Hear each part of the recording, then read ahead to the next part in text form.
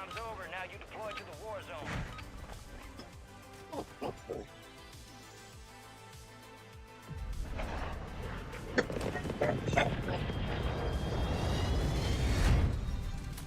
Happy day.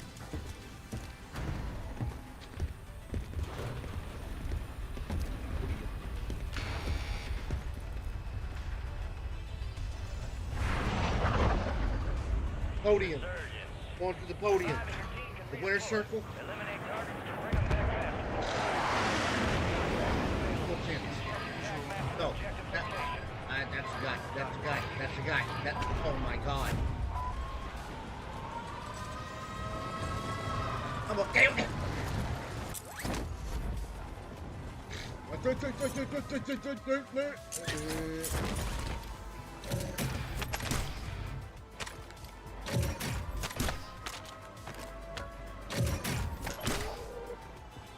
Positive ID on the bounty targets. Hunt them down. Should be quite a bit about. All bounty targets.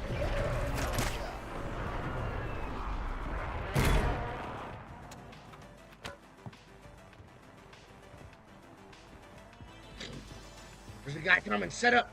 Get in there. Set up. There's a guy coming with the key card. Yeah. Yeah.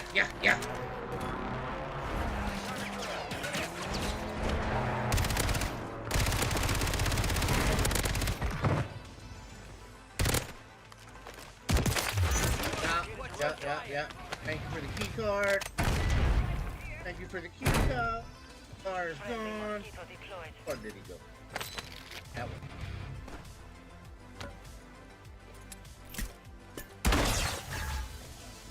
Hostile mosquito is online. Hostile deploy the mosquito. Shite.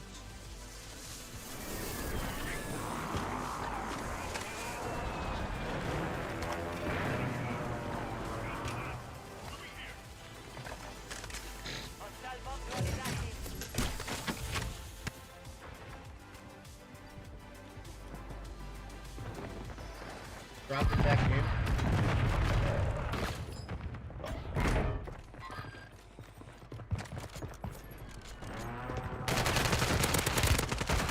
I don't know how he knew. He knew exactly where I was at. Whoa!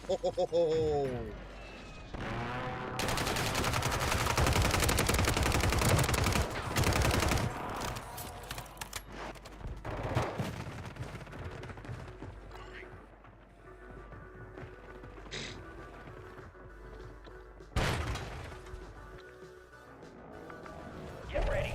You're redeploying.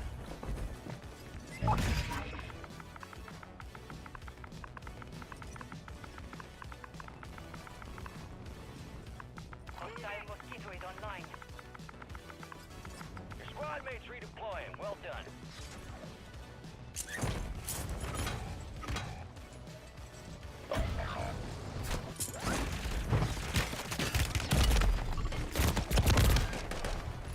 Yeah, you gotta kill me. Camp on our loadout now.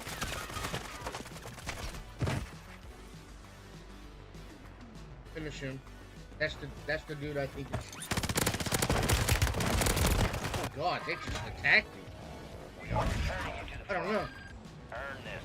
You've got reinforcements inbound.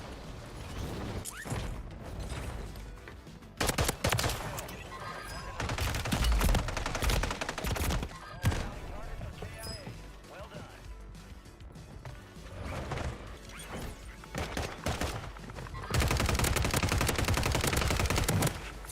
Your objective's simple. Eliminate all bounty targets.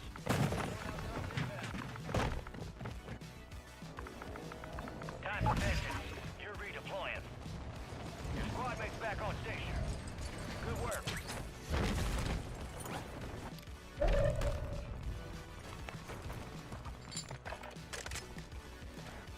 He's zipping. Dude's zipping, and we got people behind us. This isn't gonna work. Enemies are dropping into the area. Watch the skies. Are y'all just gonna let it? I told y'all he was zipping in here. Oh my god, bro. Jesus fucking Christ! Saved it.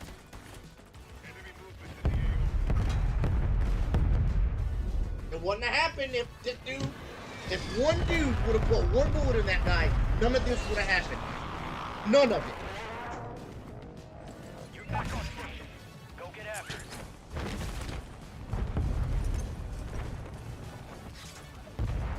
We're having a loadout. You got your loadout, so it's all good, right?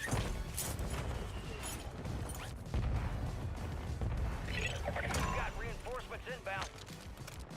Primary objective complete. All targets eliminated.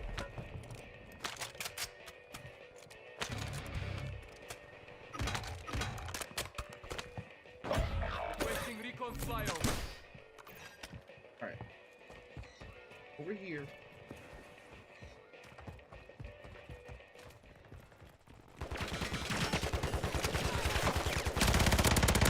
Fire. My next bullet goes in your head. Enemies dropping into the AO.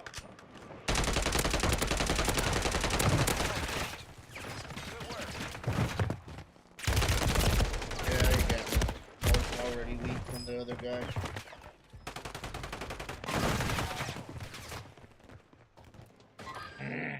Gas is moving. I know, we're always in fucking party chat. I don't understand.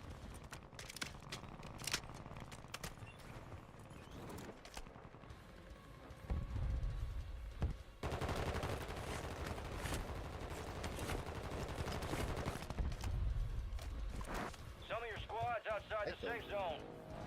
Stand by for redeployment. Squad mates redeploying. And Well there's- done.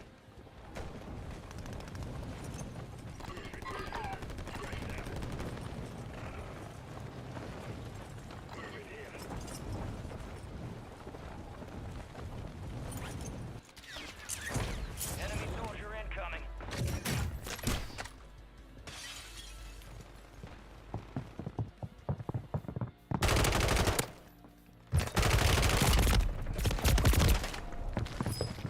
Oh, There are 24 enemies active. hit my shot. Then all of a sudden it just turns around.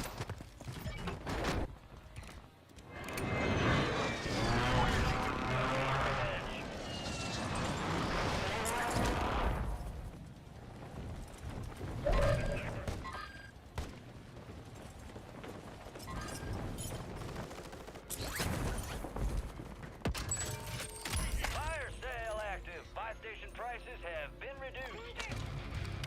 Big mid-caliber rounds.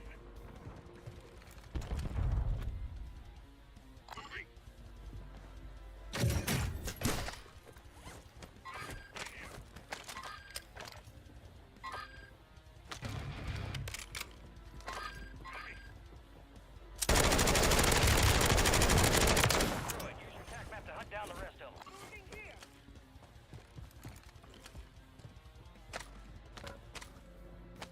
Enemies are dropping into the area. Watch the skies. Resurgence is about to end. Make it count.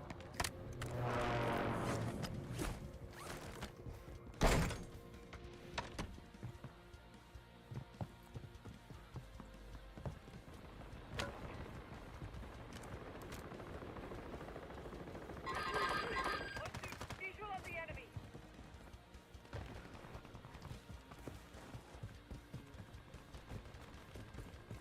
Gas is closing in.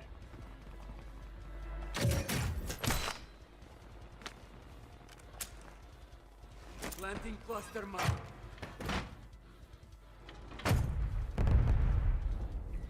Get your squad to the safe zone. No I say one I gets have left someone down behind. because of my cluster mark. That building. Right here. Moving this way. Fire sale's over. Adjusting prices.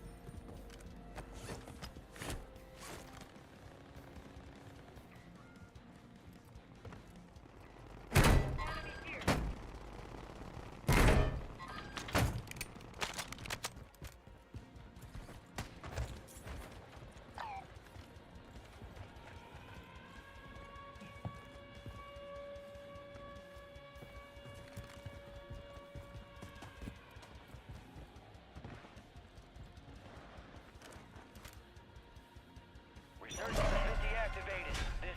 end game.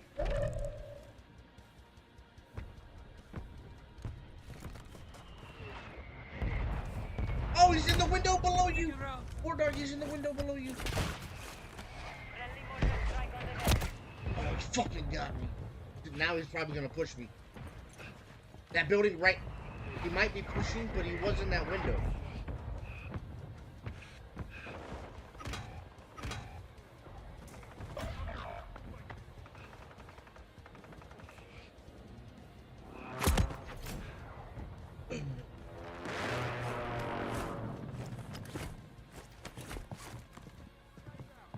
Gas is inbound. Say, yeah, I do the. They're over here. Head to the safe zone. Oh no, they're in here! They're both in here! Holy shit!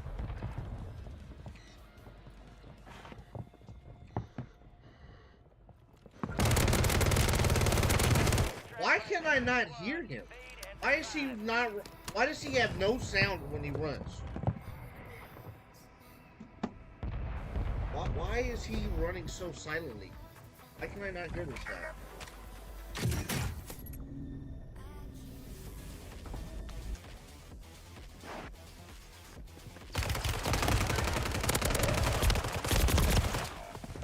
Ow!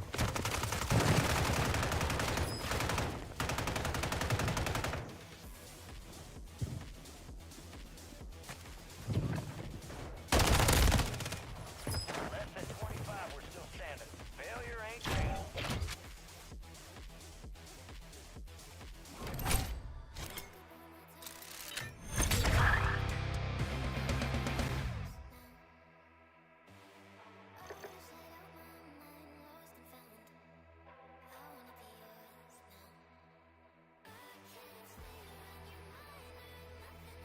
What? I will.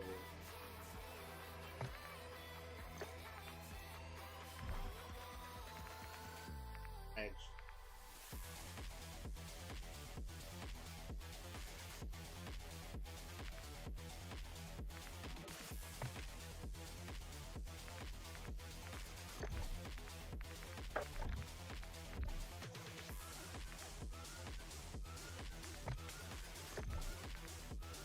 Another guy I know has two.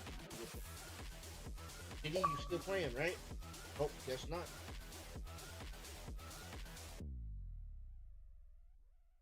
Wanna back out and join Bunk?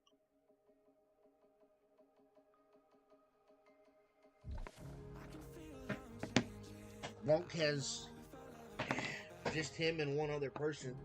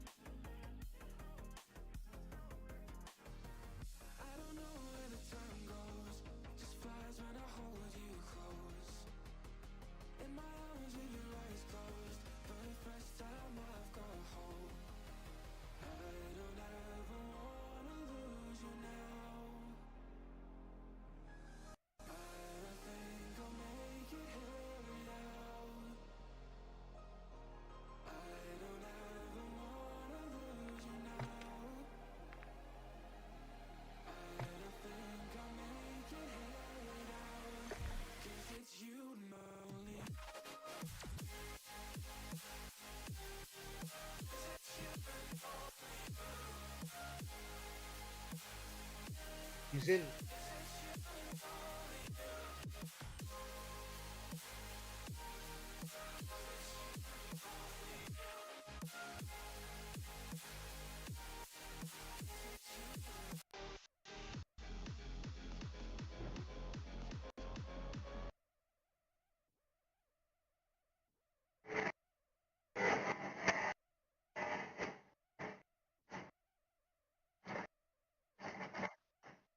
Oh shit, what's up, Delbert? Hey. What's up, what's Hey, hard up? dog meat. Let's do it.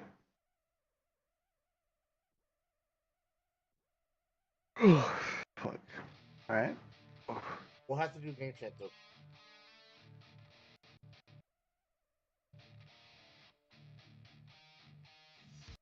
I already got 2 people with me, so I don't think we have room.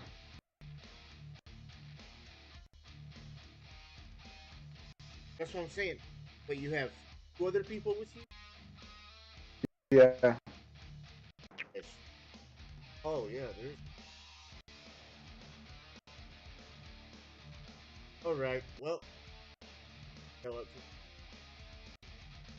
Alright. Appreciate you. Peace. Alright. Hey.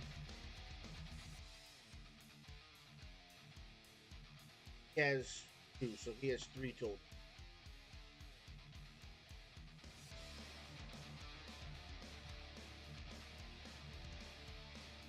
We have Gandalf.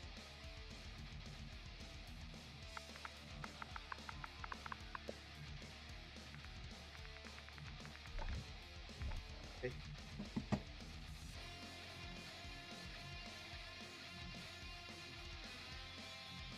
Yes. Yes.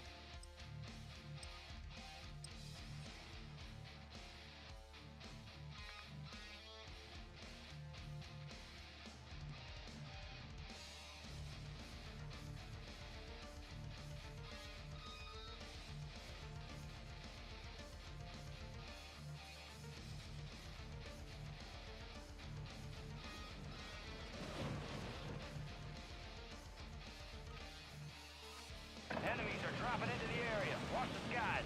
We're headed to the war zone. Get geared up and stand by.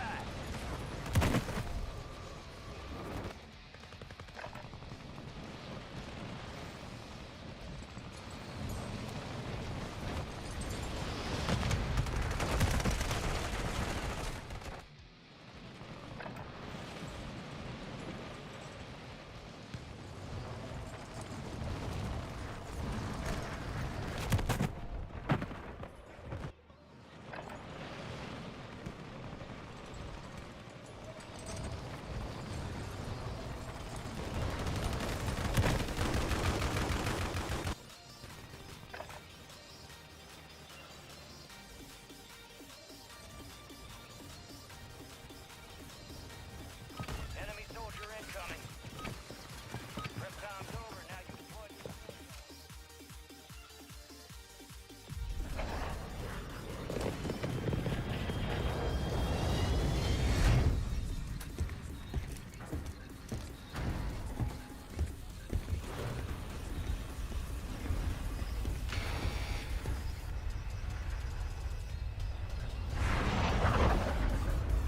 Resurgence. Survive and your team can redeploy. Eliminate targets and bring them back faster. Check your tac map for objective location. Wherever. Free. And prison. Leroy Jenkins. There we go.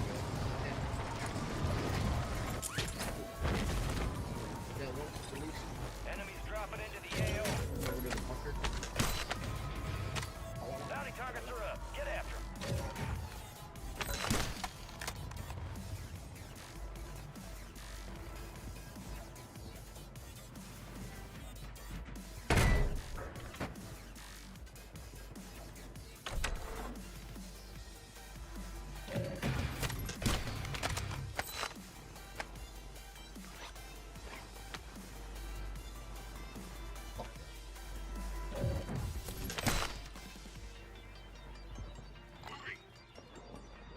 Friendly airstrike in the AO.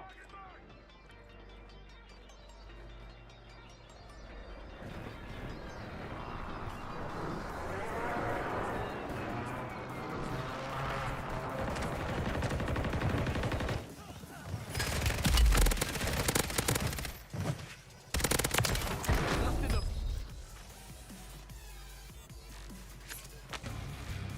Oh, cool. You definitely get waste.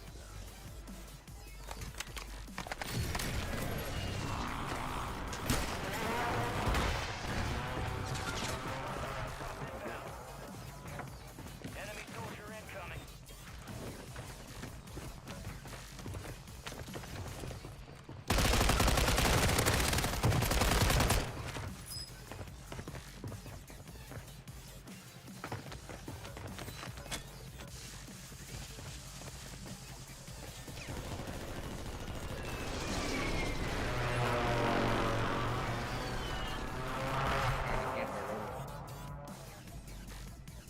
Killing me.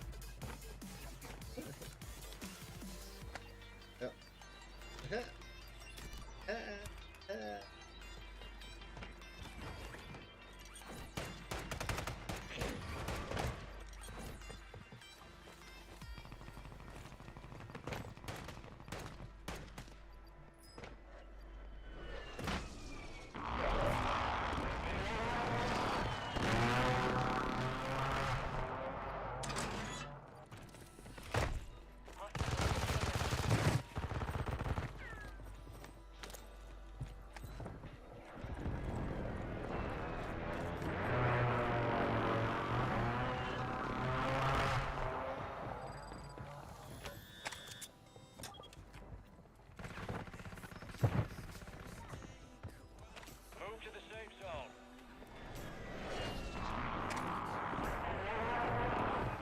Enemies are dropping into the area. Got it.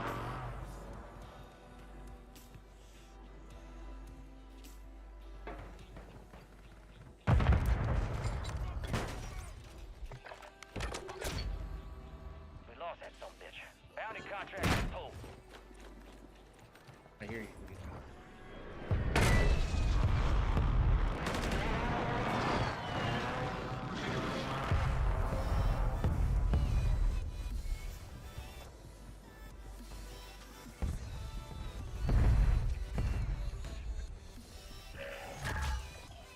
Loadout drop headed your way.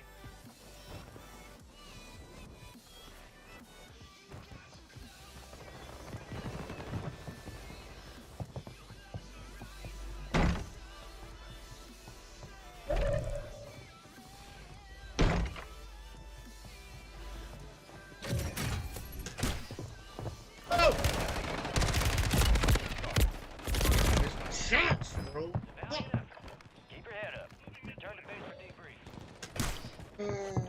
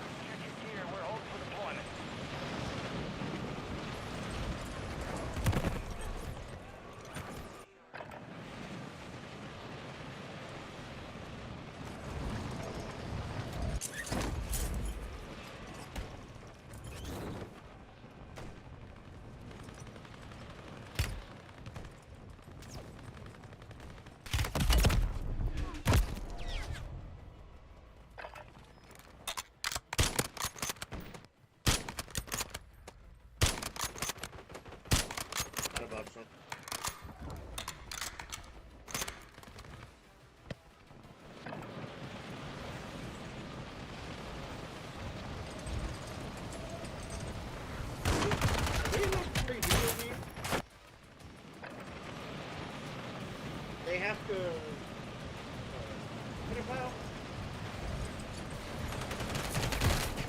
You have to warn in. Enemies dropping into I the know, but AO. what I'm saying, because you're playing with kids. I know, but you. I can't.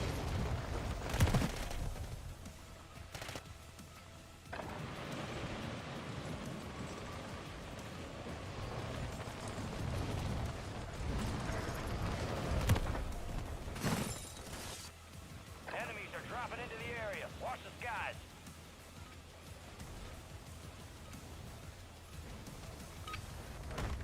Playtime's over. Stand by for deployment to the war zone.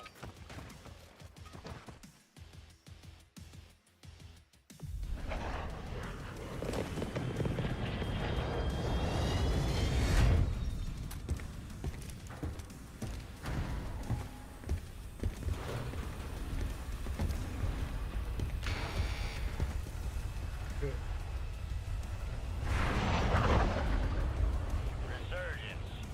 Stay alive to keep your squad in the fight. Be advised, forcing fire. Marked on your attack map. We got their intentional attack. Move in.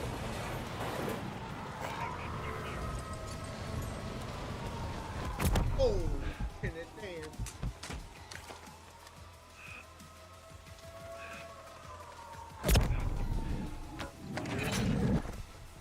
Positive ID on the bounty targets. Hunt them down.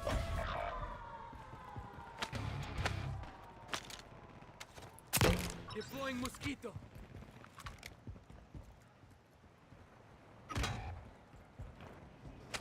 You land over there, dickhead.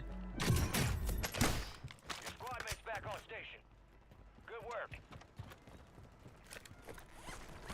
Your squad mates redeploying. Well done.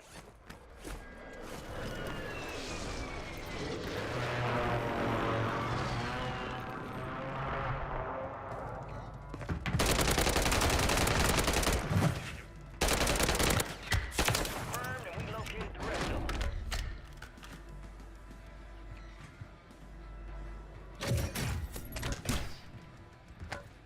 Hostile mosquito is online.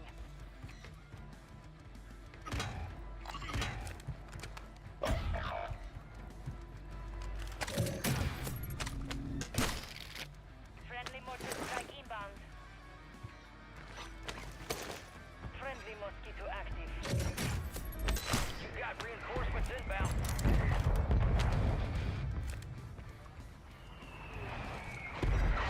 Target marked. Request fire I mission. got a buster bump. Phoenix 2-3 visual on the target. Kill a dude with his loadout below. His loadout.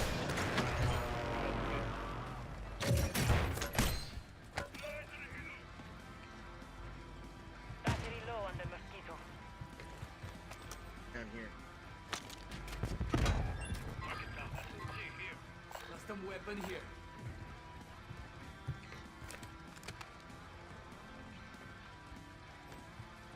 Friendly precision airstrike inbound.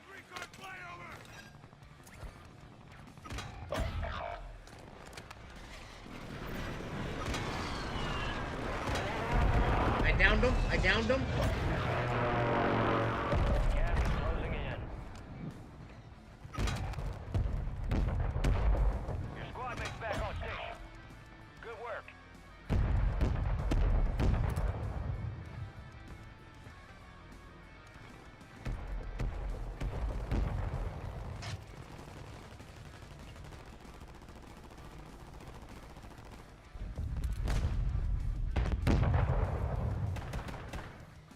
You've got reinforcements inbound.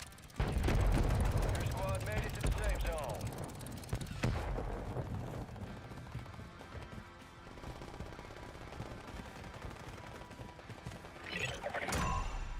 All bounty targets destroyed. Hell of a job.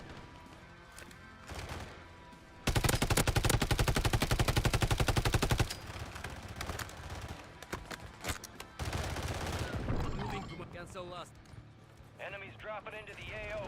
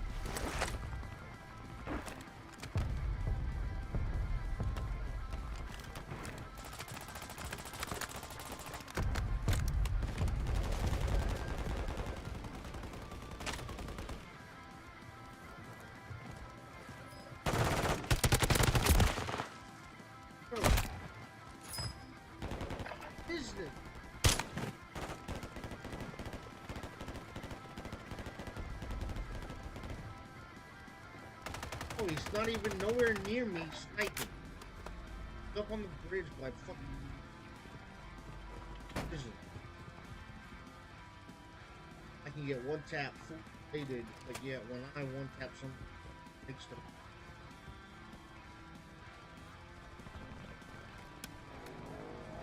You're back on station. Go get after it.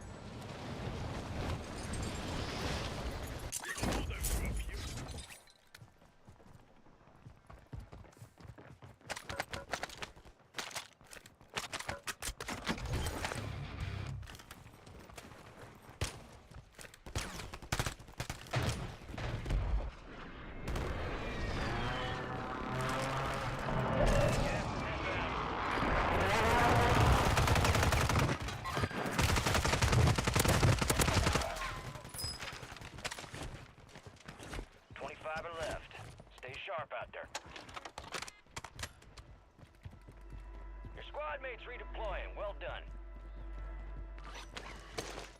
All squad members are in the safe zone.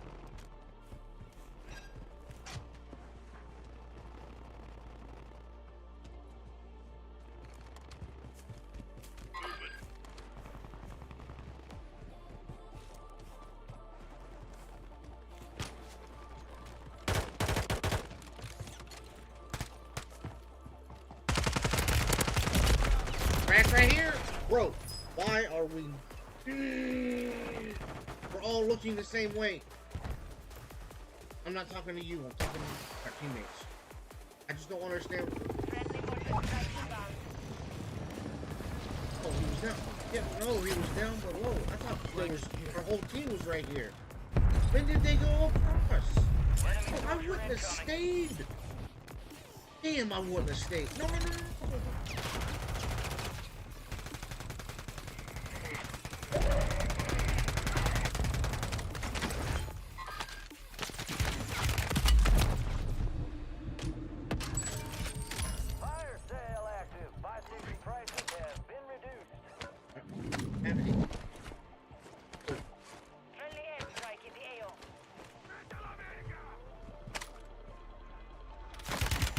Oh, there's so much.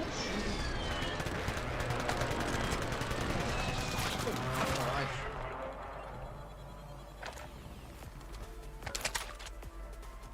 Friendly mortar strike on the way.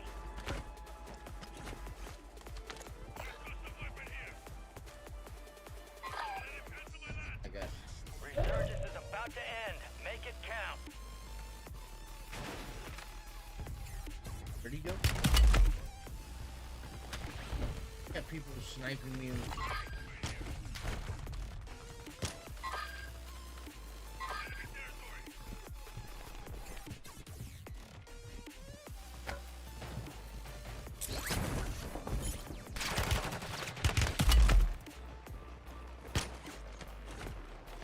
Got gas moving in.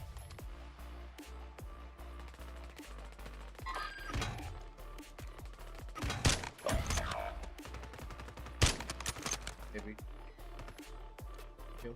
Enemies are dropping into the area. Watch the skies. All right, your squad's in the safe zone. Your squad mate's back on station. Good work. Fire sale's over. Adjusting prices.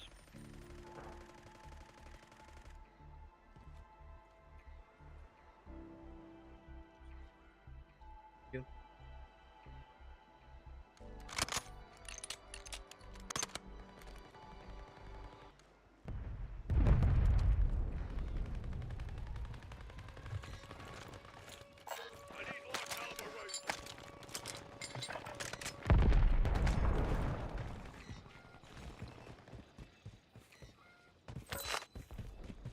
Resurgence has been deactivated. This is the end game.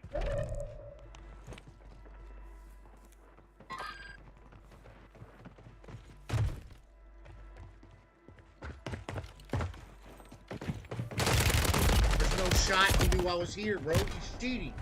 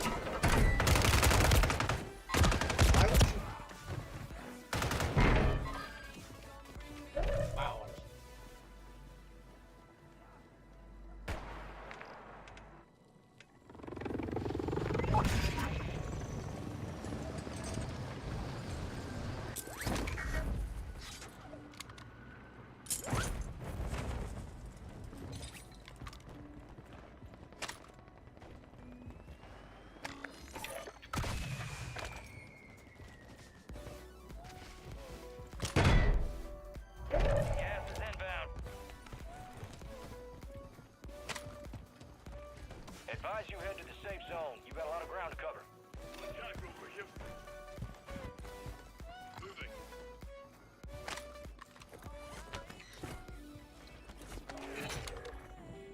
Bounty targets marked. Kill them all.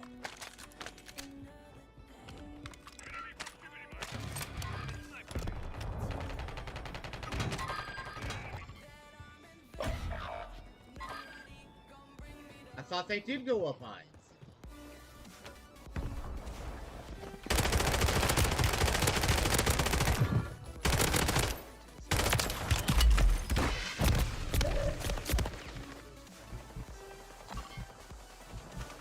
You're almost done here. Moving. Head to the safe zone.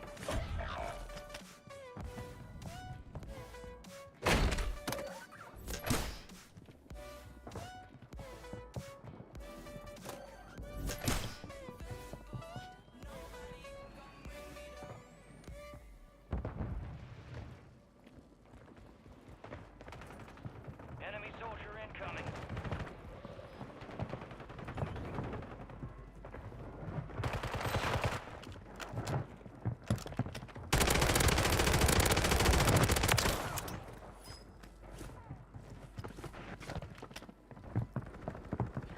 Be advised, enemies deployed a buy station.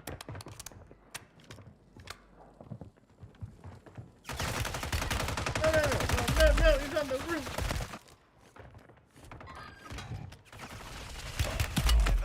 Advised, no longer active. Big summer blowout. I had no plates. I had no plates. I had no They hit us plates. hard that time. Let's regroup and get back up there, yep. Finish your take them down. You made it to the top 5.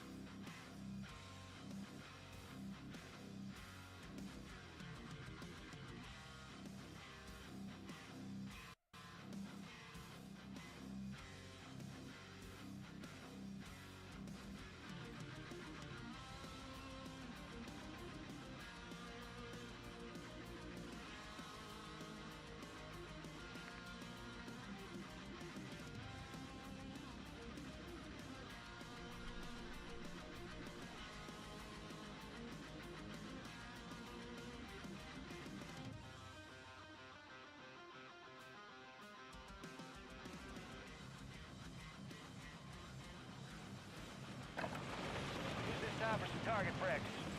Real thing's coming soon.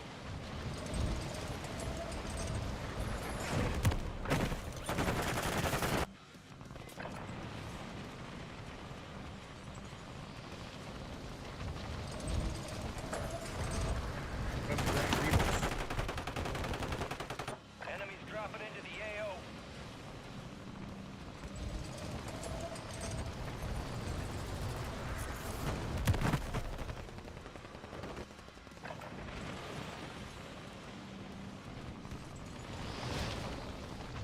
They didn't play a game with us.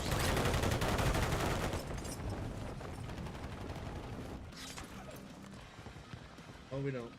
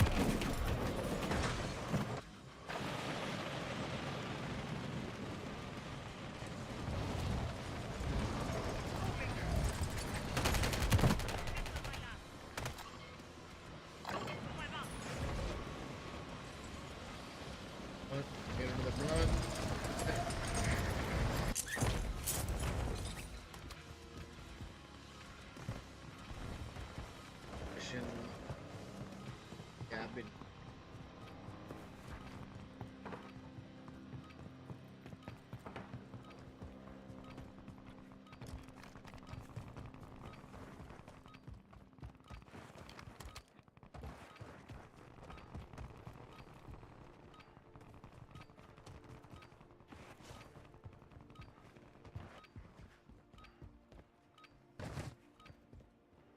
A flower.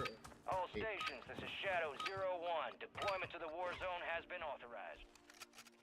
Hey, you wanna do you? No, I'm just buying vapes.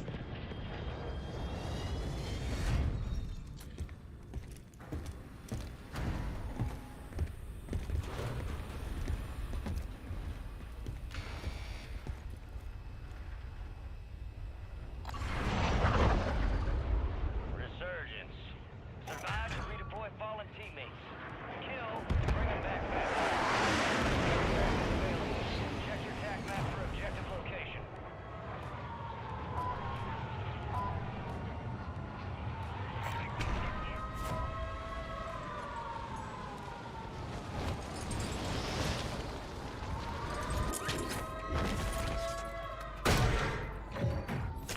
Enemy operators are attempting to locate explosive nuclear materials in the AO. Don't let them. Bounty targets identified. Weapons free. Need recon overhead. You've got reinforcements inbound.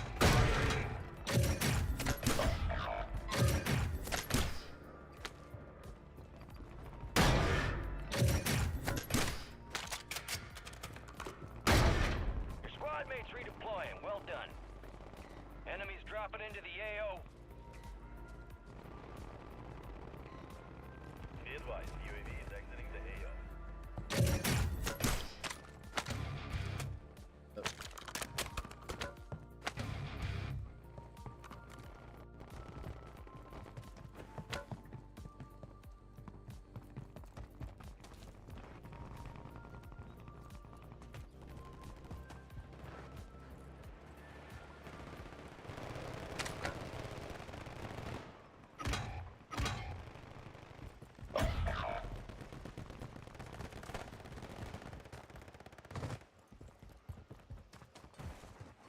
Big fat fit. Your squad mates back on station. Good work.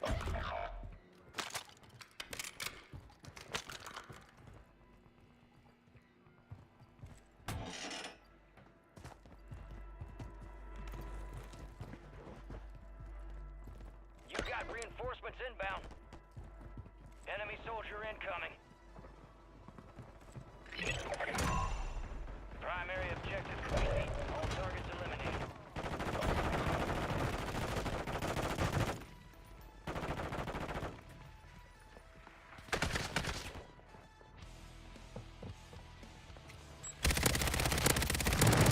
Deploying. Well done. Kill confirmed. We located the rest of them.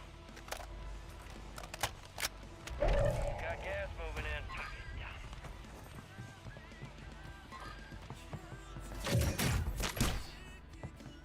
Requesting recon flyover.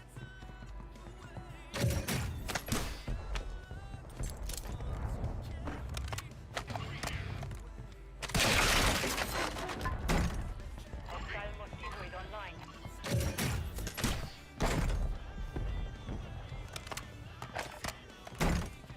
All squad members are in the safe zone. UAV is exiting the AO.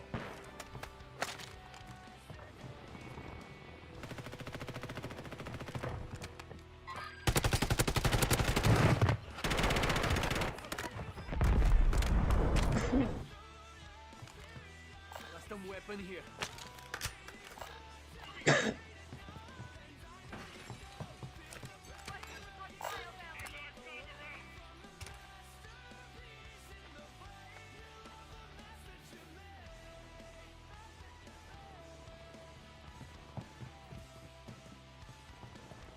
Hostile counter UAV overhead.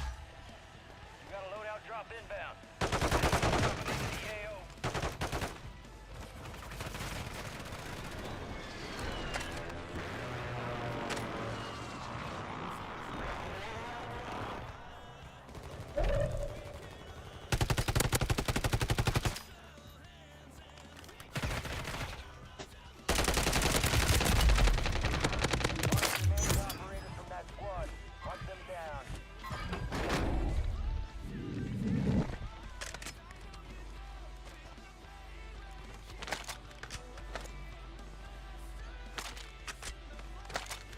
Give me the fucking...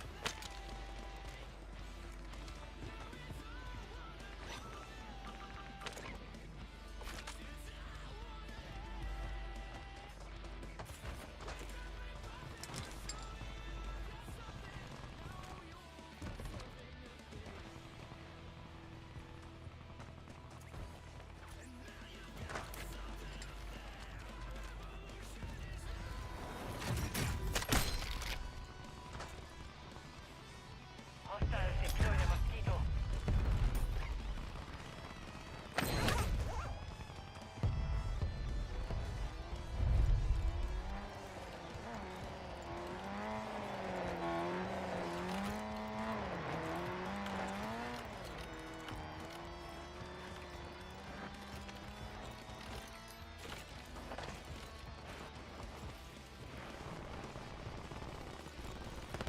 Enemy soldier incoming. Hostile mosquito is online. You have a buy station inbound.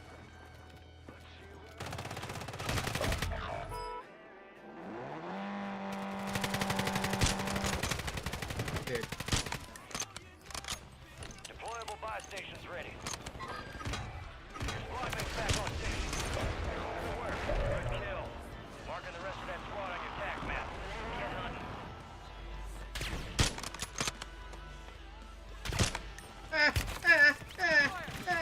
Two snipers that float.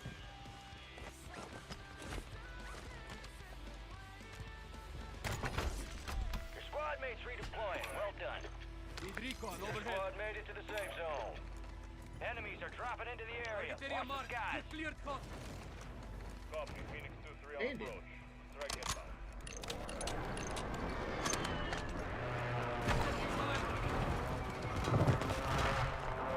Impact.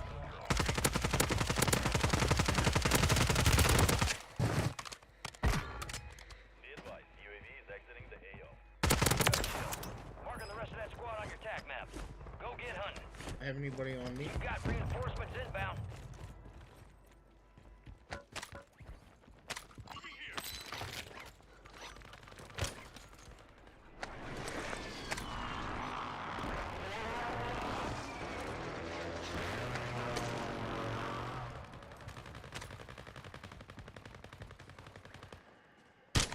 Enemies deploy the counter UAV. Target down. Enemy Marking the rest KIA. of them.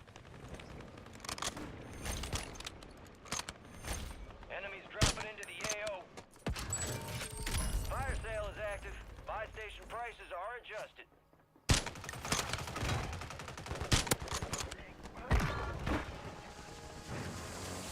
Try a better deal than this.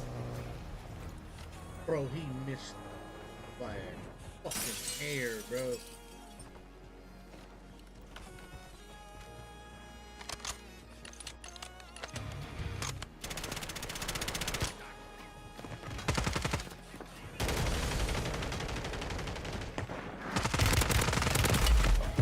Attack map to hunt down the rest of them.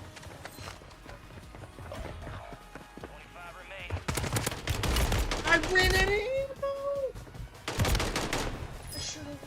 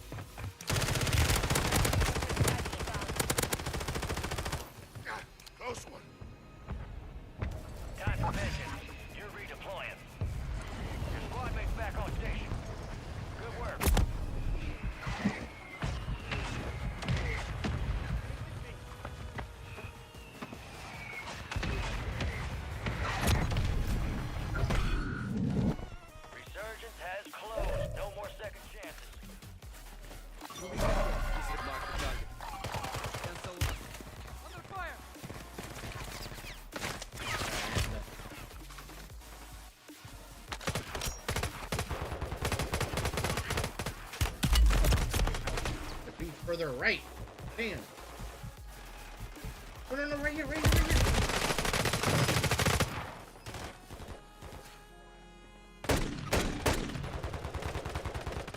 Alright, you know?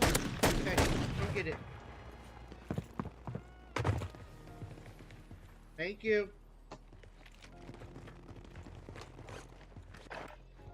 You're losing ground. Move it.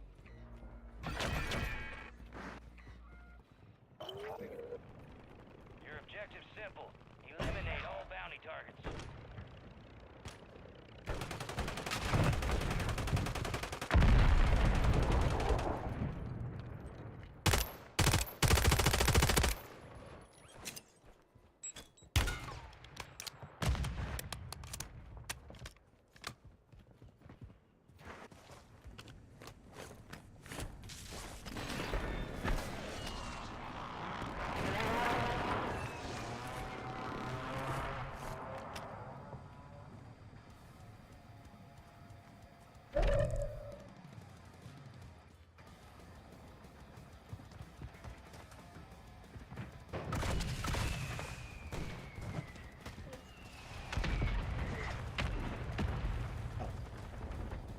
That's good, buddy.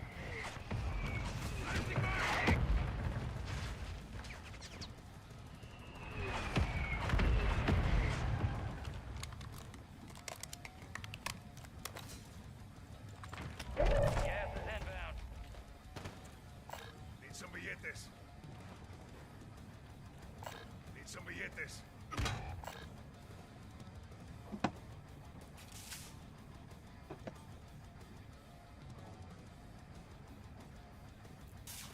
Hold on.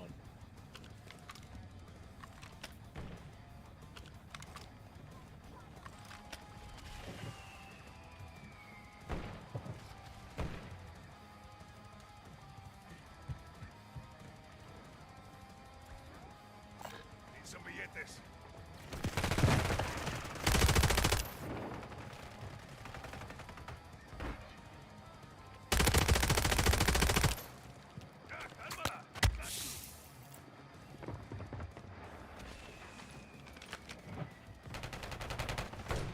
Gas is moving.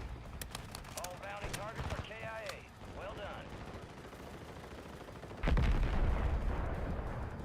Need some billetes.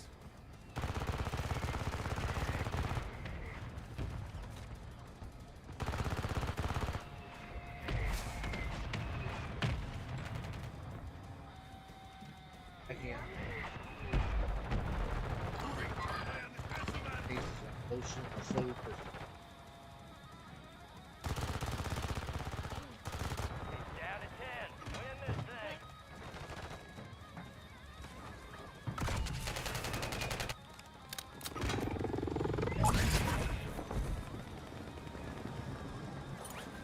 Dude, Contract failed. Objective lost. I can't eat. Oh, I taste it. Top 5. Resurgence has been deactivated.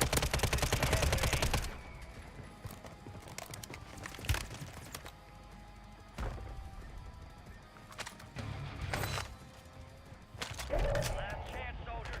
Kill or be killed. Enemies are dropping into the area. Watch the skies.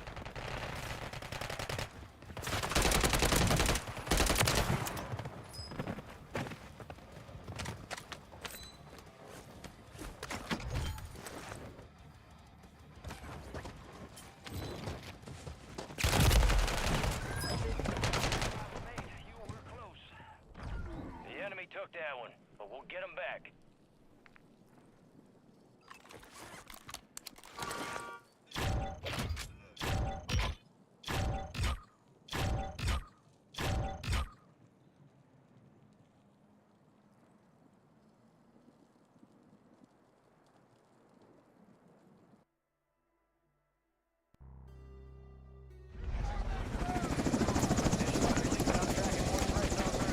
Prioritize extraction.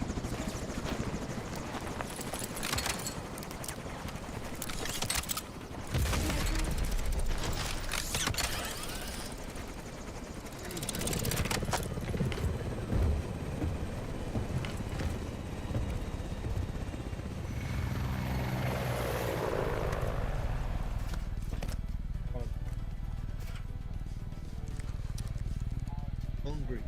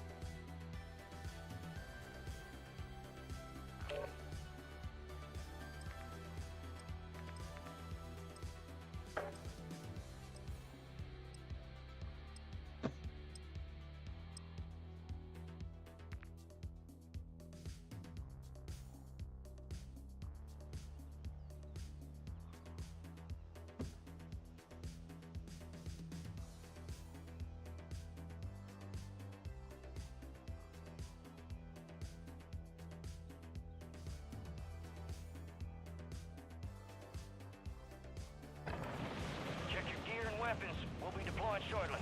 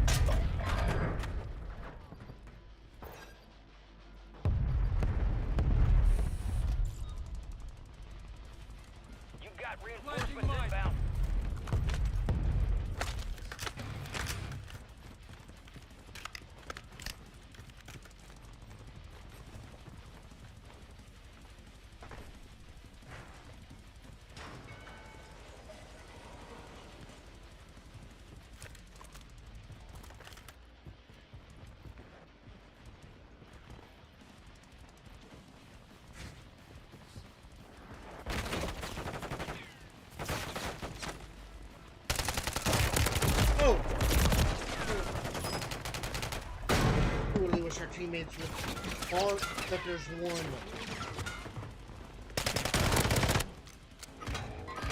Resurging. Go get your revenge.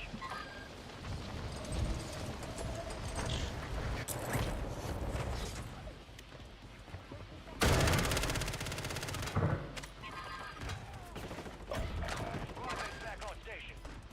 Good work. Enemies KO. Mark remaining operators from that squad. Hunt them down.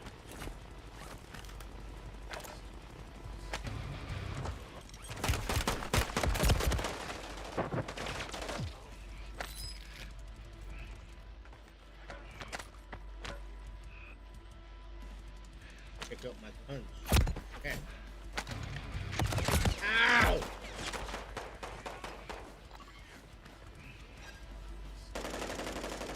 Alright, the squad's in the safe zone.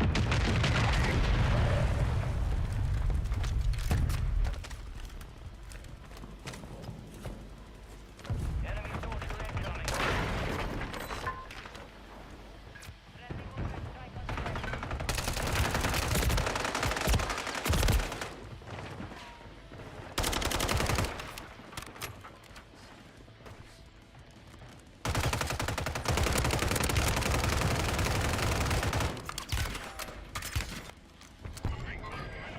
Returning you to the front. Earn this.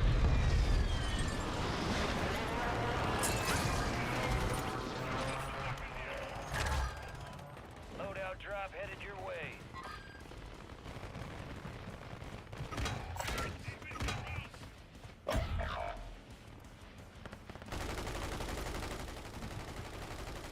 You've got reinforcements inbound.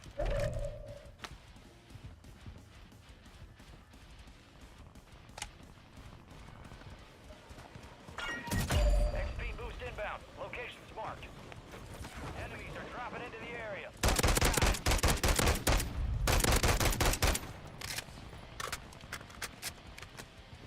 Need mid-cow rounds.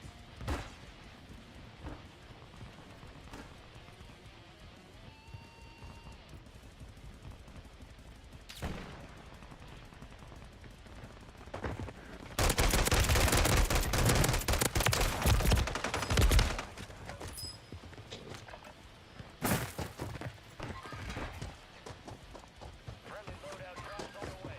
25 remaining.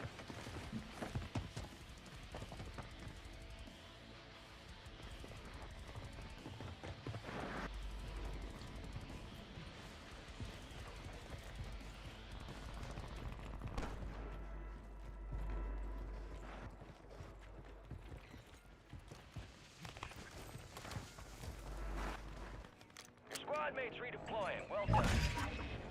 Stand by for redeployment.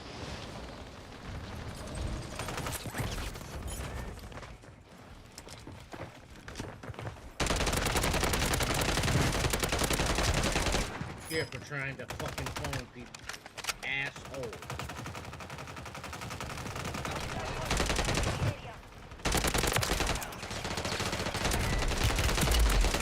This dude's cracked. He's cracked. I'm dead. You jump. You jump. There's one more pushing. There's one more pushing. Moving in. Black head. Suit, black head. Right there at the shack.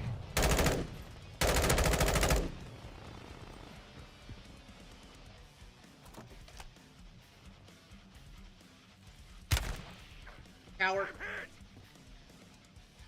You can mark him up. Time for vengeance. You're redeploying.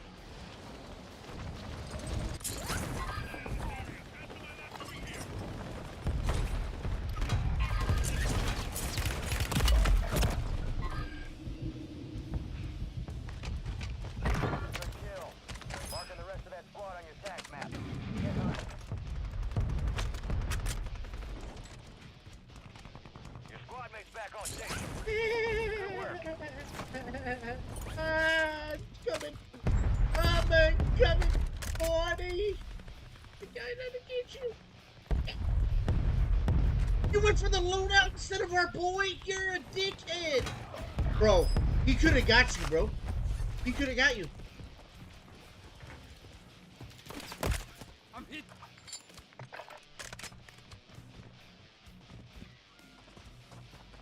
I've survived worse.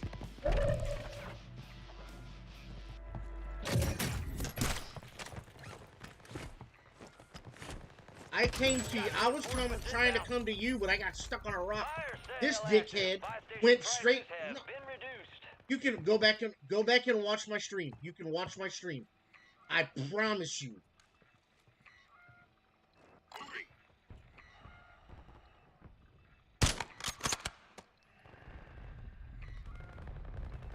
I was getting shot at by other people.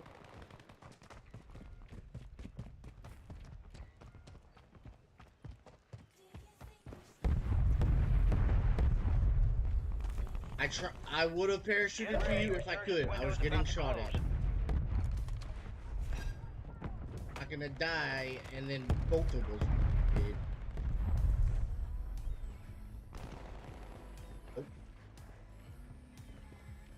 Oh, our teammate went for the loadout instead of fucking picking up his boy.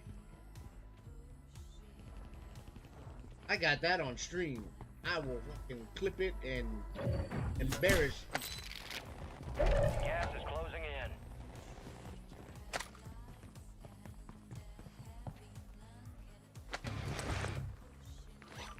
Okay, cool.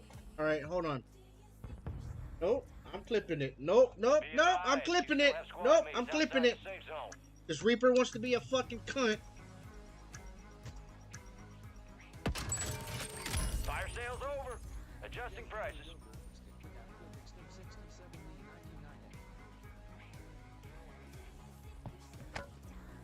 Tell me what the fuck is going on my end. You ain't watching my stream. Fuck out of here, bro.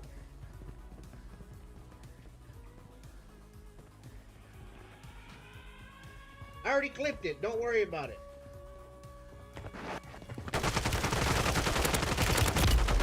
Wow, fucking died. God damn. I'll be right back.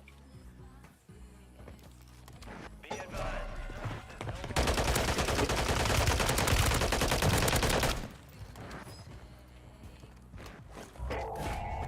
Advise you load up now.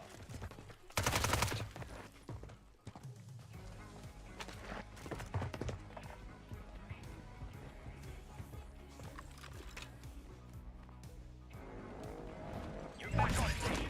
Go get after it.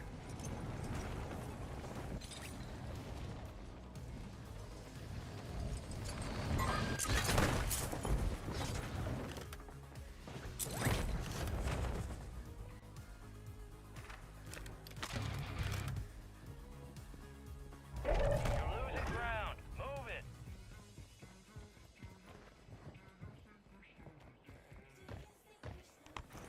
Get your squad to the safe zone. No one gets left behind.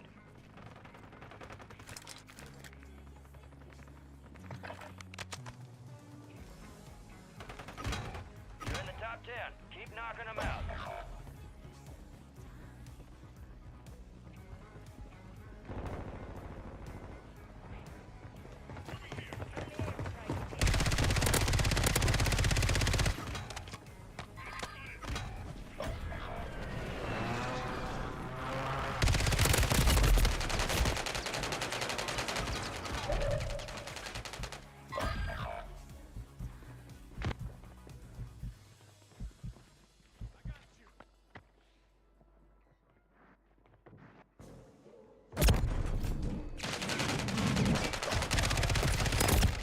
No more second chances. Only 10 were left.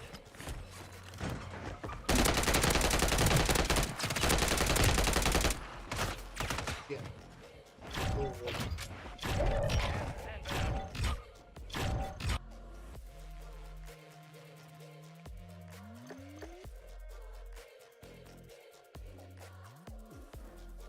Wait, what happened? I'm back. What happened? Okay. You want me back on later? Okay.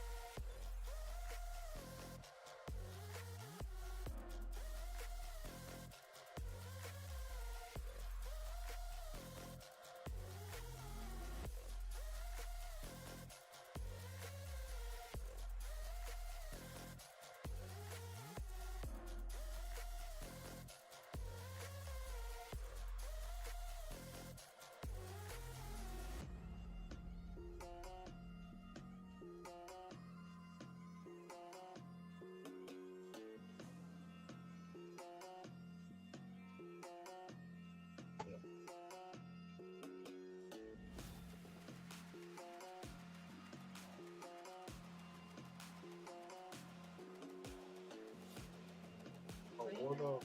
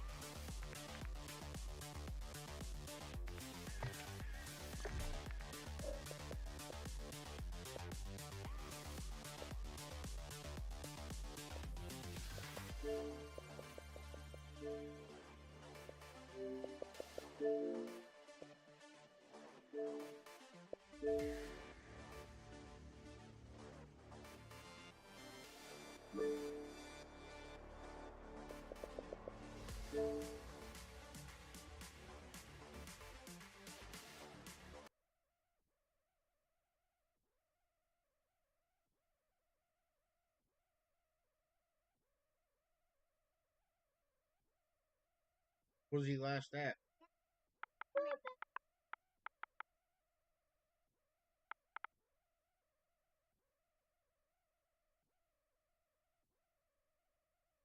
Yeah, don't let Nova out.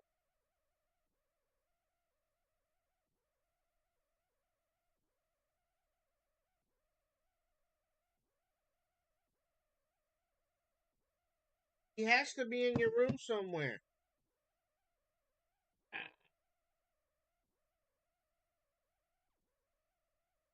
Hey,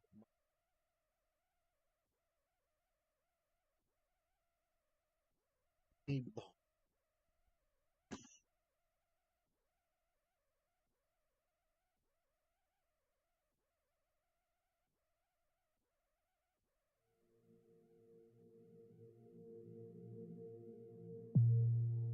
There's a dark side to every paradise, even Hawaii.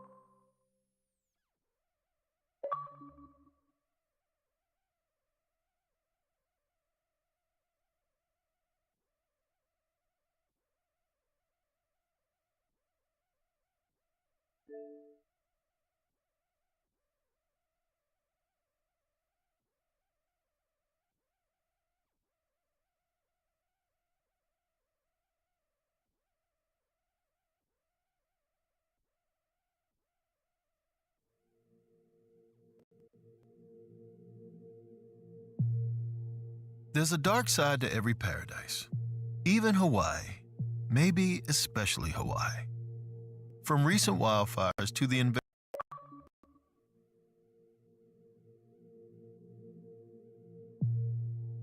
There's a dark side to every paradise, even Hawaii, maybe especially Hawaii. From recent wildfires to the invasions and epidemics of centuries ago, the islands have seen a lot of pain. The kind of stuff we try to forget when we're sipping sunset Mai Tais on Waikiki Beach. But sometimes, the past rises up to remind you. A few years ago, I sat in the Honolulu airport waiting for a red-eye back to LA. I was there on a film shoot, but the threat of a tropical storm sent me scurrying back to the mainland. I peered out of the window at the shore in the distance. Waves crashed, their jagged crests lit up by lightning. I was worried I'd never make it home, and the young man sitting near me wasn't helping. He was terrified. His eyes darted around and he jumped when people walked by. I tried to calm him with small talk. After I found out his name was Cam, I asked what he was doing at the airport, leaving home or going home. The question hit Cam hard. He stifled a sob and whispered, "I don't know. I just have to get away from the night marchers."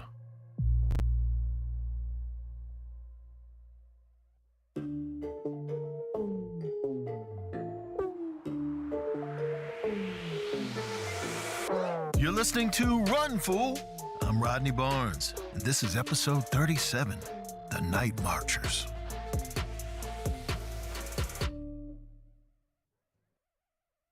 Sizzle alert! This summer, let the only thing smoking at your barbecue be the grill, not your grooming game. Get ready for the ultimate cookout season with Manscaped. Whether you're flipping burgers or cannonballing into the pool, make sure your meat looks neat with the Performance Package 5.0 Ultra. Fire up your grooming routine and keep it cool with Manscaped. Head to manscaped.com and use the code RUNFOOL for 20% off and free shipping. Let's make this summer sizzle for all the right reasons. Okay, guys, let's get to know me a little more personally. There was a time I was about to have groin surgery, and I can get a little furry beneath my waist, furrier than I'd like to be. So I decided, okay, I'm not going to leave it up to the surgeons. I went to Manscaped, and I escaped myself so clean that they could see arteries, they could see veins, they could see more of me than I'd ever seen in my whole life, probably since birth. And I felt better, and everything went well. I was clean as a whistle. And you know what helped me get there? Manscaped. And if you want to clean yourself up like that, whether it's for surgery, whether it's for the summer, you can go to Manscaped, clean yourself up, and never look better. So get 20% off and free shipping with the code RUNFOOL at manscaped.com. That's 20% off with free shipping at manscaped.com. And use code RUNFOOL. Manscaped, the perfect way to get your patties sizzling hot this summer. It all started 13 years ago, when Cam awoke to the sound of distant drums. The 8-year-old rubbed his eyes.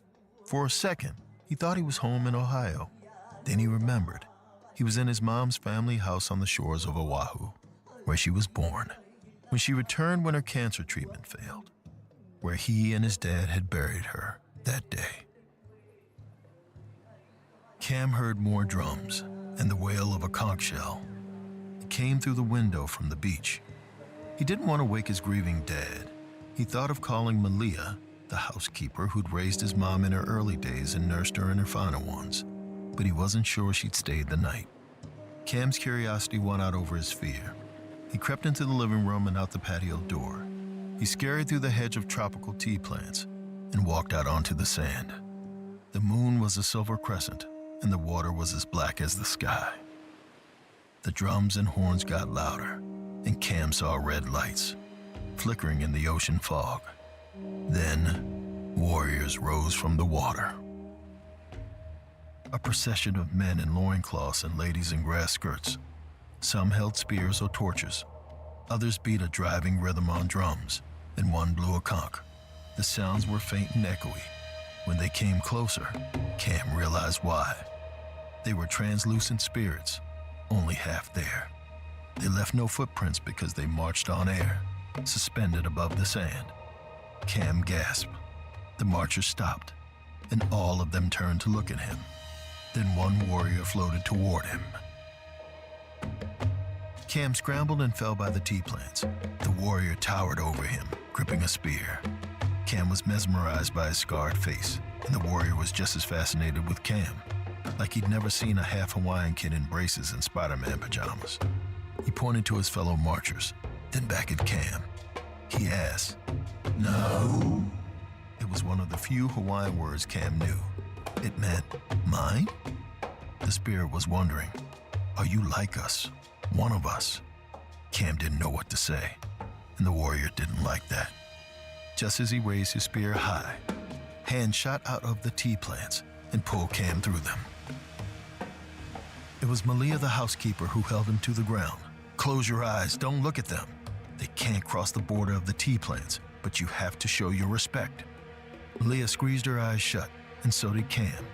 They lay there holding their breath until the marching moved past the house, fading into the hills. Cam burst into tears. Who were they? Was he having a nightmare? Malia felt torn. The boy had been through so much, so she held him close and told him.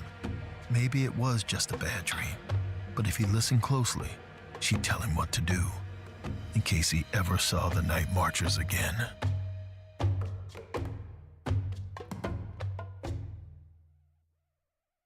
Cam and his dad went back to Ohio. They stopped visiting Hawaii, which was fine with Cam. That was a place where monsters marched and mothers died. Eventually, his grief dulled. The memory of the marchers faded like a nightmare on a sunny morning. But 13 years later, a force stronger than grief or fear lured him to that beach again. What brought Cam back to Hawaii? Spring break, baby! It was March, and the Honolulu airport teemed with college kids, amped for a week of sun and fun. Cam glanced back at his friends as he led them to the baggage claim. Leading the pack was his fraternity president, Bash, who partied like it was his job. His beefy arm was around smart, sensitive Grace, who Cam thought was way too good for Bash. Behind them was Randy, a weirdo DJ who could get you any drug, anytime. And Taylor, who prepped for her Hawaii trip by watching Lilo and Stitch on the plane, twice. Cam was a fifth wheel, and Bash still treated him like a pledge. But popularity was tough for an anxious mixed kid in the Midwest, so he was proud of earning his spot in the clique. A short, sturdy woman in her 70s burst through the crowd, holding 5 lays. She put a lay over Cam, then hugged him. He realized it was Malia. She cried, "Welcome home, Kamalani." Bash snorted.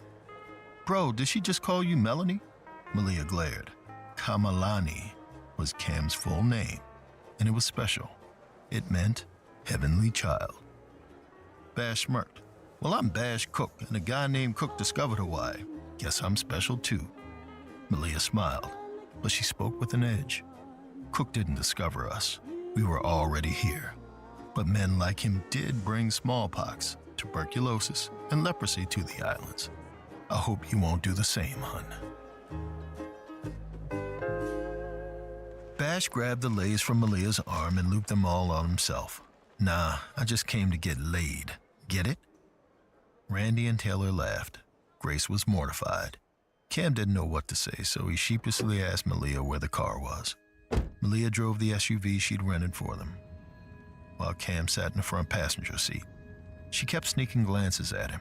They were loving but perplexed, like they were parts of him she didn't get. Maybe it was the bleach blonde dye job, which Bash dared him to do at a party last month, or how pale the Illinois winter had made him, or his Midwestern accent. Whatever it was, he wished she'd stop. When they drove to a rough-and-tumble stretch of the shoreline, Taylor complained. This wasn't Instagrammable, but she changed her tune when they got to the beach house. It was old and rambling, surrounded by colorful tea plants, and with a heavenly view of the water. When they went in, the girls raced to the patio to take selfies. Bash and Randy eyed the old spears and conch shells on the walls, and Cam looked at dusty pictures of his mom and grandparents feeling bittersweet. Malia had stocked the kitchen with local goodies and tons of beer. She'd get out of their hair, but there was one rule they had to follow. Stay off the beach tonight. Bash bristled. Wasn't the beach the point of a beach house? Malia nodded. Yes, but it's the Pukane moon. A crescent as thin as the veil between this world and the next. It's a time for spirits, and you don't want to cross paths with the night marchers. A memory came rushing back to Cam, one he'd written off as a bad dream. He heard the faint sound of drums and marching, and it terrified him. He blurted that Malia was being silly. It was just an old superstition. Bash and Randy rolled their eyes and went to get beer. Malia whispered, "Kamalani, have you really forgotten?" She sighed, grabbed her purse, and went to the driveway. Cam scrambled to catch up. He opened the door to her beat-up old car to let her in, and he said he was sorry about his friends. They were just sheltered. Malia looked like she had a lot to say, but she bit her tongue and caressed his cheek. Go have fun, Kamalani, but stay safe. And please, get a tan. When Cam went back in, a stern Bash and Randy faced him. He worried that Malia had freaked them out. But then, Randy whipped out a beer bong and handed it to Bash. Bash cracked a cold one, filled the funnel, and told Cam to kneel. On instinct, Cam got down, like the pledge he used to be. While he sucked down the beer, Bash lectured him. Cam, we're going to the beach tonight. Randy snuck shrooms on the plane, so we're going to take them and look at that crazy moon. You going to kill our buzz, or you going to man up? Cam swallowed the last of the beer and gave Bash a thumbs up. Hey, it was spring break. A little danger was part of the fun, right? Late that night, Cam lay in the sand, tripping hard and loving it. Randy and Taylor frolicked and made out in the waves. Bash ran around kicking up sand and drinking from the old conch shell he'd found in the house. Cam knew he should be mad about that, but he didn't really care right now, because Grace lay at his side. She said Bash was dumb, and she'd rather look at the sky with Cam. In their shroom haze, the stars rippled like a curtain made of midnight. Suddenly, Grace asked, Cam, what are the night marchers? Cam didn't really want to relive the memory, but Grace was so curious and Bash stumbled over eagerly. Even Randy and Taylor stopped making out to listen. For the first time, Cam felt like the star of the show. So he thought back to that night when he was 8 and told them the lore that Malia had passed along to him. Long ago, Hawaii's kings, queens, and chiefs were so precious and powerful that commoners weren't allowed to see them. If they got a glimpse, they had to be killed. So when leaders journeyed across the islands, they hid within a procession of their fiercest warriors, and they marched at night, when regular folks were less likely to run into them. It was an act of kindness, really. The age of kings was over now, but the night marcher spirits walked on, roaming the old paths, protecting sacred land where temples once stood, and the rules still held. If you were caught staring, the marchers would kill you on sight. Grace shivered. Cam reassured her, trying to seem suave and knowledgeable. There were ways to survive. You could hide behind tea plants since they warded off spirits. Or you could lie face down, close your eyes, and play dead to show your respect. He laughed, remembering something weird Malia said. The marchers also left you alone if they thought you were nuts. So you could strip before you lay down, or you could pee yourself. Cam grinned. And since getting naked and wetting themselves is an average party night for Bash and Randy, they'll be totally fine. Everyone howled with laughter, and Cam felt a sting of guilt. Malia would hate to hear him tell their culture stories in such a snarky way, but making light of the marchers made Cam feel less afraid and more included. Bash put his arm around Cam and told him he was hilarious. Cam basked in the love until he heard the drums.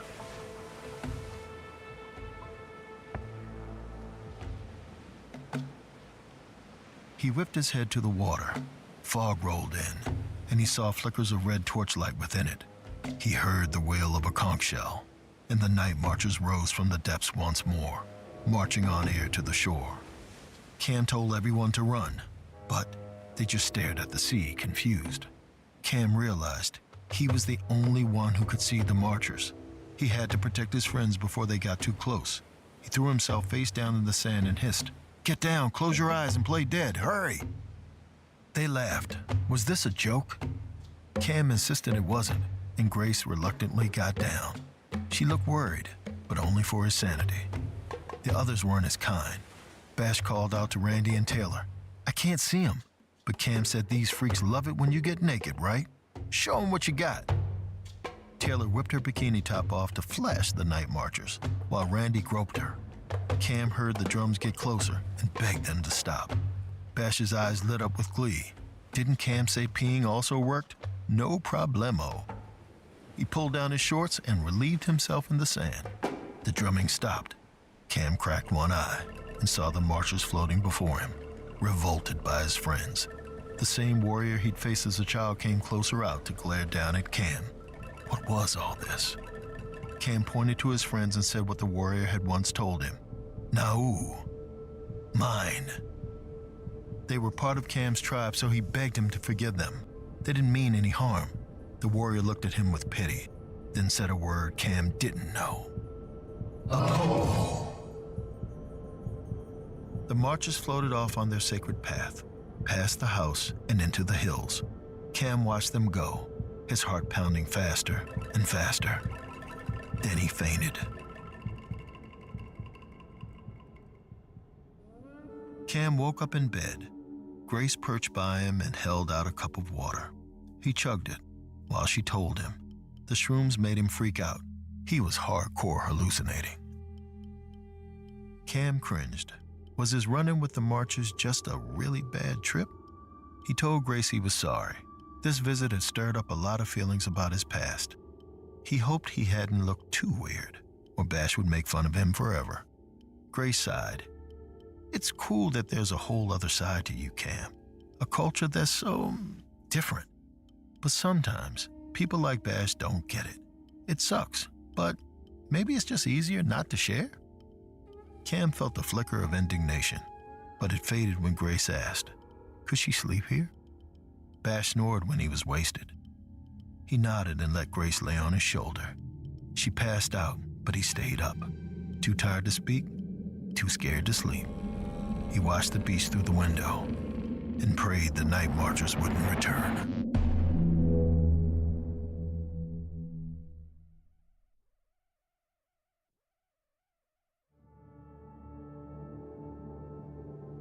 When Cam got up at noon, his friends were cautious around him. Bash didn't even force him to do breakfast vodka shots like everyone else. Cam wasn't sure if Bash was being kind or icing him out. It made him anxious. Even worse, Cam couldn't go on the hike that all his friends were getting ready for. Malia was picking him up for a duty he'd been dreading since he landed. An hour later, Cam and Malia stood in a hillside cemetery at his mother's grave. They each draped a lei on the stone, and Malia said a prayer. Then she asked Cam how the night went. He told her it was fine, but it came out too casual. Malia gave him a probing look, and he sort of confessed. He said he'd had a dream about the marchers, one where his friends insulted them that ended up with the warrior telling him, "Hapopo." Malia knew Cam was lying. This was no dream. She asked if he knew what that word meant. Cam shook his head and Malia gripped his shoulder. It means tomorrow, Kamalani. They're coming back tonight, and they won't be as merciful. She decided Cam wasn't going to the beach. He was coming home with her. He protested. What would his friends think? Malia told him to wake up. His so-called friends were vile and ignorant. Another wave of visitors crashing on their shores to make a mess. She insisted, you don't need them. You have me. We're not kin by blood, but we're still Ohana. You still have family. Cam exploded. No, I don't. Mom's dead, Dad might as well be, and sorry, Malia, but we barely know each other. My friends aren't perfect, but I need them to survive. I don't have Ohana. I just have Ohio. You can't take that away, too. All the fight left Malia. She didn't agree, but she did understand. Cam had been torn from his roots, so he clung to whatever he could. It was nobody's fault. It was just life. She hugged Cam and pleaded with him. No matter what his friends did, he had to stay off the beach, stay behind the tea plants, which the marchers couldn't cross. Stay alive. Cam nodded, and thunder rumbled. A storm was moving in. He brightened. It'll be easy to keep them inside now. Maybe it's a good omen. Malia wasn't so sure.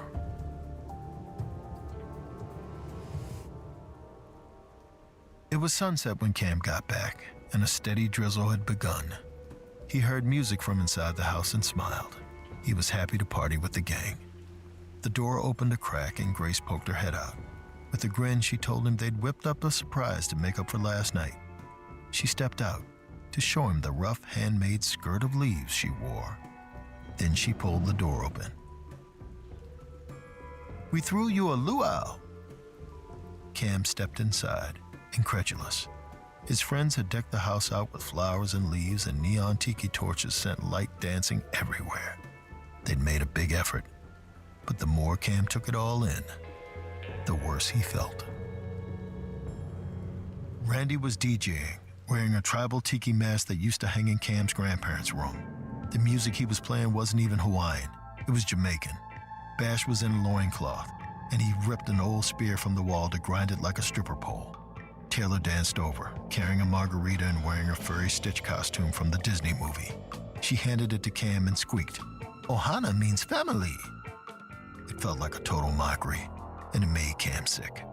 With a sudden burst of rage, he threw the glass across the living room. It shattered, and he stormed off. Moments later, Cam paced in his room. The music stopped and he heard his friends argue. He was glad they were upset. Malia was right. They were vile. Grace barged in, crying. She realized the party was insensitive. But if Cam told her how to fix it the right way, she could make it authentic. Cam snapped, angry and ashamed. "I don't know the right way, okay? I just know it isn't whatever the hell you did." Now, Grace was offended. If Cam didn't know much about his own culture, then he could be more understanding, because they meant well. She and Taylor had spent hours in the sun, uprooting plants and flowers to make the decorations in her skirt. Cam looked at her skirt and went pale. Did she make them from the tea plants outside? Grace stammered, saying they'd only used a couple of them. He looked out at the yard. The protective tea barrier was broken. Then, through the rain and thunder, Cam heard the night marchers' drums. Cam scrambled to the living room and opened the patio door. Through sheets of rain, he saw marchers headed for the house. Without the tea in their way, they'd stomp right in. He turned to the others. Couldn't they see them? Bash grabbed him by the collar and growled, "No." All he saw was that Cam was crazy. Cam decked Bash. The frat king went down, and Cam enjoyed the sight until Bash staggered up, his lip bleeding. He was about to hit back when he looked out the window and gasped. Maybe the punch to the head had set him straight, because now Bash could see the marchers coming closer. He cried for Grace, Randy, and Taylor to look, and they saw them too. Cam didn't know why Bash could convince them and he couldn't, but it made him furious. Taylor ran to the counter and grabbed the keys to the rental SUV. She was getting out of there.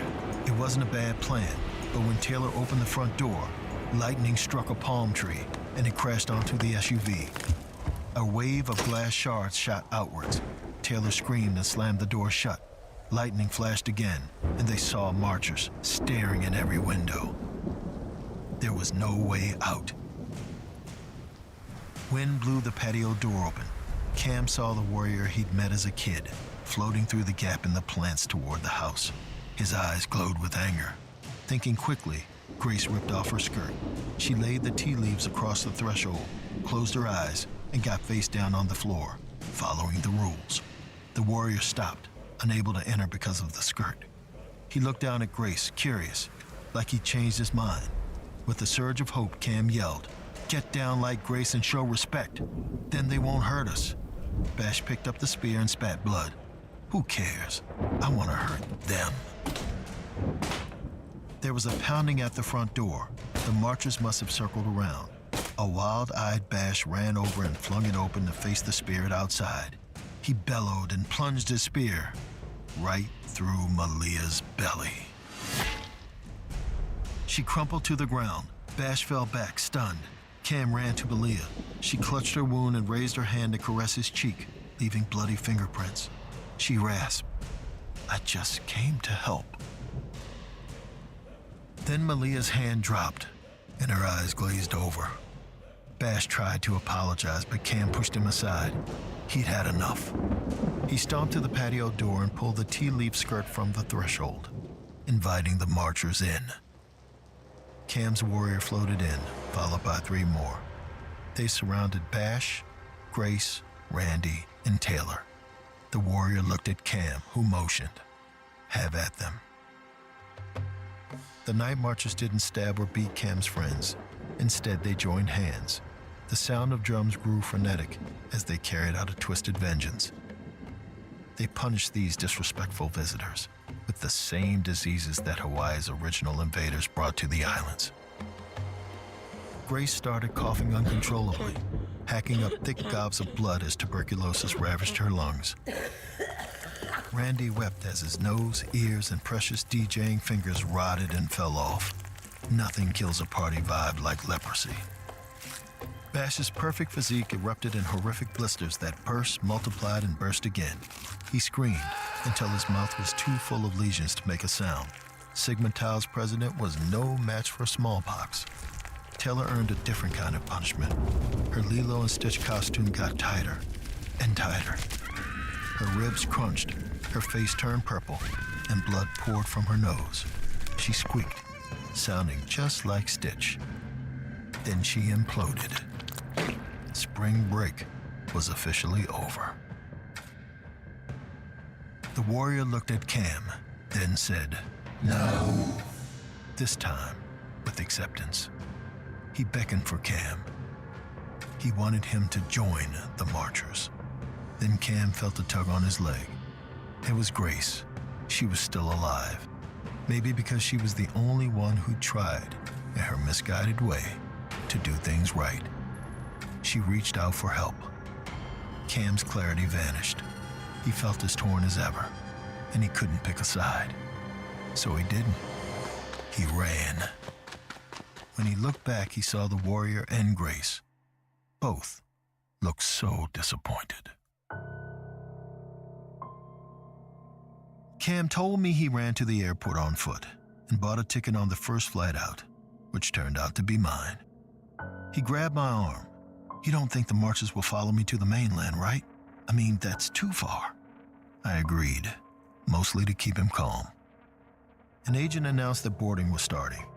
Cam got up, faked a limp, and begged to be let on first. She looked a bit suspicious, but she let him on. As he went down the jetway, Cam looked back at me with pure fear. I turned around expecting to see the night marchers, but there was no one there. Well, no one I could see.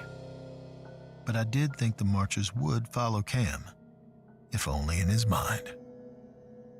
We all have parts of ourselves, cultural heritage, family trauma, inner demons, that we deny or ignore because we just want to be normal, whatever that means.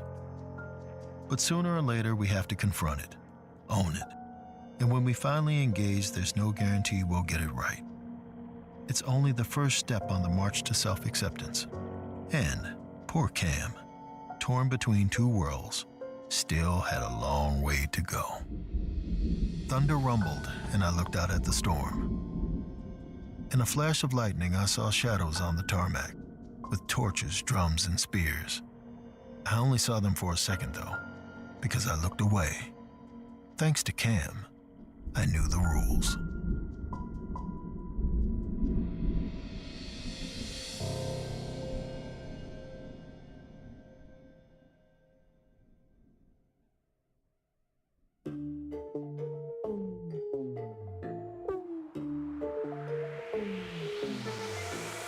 Run Fool is a production of Ballin Studios, Campside Media, and Atwell Media.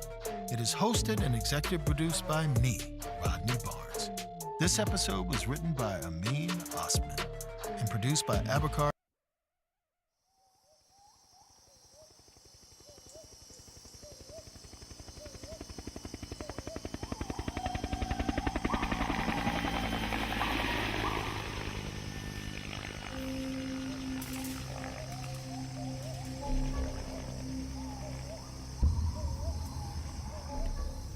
For the American men and their allies fighting in the jungles of Southeast Asia, encounters with tigers, poisonous reptiles, and massive insects, not to mention enemy soldiers and booby traps, these would certainly have been enough to deal with.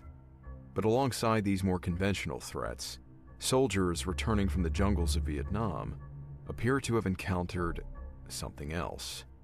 Strange creatures which defy rational explanation. The devil creatures of Quang Binh.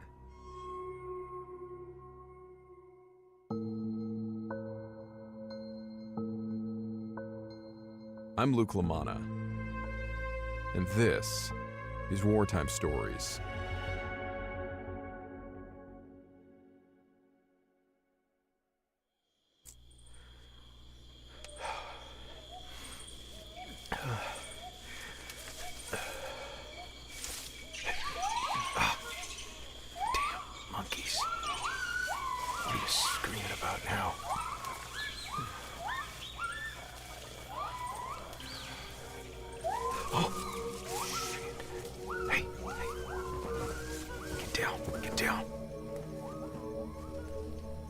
was sometime in the evening. A platoon-sized element of American soldiers had been inserted by helicopter into enemy territory, north of the DMZ, to conduct several days of search and destroy operations against the North Vietnamese army. As their column formation slowly wound its way through the dark jungle, the point man at the front of the patrol suddenly stopped, throwing up his fist and quickly signaling to the men behind him to take a knee. He then ran his hand repeatedly across his throat. Possible enemy soldiers ahead, he was saying. Looking back towards the movement he had spotted, the men tried to make out anything that would identify the unknown threat. What appeared to be a group of 4 men walking in single file through the jungle. It was difficult to see them clearly, as the thick jungle was hiding both groups from each other, but the soft moonlight coming through the canopy above is what gave these 4 men away, as they otherwise appeared to be moving soundlessly. These men were clearly experts at moving quietly through dense jungle, possibly a team of NBA sappers. After a moment, the American soldiers close enough to see them realized they couldn't make out any weapons or anything that looked like a military uniform. What they had thought might be helmets were in fact the tops of these men's heads, as if they were all bald, with the moonlight through the canopy reflecting the hairless outlines of their skulls. But was that moonlight?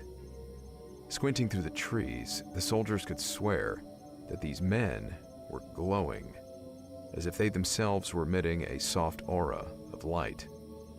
And whatever they were wearing was smooth and highly reflective and dazzling, as if they were wearing tight clothing made from snakeskin.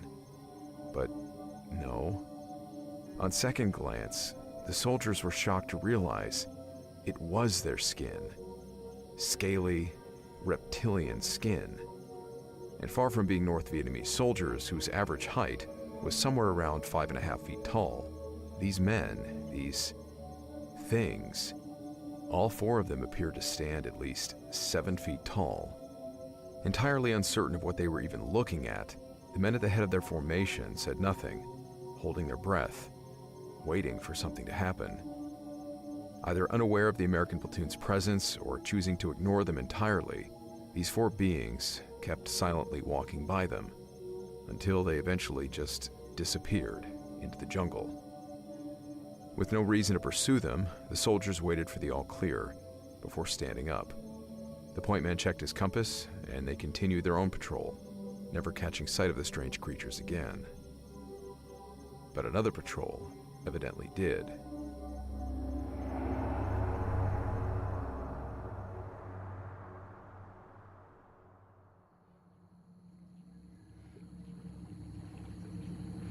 Hey, Mac, go ahead and shut her off.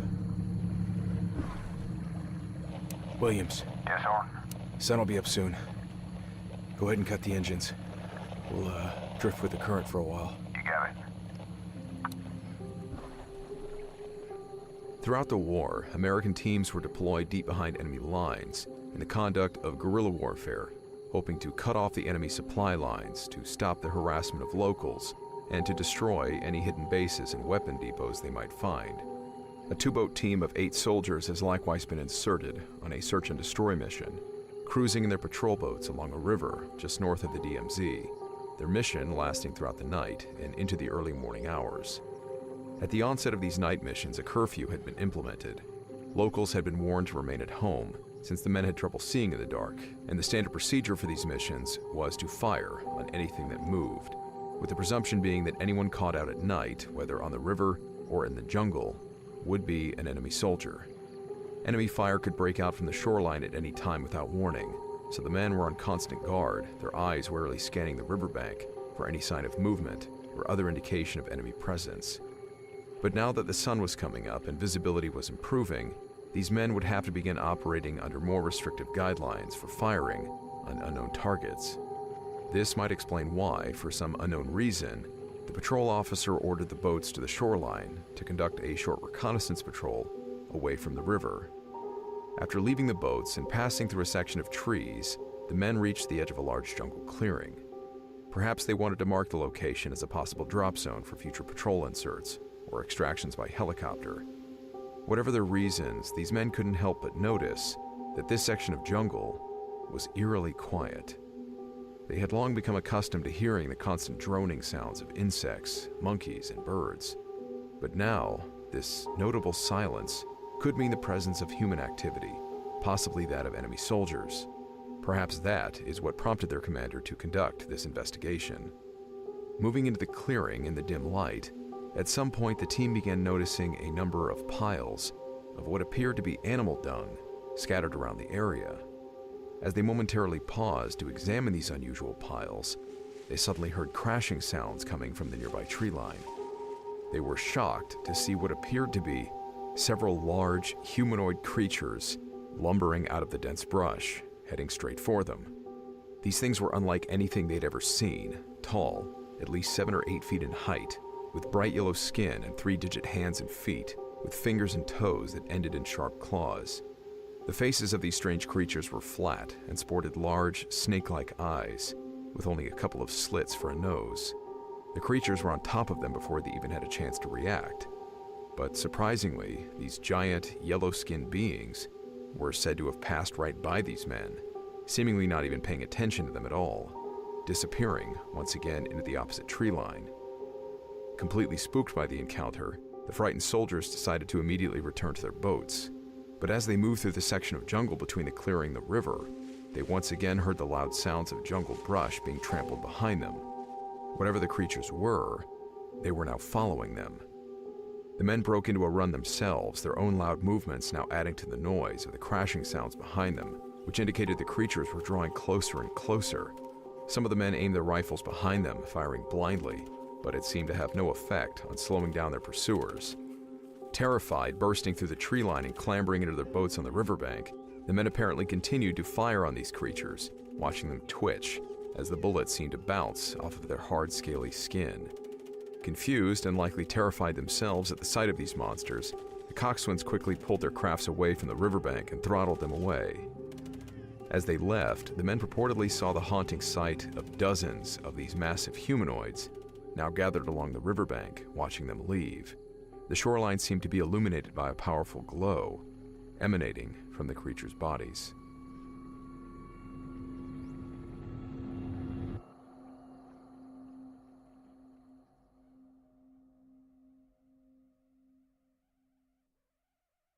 This next encounter is told from the perspective of the soldier who shared the story.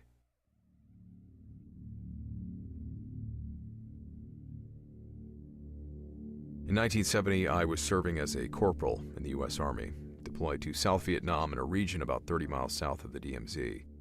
At the time, I was second in command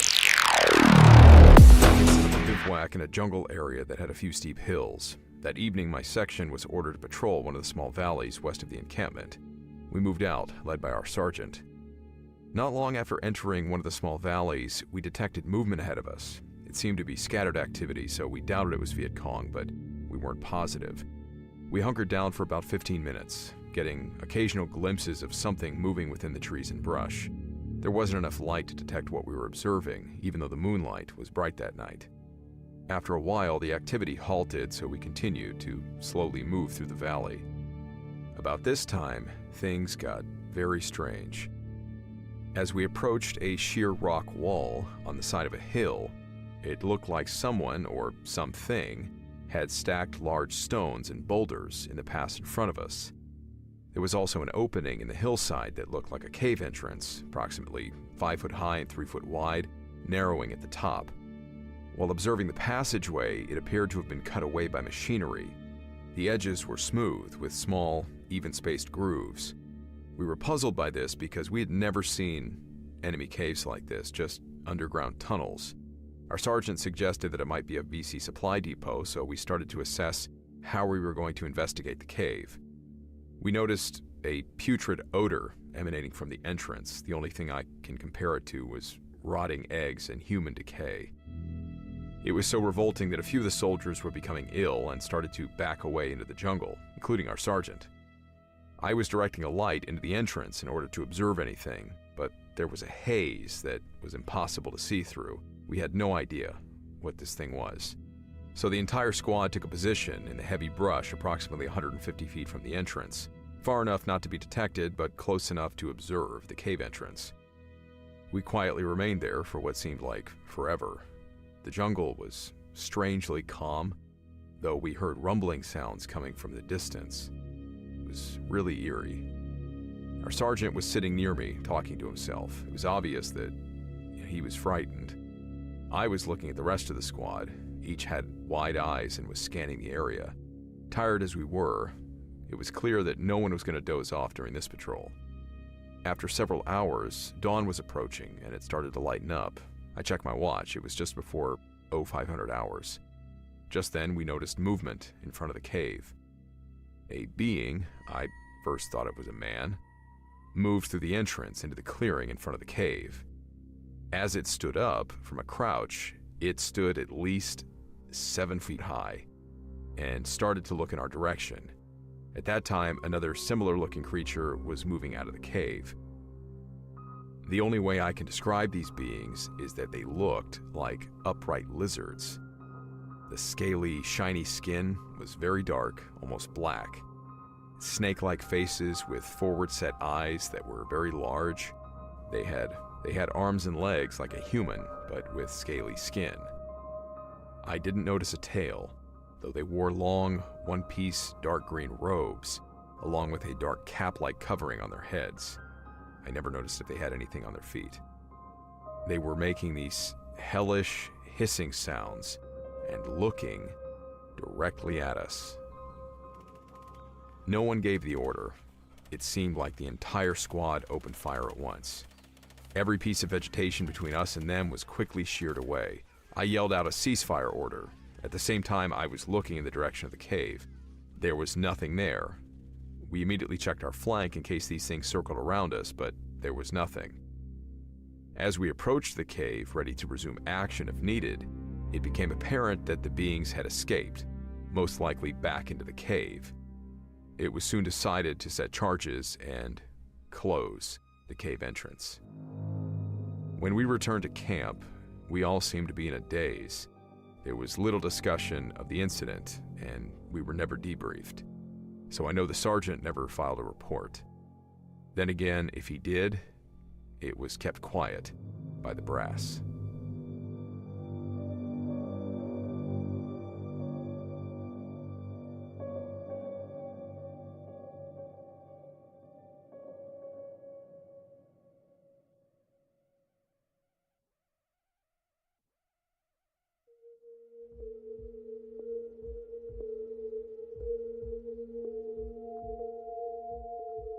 When researching these stories, it is uncommon to find all three of them told in conjunction with one another.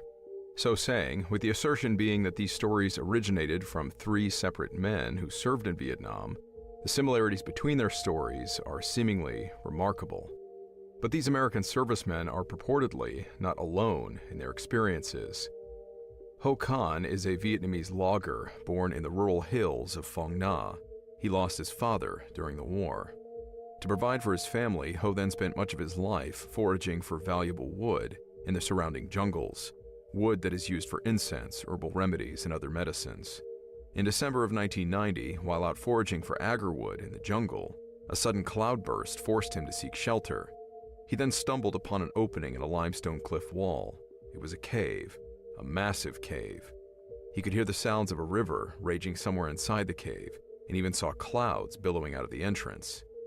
When he later showed his discovery to British cave explorers, this cave would come to be known as Hang Son Dung, or the Mountain River Cave. In 2009, it was declared to be the world's largest cave, extending deep into the mountains, a length of more than 9 kilometers, or more than 5.5 miles. The average height of the cave is 200 meters, 660 feet. Its average width, about 75% of that.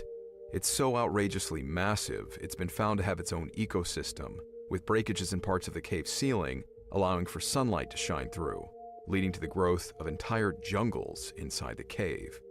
Within these hard-to-reach jungles have been found species of endangered tigers, flying foxes, and rare primates. It's practically a lost world, thriving just beneath the surface of the earth. The cave was opened for tourism in 2013. In 2015, a video was posted online that asserted that, presumably while exploring the cave after his early discovery, Ho Khan had encountered what he described as a devil creature. This creature, this video stated, had a human body, but with the skin and facial structure closer to that of a dragon or lizard. In addition to this description, Ho is claimed to have inadvertently taken a Polaroid photo of the creature while attempting to photograph one of the dark cave tunnels. In this photo, something like a humanoid creature does appear to be watching him curiously around the far bend in the passage, its body largely concealed in the dark. It's hard to make heads or tails of it, but what is seen is suggested to be distinctive facial features, the eyes and mouth of the creature being the only things captured by the camera's flash. However, this video was the first uploaded by the creator when he started his channel, and it does seem to be the original and only online source of this photo and its connection to Ho Khan and the Sondong Cave. As far as credibility, unfortunately it does not seem that the video's creator offered any indication of where he found the photo or any evidence that Ho Khan took the photo himself or that he ever claimed to have encountered reptilian humanoids. There are also claims circulating online forums that tourists to the cave have reported strange sightings of these creatures, with one tourist said to have gone missing, presumed to have been abducted by them. But again, these claims can only be traced back to the same video, where the photo originated from. The creator posted 2 more paranormal videos following this one, and his account has since remained inactive for the last 7 years. So as far as proving the validity of this photo being taken by Ho Khan in a cave in Vietnam, or even being an original unaltered photo, we are left empty-handed. As of 2022, even the TV show Ancient Aliens picked up on the strange similarities between all of these encounters and did an episode on the Sondong Cave and the humanoid creatures. In their coverage of the events, they are also unfortunately somewhat vague in their claims that local residents describe seeing reptilian-type humanoid beings emerging from the cave. One can only assume they are likewise parroting the same information offered by this single YouTube video from 2015. Considering how difficult it was for Ho to find the cave, it begs the question at what point in time and how many locals took the time to visit the cave and happened upon these strange creatures before the chartered tourist groups began arriving in 2013. And without any indication that anyone from the Ancient Aliens team has actually interviewed the Vietnamese locals, or even Ho Khan himself, about his supposed encounter with these creatures, any reports about these creatures in relation to the Sondong Cave and Ho Khan remain questionable.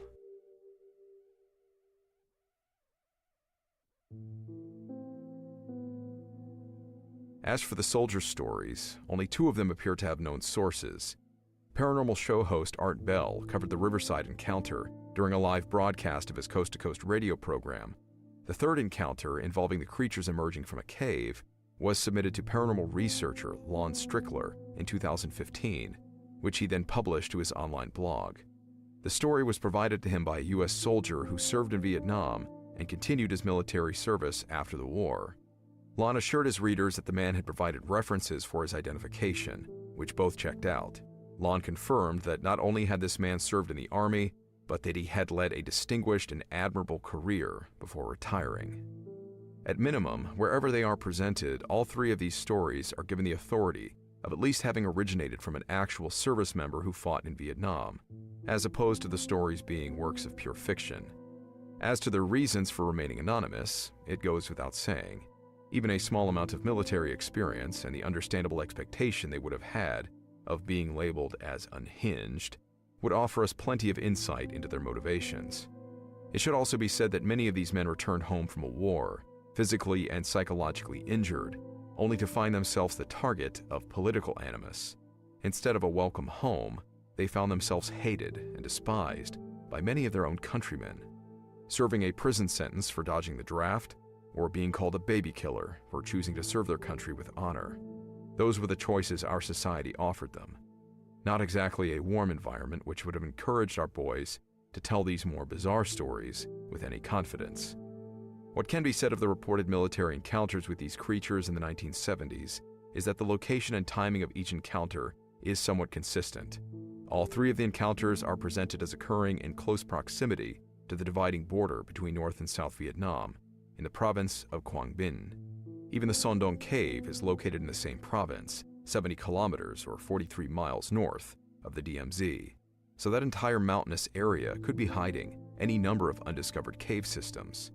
All of the encounters were reported as taking place at night, possibly in the early morning before sunrise, or otherwise near caves, indicating that these creatures would likely be nocturnal and that their eyesight is well adapted to darkness, an ideal adaptation for cave dwelling. With the exception of skin color, bioluminescence, and the wearing of clothing, the physical descriptions given for these strange creatures and their behavior likewise appear similar across all three accounts. But if they exist, where might they be hiding now? Like the deepest parts of our oceans, the sprawling, massive jungles of Southeast Asia where these events are said to have happened, these jungles remain largely unexplored, and it's no wonder why. The soldiers who fought there will tell you themselves. The terrain is difficult to traverse, steep, cragged mountains with sheer drops leading down to muddy jungle basins, not to mention dealing with the biting insects, poisonous snakes, and other unpleasant animals. In any case, it would hardly be feasible to explore these regions by any means other than on foot or by aircraft, and the US military's prolific use of toxic herbicides during the war points to the obvious problem with aircraft. The thick canopy of trees makes it impossible to see what might be moving along the jungle floor anyway, whether enemy soldiers or something else. Humans have lived in that region for tens of thousands of years. The Sondong cave system has existed for millions of years, and yet its discovery was only recently documented. If not someone like Ho Khan earning an honest living by scouring the jungles for valuable wood, there's nothing else of value anyone wants to go looking for, at least nothing that's worth the trouble. And even Ho likely doesn't explore beyond a certain distance from his home. So if we were hoping for new evidence, we may never get it. If the Vietnamese locals remain content to explore only a short distance from their villages, the depths of these jungles will continue to remain a mystery. Still, without venturing into the realms of alien conspiracy or interdimensional travel, the idea of intelligent humanoid reptiles having evolved alongside mankind would understandably seem ludicrous. So perhaps the only logical theory we might have is that because of the war, military action in these heavily forested regions is what finally exposed mankind to these strange and elusive creatures. Or perhaps these soldiers were not the first humans to encounter them, but only the first in a very long time. And then there were the earthquakes. American soldiers watched their morning coffee being stirred by the massive impacts of distant bombs, while the Viet Cong hunkered down in their tunnels were praying they wouldn't be crushed to death, while the earth was shaking violently around them. Certainly, any undiscovered animal might have been stirred momentarily out of its cave by these widespread bombing campaigns. And once the war ended and the bombing stopped, the men returned home, and the creatures returned to their quiet solitude. As far as their strange appearance goes, by comparison, it does seem that the deeper we have ventured away from the ocean's surface, the stranger the fish get and the longer they can live. Some species of fish even produce their own ambient light, having adapted in an environment of complete darkness. And surviving in the depths of the ocean, we've documented species of even complex animals, whales and sharks, that can live for more than 400 years. Perhaps the same is true in dark jungles and massive unexplored cave systems. The deeper you go, the weirder it gets. And perhaps it just takes a war to draw them out of hiding.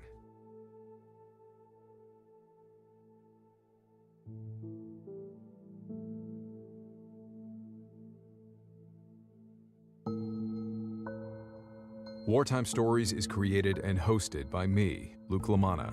Executive produced by Mr. Ballin, Nick Witters, and Zach Levitt. Written by Jake Howard and myself. Audio editing and sound design by me, Cole Lacascio, and Whit Lacascio. Additional editing by Davin Intag and Jordan Stidham. Research by me, Jake Howard, Evan Beamer, and Camille Callahan. Mixed and mastered by Brendan Kane. Production supervision by Jeremy Bone. Production coordination by Avery Siegel. Additional production support by Brooklyn Gooden. Artwork by Jessica Clarkson-Kiner, Robin Vane, and Picata. If you'd like to get in touch or share your own story, you can email me at info@wartimestories.com. Thank you so much for listening to Wartime Stories.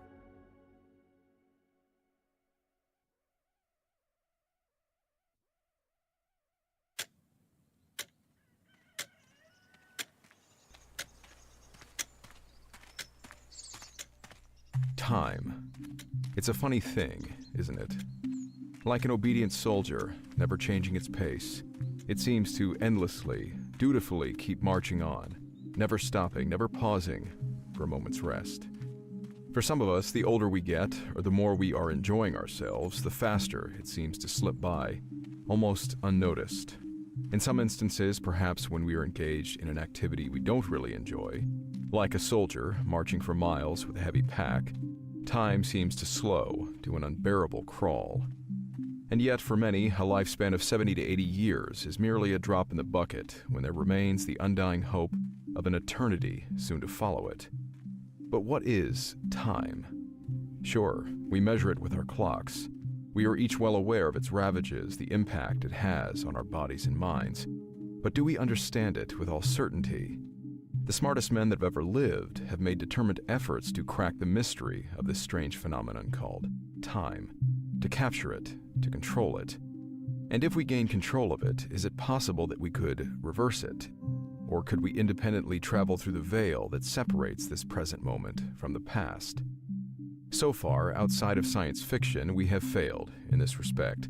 But no doubt, somewhere, by some hand, this research continues.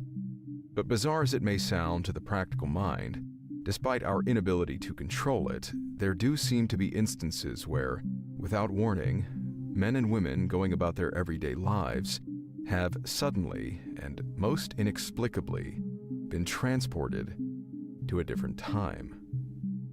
Among these are 3 British Royal Navy cadets during a routine training event as they walked through a small village in the Suffolk countryside.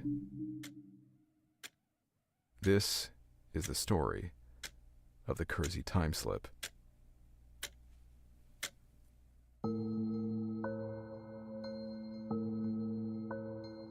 I'm Luke LaManna, and this is Wartime Stories.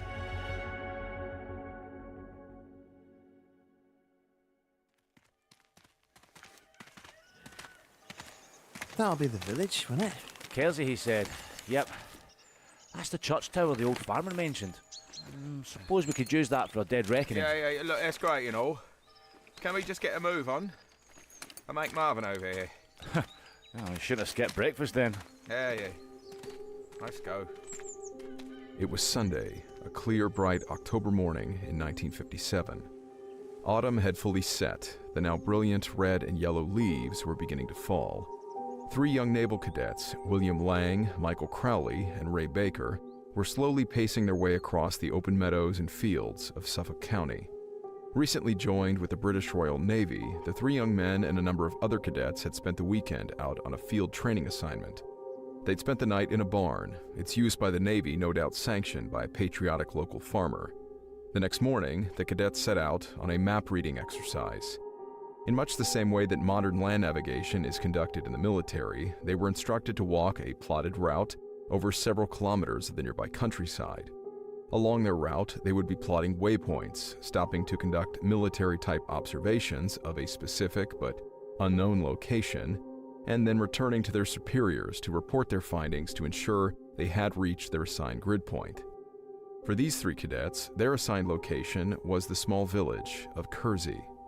Having finally spotted the nearby hamlet, its church tower brimming over the surrounding treetops and its bells sounding the start of a morning church service, the young men continued towards it. But upon reaching the forested outskirts of Kersey, they suddenly noticed something odd.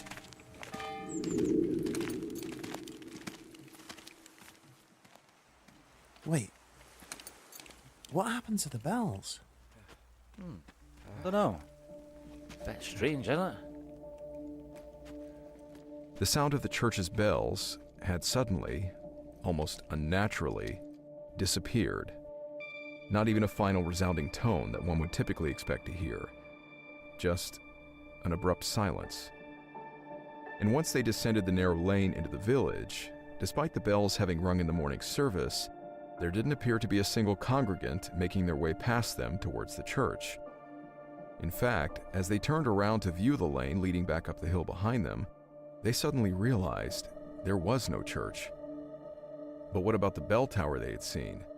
That was the only prominent feature of the town that could be seen from a distance. Lang later recalled that the party had not seen the tower after they descended into the village and the strange pall of silence fell. There was no sign of a church. I would certainly have seen it if I had a field of observation of 360 degrees, but no church. Slightly confused, the cadets continued down the main street of the village, but what they began to see only added to their sense of unease. The roads of the village were merely narrow, unpaved dirt lanes, not a car in sight. They could have overlooked the dirt roads, but this being 1957, they certainly expected to see at least a few vehicles. Looking to the houses themselves, these were equally strange. Small, shabby, seemingly hand-built timber-framed homes, with either thatched or wood-shingled roofs. Had they walked onto the elaborate set of some medieval film production? No, this was certainly the town of Kersey by their map coordinates. But what truly sent a chill down the young men's spines was the overwhelming and eerie silence of the place. This is too weird. Yeah, it's creepy if you ask me. It's unnatural. You want to see something unnatural? Have a look at these ducks. Don't seem to move much, do they? Like their observation about the missing church, as they passed through this village, they also became increasingly aware that there wasn't a single person anywhere in sight. And as for animal life, they saw only a few ducks standing both motionless and unnaturally silent by a shallow stream that ran through the village. But there were no sounds of songbirds or other noises one might expect to hear. Those sounds may well have stopped at the same time as the church bells. Pausing at the bridge that crossed over the small stream and taking a few sips of water from it, not sure what to make of the increasing strangeness of the place, they decided to rest for a few minutes and conduct their assigned observations of the town. As they stood there listening and watching, William Lang would later remark just how unnaturally still the surrounding landscape was.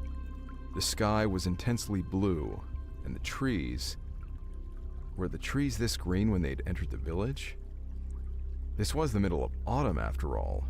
The trees outside the village had been shades of red and yellow, their leaves already beginning to fall. But these trees were unmistakably green, like it was the middle of summer or spring. And to cap it off, there wasn't even the slightest breath of wind rustling through their leaves. It was just quiet.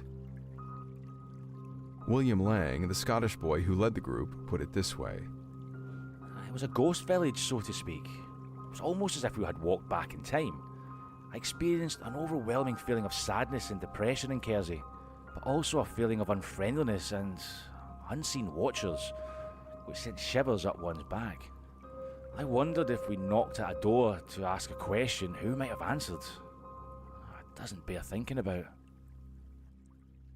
The area nearest the creek was largely devoid of homes on either side of the dirt lane. Up and down the entire length of it were only a few well-spaced houses, the space between them occupied by forest trees. Directly across the bridge, however, was what appeared to be the only commercial building in the whole town. It was a butcher's shop with a green door. Deciding to investigate, they peered inside the shop's small glass-paned windows, the medieval style of the windows themselves being another oddity. Inside the unexpectedly dirty, cobweb-filled room, the only thing notable in the shop were 3 hanging skinned oxen carcasses, and these too showed signs of neglect, all 3 of them being quite green and rotting. It was as if the shop's proprietor had left in a hurry, probably weeks, maybe months beforehand. Glancing through the small window panes of the nearby houses, the cadets noted the similar strangeness of their interiors. No possessions of any kind, no furniture, and no curtains on the windows. The walls were all a flat white, a crude whitewash. They thought the rooms themselves appeared to be not of modern-day quality. Despite the butcher shop being the only notable commercial building, not a single home appeared to have a garden of any kind. Michael Crowley later remarked that what stood out most to him was that if the town had been abandoned for so long, it was remarkably untouched. The town wasn't exactly isolated from the surrounding villages and towns, but Crowley noted there wasn't a single broken window or any of the usual signs of adolescent vandalism. And again, this being 1957, all three young men couldn't help but notice the complete lack of modern technology. No electric poles or telephone wires in sight, no radio or television aerials or antennas, no streetlights. Having reached the point of unbearable anxiety about the strange place, the boys decided it was time to leave, and quickly. Hurrying down the rest of the lane, the three cadets climbed a small hill some distance outside the town. At the top of the hill, they all stopped dead. What the hell? Am I crazy? Or was that church always there? As quickly as the sound of the church bells had stopped, they were now sounding again. The birds were chirping, the wind once again rustling through the trees. Looking back to the church tower in the distance, they realized there was now a church tower to look at, as well as the sight of smoke curling up from several house chimneys. Suddenly, we could hear the bells once more and saw the smoke rising from the chimneys. None of the chimneys was smoking when we were in the village. Well, we ran for a few hundred yards as if to shake off the weird feeling.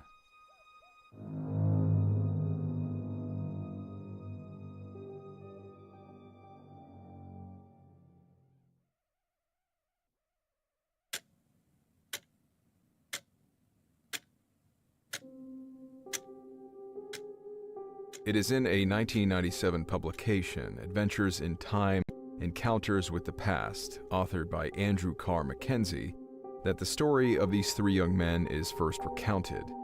A soldier himself, having fought during the Second World War, rising to the rank of captain, and distinguishing himself in guerrilla warfare, Mackenzie returned home to London and resumed his pre-war profession as a journalist.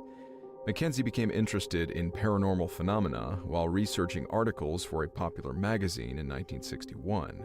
He then joined the Society for Psychical Research and was eventually elected to its governing council, later becoming a vice president. Topics he would research included the Cheltenham haunting and the Edgar Vandy and Palm Sunday mediumship cases. As with these cases, his chief contributions were books exploring such subjects as ghosts and apparitions, the Belmez faces and time slips, and numerous book reviews in the Society's journal. He was particularly intrigued by Moberly and Jourdain's experiences at Versailles, two highly educated British women, the principal and vice principal of St. Hugh's College at Oxford, who reported their own strange experiences while wandering the sprawling grounds of the Palace of Versailles outside Paris. Unable to explain how, these two women were certain they had seen the gardens as they were before the French Revolution, a century prior. Detailed research suggested that one of the figures they encountered roaming the grounds might have been Marie Antoinette herself. Mackenzie explored these kinds of documented experiences as well as alleged folkloric stories of the paranormal in Romania, a country he visited frequently. Suffice it to say, as far as credibility in the conduct of paranormal and psychical research goes, Andrew Mackenzie was experienced and proficient in his work. He was noted by his critics to be unbiased in his approach to the cases he studied, searching for the unknown truth, rather than seeking to prove an established thesis. His unpublished work, comprising 30 files of articles and correspondence, have been cataloged and is housed at the Cambridge University Library. Back in 1957, the three young cadets, William Lang, Michael Crowley, and Ray Baker, had completed their map-reading assignment and submitted their report to their petty officers. Lang recalled their superiors were somewhat skeptical that they'd even completed the task. The small hamlet of Kersey had been chosen specifically for this training assignment. Lang, who came from Perthshire in the Highlands of Scotland, was a stranger to this part of the east of England. So were his friends Michael Crowley from Worcestershire and Ray Baker, a Cockney. And that was the point. All three were 15 years old and had only recently signed up to join the Royal Navy, and they were unfamiliar with this area. That made it easy for the petty officers in charge of their training to confirm that they had carried out the assignment and reached the village they were supposed to by checking their observation notes. They had chosen Kersey specifically, already aware of the town's proper description, but the description that the boys had given them of the town, although similar in some respects, was highly bizarre. In the end, they just laughed it off and agreed that we had seen Kersey all right. They were dismissed, and for the next 30 years, their story remained untold.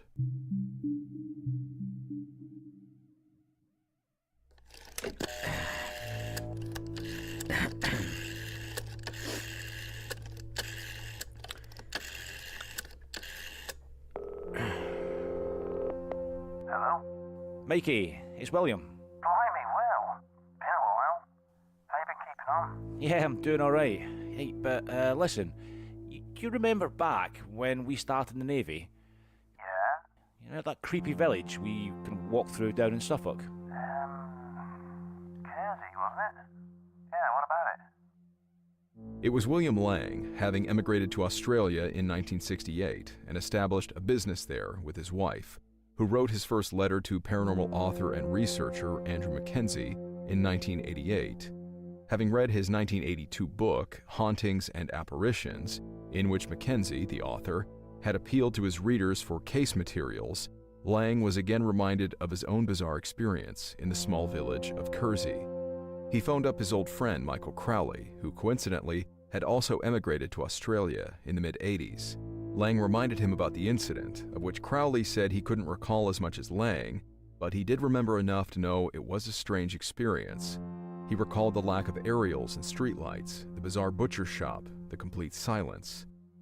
Since the experience had always troubled him, Lang decided to then contact Mackenzie by mail and share the story.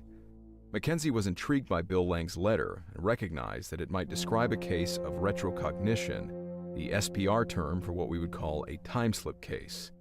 Looking at the details, he thought it was possible that the three cadets had seen Kersey, not as it was in 1957, but as it had been centuries earlier. The two men exchanged letters for 2 years. This long correspondence, plus a foray into local libraries with the help of a historian from Kersey, helped Mackenzie to confirm that view. With the town's origin dating back 1,000 years, at least to AD 990, a time shortly before the military engagement called the Norman Conquest, Mackenzie devoted a long survey on documents, maps, historical records, libraries, interviews of town residents, and so on. Mackenzie also tracked down the third witness, Ray Baker, who was still residing in London. Of the three men, 30 years on, Ray Baker could recall very little about the event, save for the details of the night before their excursion, the sleeping overnight in the barn with the other cadets, and smaller details of the town, like the small glass window panes and lack of furniture inside the houses. In 1990, William Lang flew to England, and the two men returned to walk through the village, reliving the experience. That'll be the building right there. It's changed since 30 years ago. I'll give a knock on the door. Strange enough to say, several factors would ultimately lead Mackenzie to conclude that the cadets' experience had been genuine. There was the obvious sincerity of Lang and his friend Crowley, the detail of their recollections, and a few persuasive discoveries. Among these, the most striking and really stupefying discovery of their 1990 visit to Kersey was the building that the three young cadets had observed as a derelict butcher shop. Now known as Bridge House, it had been a private residence in 1957 and remained so in 1990. Today, it is now a vacation rental, available to any of us wishing to book a weekend away in a seemingly different time, or perhaps tempt to wander into the supernatural and relive the experiences described in this story. At the time of their visit in 1990, however, the building was still occupied by two tenants, Miss Gillian Finch and Miss Gladys King, and they discovered it had in fact, formerly, been a butcher shop. But this was well before 1957, with the last known use of the building as a butcher shop being dated to more than half a century earlier. Little by way of public records existed, but Mackenzie traced the history of the building through the assistance of two other families, Cockayne and Vince, who had formerly owned the building. Through these families' accounts, he discovered that Bridge House was known to be associated with a butchery business at least from year 1790 to 1905. When it closed as a butcher shop, it was then reappropriated as a general store and sweet shop until 1970. And although the Cockayne family was unable to supply evidentiary documents for this, if such documents would ever have existed, Mackenzie remarked that Bridge House was very likely used as a butcher shop merely by the nature of its construction, and probably even earlier than 1790. The home had an outbuilding slaughterhouse, the style of which dated back to the 16th century, and it was further ascertained that the construction of the main building could date back to 1350, and its close proximity to the running stream in the village would be ideal for sanitation, carrying away the runoff of animal blood and other fluids from the butchering process. In Mackenzie's view, this date of 1350 was corroborated by the issue of the vanishing Church of St. Mary's. The construction of the church dates to the 14th century, and it is the principal landmark in the district, readily visible to anybody passing along the main street. Mackenzie, basing his case on the history of St. Mary's, interpreted this anomaly as evidence to help pinpoint the likely date on which Lang and his companions visited the village. In his research, he noted that the construction of the tower was halted by the ravages of the Black Death, 1348 to 1349, which killed half the population of Kersey, which likely had a minute population of perhaps 100 or so residents at that time. Mackenzie concluded that the cadets might have seen the village as it had been in the aftermath of the plague, when the shell of the half-constructed church would have been hidden by the trees. And it's easy enough to find that many villages like Kersey were completely abandoned during the Black Death, which could explain the absence of human life in the town. Survivors quickly fled the confines of their villages in sheer terror, hoping to avoid the disease spreading amongst them. Many would of course later return to their homes and livelihoods once the disease had run its course. Of course, if this estimation of time were accurate, it is worth pointing out that paranormal events and strange happenings are often associated with locations that, at some point, have experienced grotesque amounts of death and suffering. A place where perhaps such supernatural energies are most potent, if we can bring ourselves to believe in such a thing. But what else can we say if we were the ones who witnessed what those three young men did?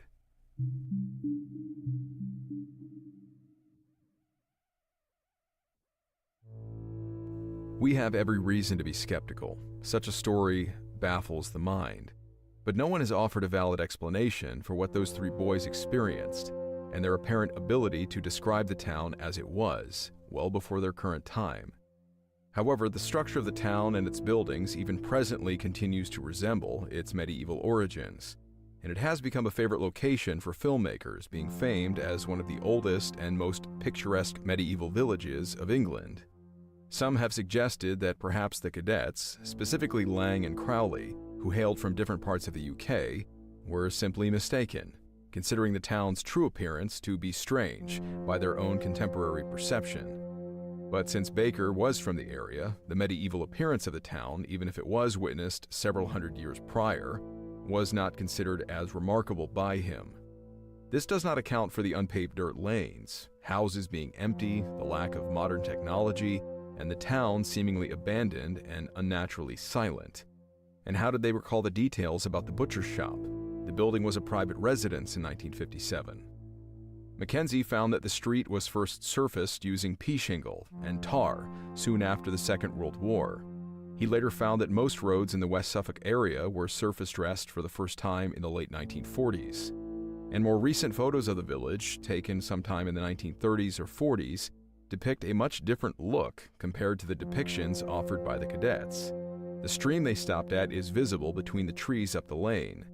It is more easily seen in an earlier photo dating back further to the 1890s when the butcher shop was still in operation, with cattle passing through the water splash in the road, with the wooden brick bridge crossing over the stream on the left-hand side. When Lang was shown the older three photos, he immediately denied that it could depict the landscape around the stream as he saw it in 1957, some 20 or more years after the most recent photos were taken, meaning what he described had to have happened before those photos were taken. The background houses and church weren't there, he noted, and there were too many houses in view and not enough trees, with the houses he saw near the stream being few and far between, with the right side of the lane leading up to the church being mostly forested. Now, in the 1950s, documents show that officials with the Suffolk Preservation Society were making every effort to preserve the picturesque medieval appearance of the town, trying to keep its skyline free from unsightly aerials and wires. But yet another photo dated before 1957 shows at least one telephone pole in the town, along with many more houses standing right alongside the stream where the three boys would have been. Historically speaking, there are inconsistencies with attempts to date these boys' time travel to a more precise time frame. The church, the lack of houses, the lack of furniture in the homes, the type of glass window panes the boys described.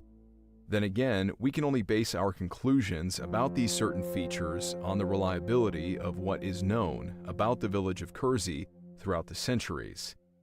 But much more bizarrely, there is the issue of the absolute surrealness of the town and the surrounding area described by the men.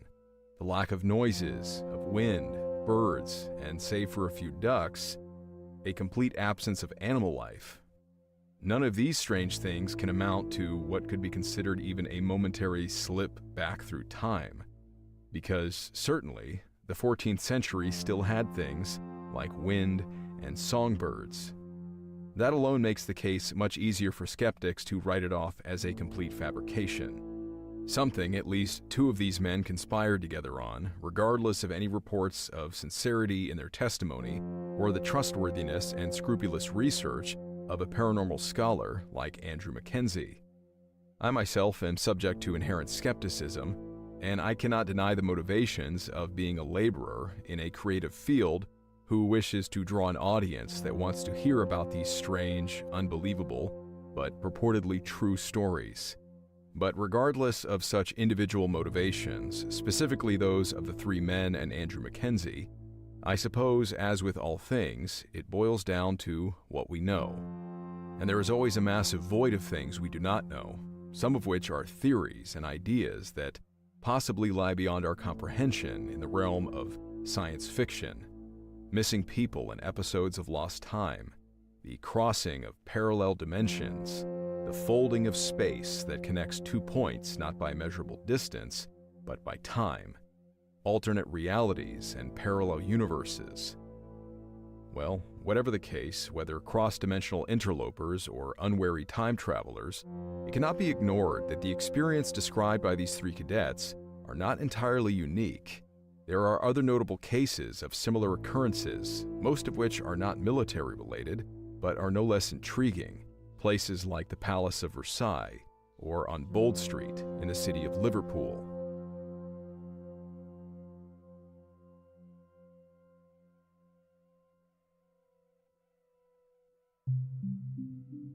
These sort of time-slip incidents may be the least reported among unexplained phenomena, but the beautiful rolling countryside of Suffolk where the village of Kersey is located is not at all unfamiliar with bizarre happenings.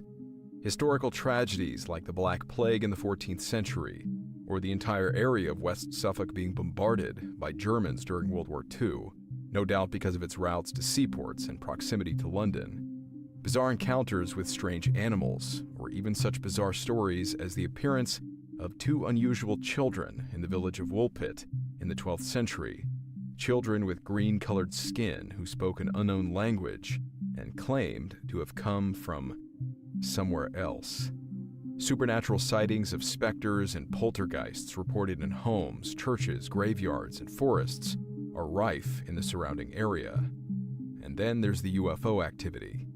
In December 1980, the Rendlesham Forest incident, a UFO sighting met with a military response and investigation that would become a prominent case study among ufologists. Lieutenant Colonel Charles Halt and other witnesses described a UFO landing in the forest, clearly under intelligent control, spotted near RAF Woodbridge, an American Air Force installation in Suffolk. Lieutenant Colonel Halt's service history, his tours during World War II, Vietnam, and Korea, and his rank lent a lot of credibility towards his claims that what he saw was a real alien craft. Radar operators at the nearby Wadisham airfield likewise picked up what they called the bogey, which they lost radar contact with near the forest. And this is only one of many reported UFO sightings over Suffolk in the following decades. All of these strange things occurring years apart and with no seeming connection other than their close physical proximity and their high strangeness. What can we deduce from it all? Perhaps nothing. Perhaps something. And perhaps some of you who reside in and around Suffolk can offer us more accounts of strange happenings, and we would of course be eager to hear them. But until such a time in the future as we might come to understand them, if ever, then we can at least while away the hours, pondering the many peculiar mysteries that these stories have left behind.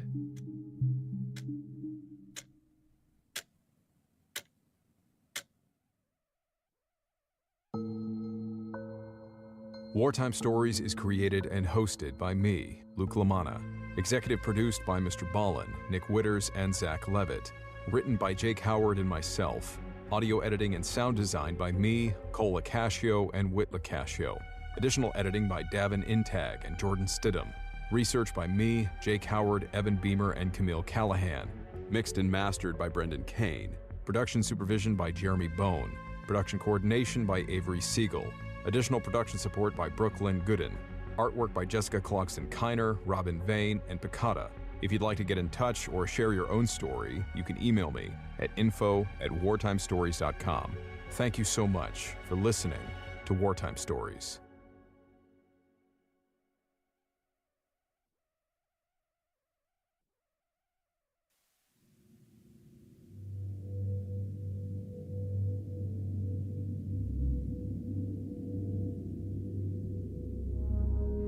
The Choctaw are an American native tribe whose extensive history will tell us they are no strangers to war, whether against neighboring tribes among their own people or against European colonialists. Much like any of our own family histories passed down through the generations, the Choctaw keep their incredible history alive through the telling of stories. Along with their many war stories, however, there appears to exist a somewhat unusual legend that has persisted even in modern times. A tale which presents a truly bizarre and horrifying chapter in Choctaw folklore. While the pale skin and advanced weapons of European soldiers might once have seemed strange to them, this Choctaw legend depicts an enemy far more terrifying than any humans their warriors had yet encountered.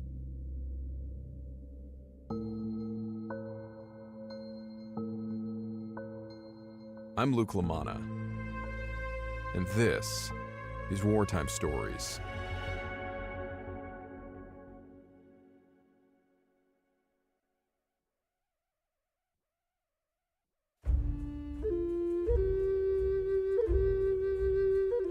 Long before the empires of Europe would set foot on American shores, the indigenous Choctaw people were already well accustomed to war against neighboring tribes.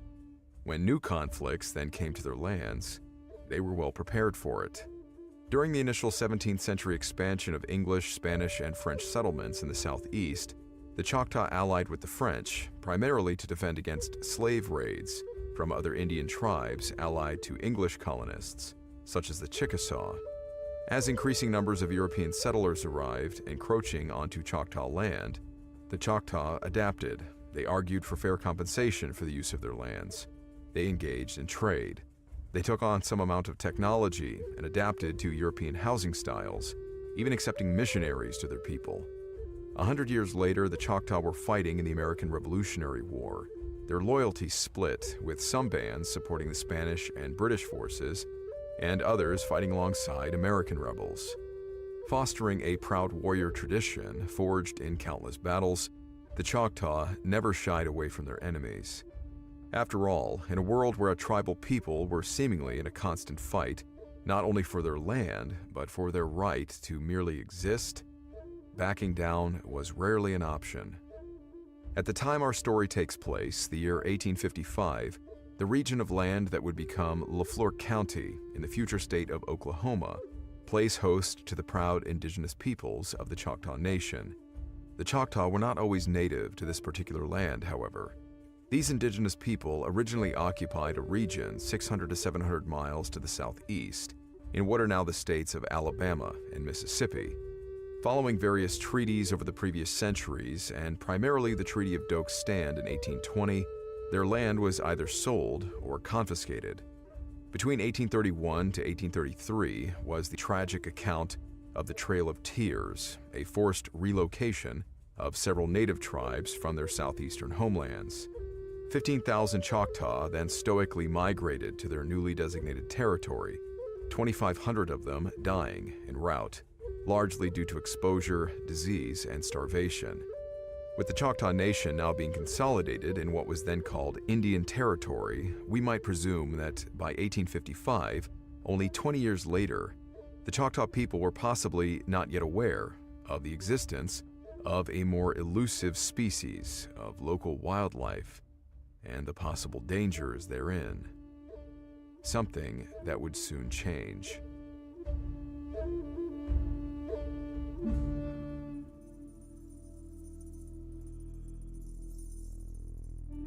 In the decades preceding the American Civil War, long accustomed to conflict and bloodshed, while they held to their warrior culture and remained vigilant, the Choctaw people had settled momentarily into a more quiet and peaceful farm life. The inhabitants of what would become Lafleur County routinely rubbed shoulders and conducted friendly trade with the few European settlements that bordered their new territory. Such intermingling between these groups would lead to strong unions across both Choctaw and European cultures, including marriage. The very name of the county, Lafleur, is said to have been derived from a key figure in this legendary story, Joshua Lafleur. The Lafleur family was notably influential in the region at that time. In 1830, Chief Greenwood Lafleur became the first centralized leader of the now unified Choctaw tribes. Using his power and political influence in the face of a forced migration, it was Chief Lafleur who secured the largest territory of any removed tribe for his people, the fertile, forested southeast corner of what is now Oklahoma. Being of French and Choctaw lineage, the Lafleurs quickly gained influence within the community, their interwoven bloodline bridging the gap between indigenous leaders and federal authorities. Their son Joshua was particularly beloved by many members of the community. Though coming from a prominent family well immersed in American politics, Joshua never thought to separate himself from his Choctaw heritage. Quite the contrary, in a world where children of mixed blood were encouraged, or forced, to abandon the ways of their indigenous half, Joshua Lafleur eagerly took to the teachings of his elders. His love for the culture and way of life, blending seamlessly with his family's knack for politics, made him the go-to man for anyone in need, settler, Choctaw, or otherwise. Despite the turbulent political atmosphere in the mid-1850s, with tensions between the North and the South gradually heating to an inevitable boil, life, it seemed for the time being, had reached a gentle stillness in Lafleur County. A stillness that one night came to a startling, abrupt halt.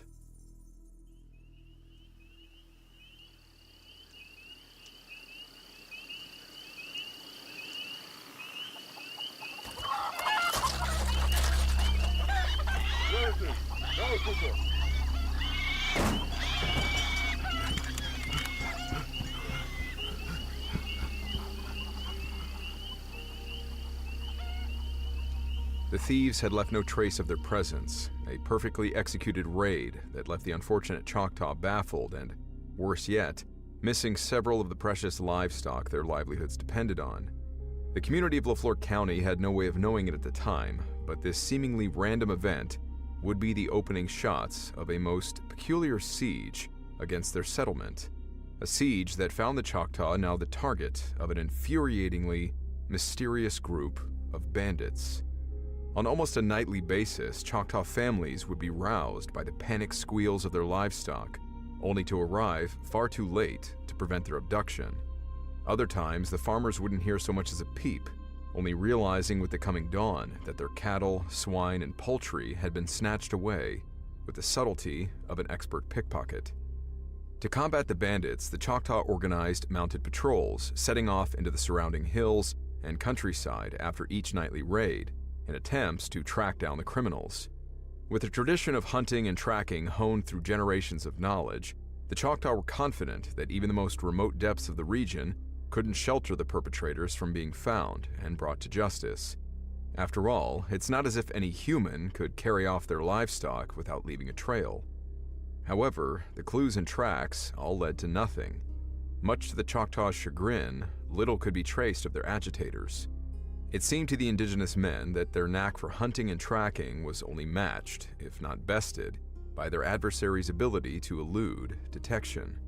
Indeed, the Choctaw couldn't help but develop a begrudging respect for the bandits still at large. However, things would soon take a dark, far more sinister turn.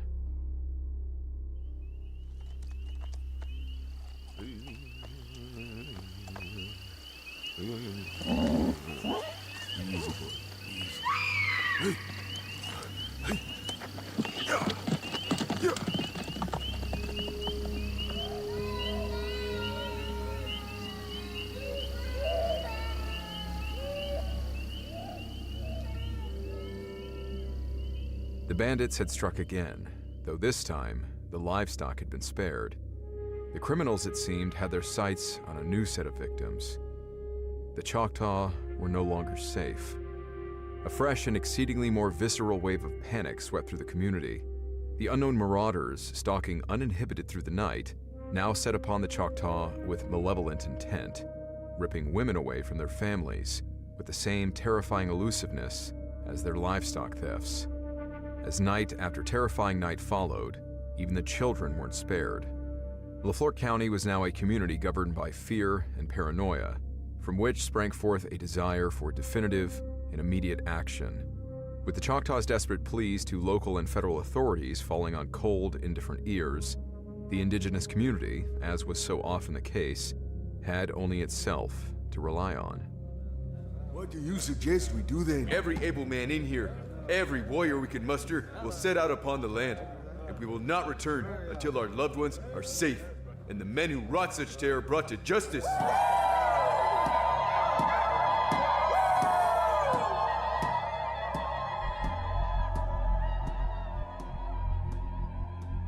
Believing their enemies to be human, whether the justice LaFleur spoke of was delivered by the civilized standard of law, by the pull of a trigger or edge of a blade, the Choctaw were indifferent.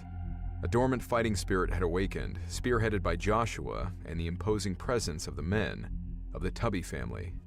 Joining Joshua's war party without hesitation, Titans amongst men, Hamas Tubby and his 6 sons' battlefield prowess was the stuff of legend. Holding to their warrior traditions, they were highly adept at mounted combat.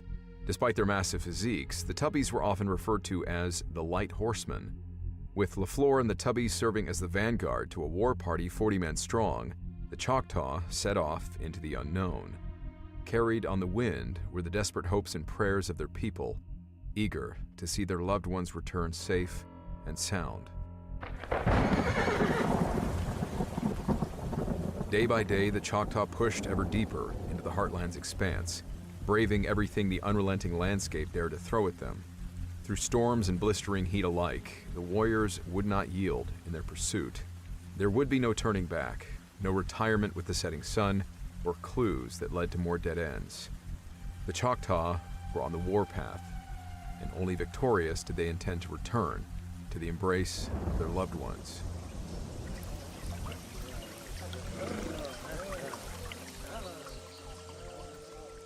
After numerous days of near constant tracking, heeding even the smallest of clues, the Choctaw still found themselves trailing behind their targets. Despite the sagging morale of some of the party's younger warriors, LaFleur's intuition nagged at him. Something told him that the elusive assailants were just beyond their grasp. Maybe they caught wind of us and fled. Could be miles away by now, Joshua. No, they made a claim out here, Hamas. No, they're not going anywhere. Probably far too stubborn to give up. And then let pride be their downfall. Let's just make sure that hubris doesn't come back and bite us. What do you see? Yeah, Joshua, what did you see?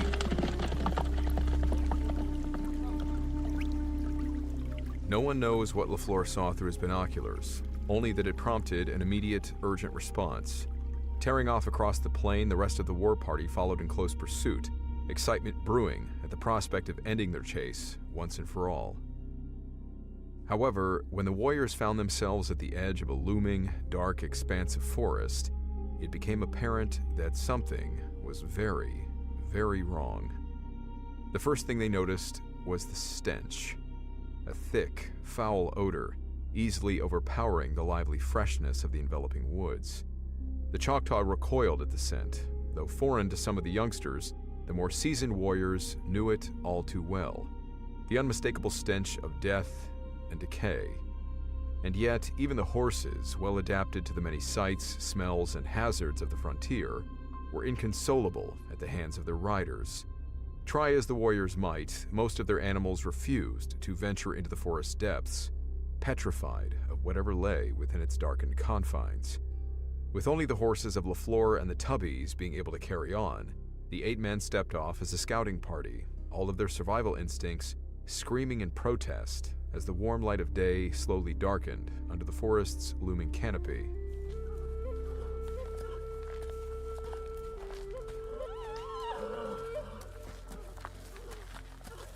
The next thing they noticed was the sheer silence.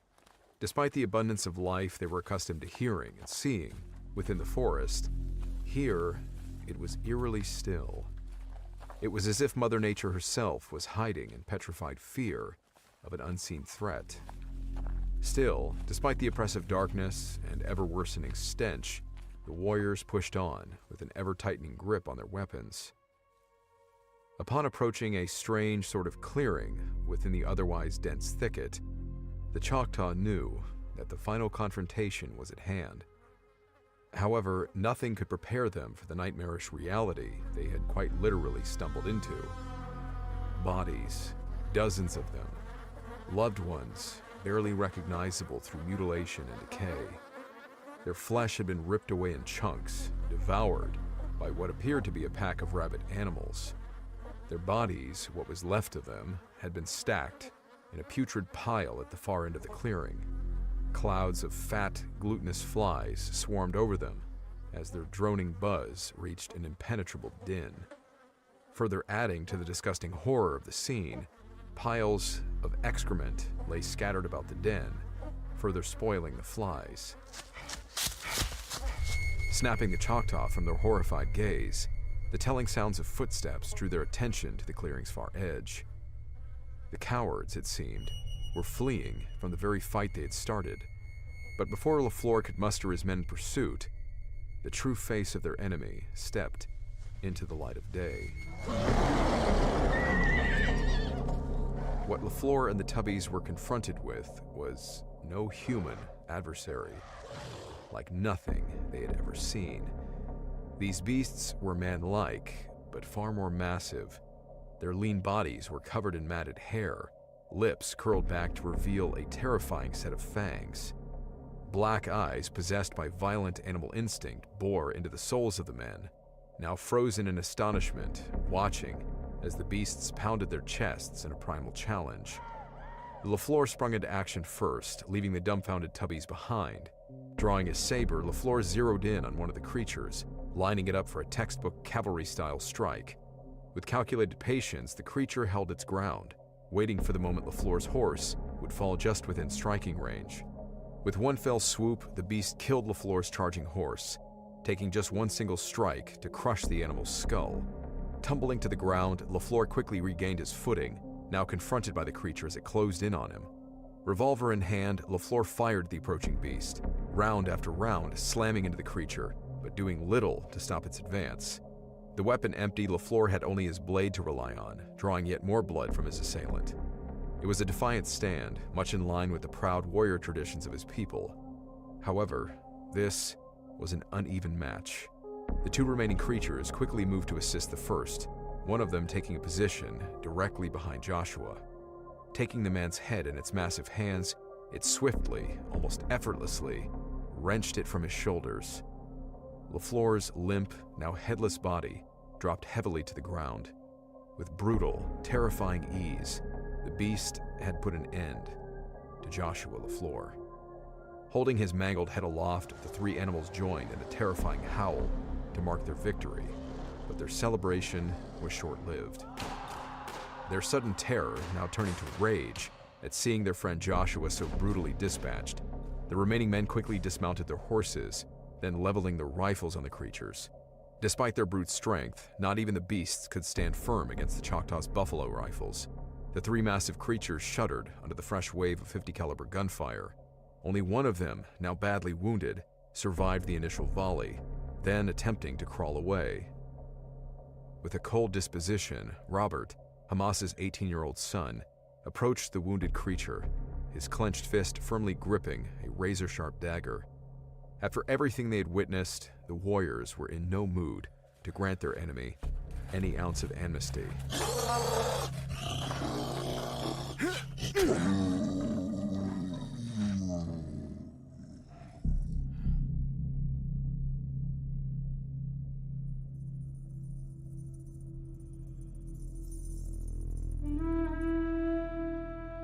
As the looming gun smoke cleared to reveal a scene of carnage, it was the Choctaw who now stood victorious. But for the warriors that remained, there was nothing to celebrate. There would be no happy reunions in LaFleur County. A darkness descended upon the community. On top of Joshua's death, what little hope its people held onto so dearly that their loved ones may yet be saved was now completely and utterly dashed. But for the warriors who had ventured out into the depths of the heartland, the unspeakable horrors they had confronted would haunt them for the rest of their days. In the stillness of the night, as they attempted to sleep, they couldn't shake the image of those horrid creatures, their eyes piercing through the darkness. Sometimes, when the wind carried just right over the rolling hills, the blood-curdling howls of the beasts taunted the Choctaw, echoing over a land vast and mysterious.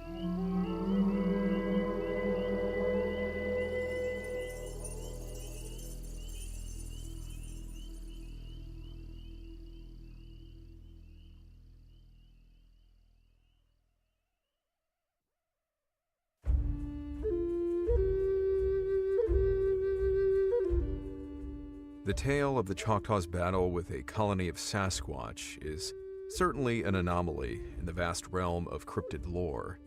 Despite the myriad of bizarre encounters with similar creatures all over the world, few suggest that humanity has ever went to war with factions of hostile Bigfoots.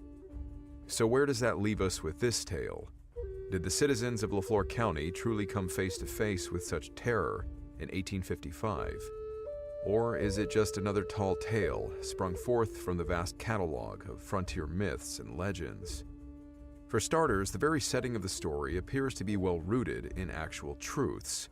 LaFleur County, as it was in 1855, has remained the seat of the Choctaw Nation of Oklahoma. Likewise, the LaFleur family, Joshua included, are notably prominent in the county's official historical records. Likewise, Hamas Tubby and his formidable sons make appearances in mid-19th century documents relative to the LaFleur County area. However, so far as historical documentation goes, that's where the trail starts to get a bit muddy. While Joshua LaFleur was very much a real individual, there's no record of his death indicating that he died in any sort of combat-related manner, let alone at the hands of a cryptid beast.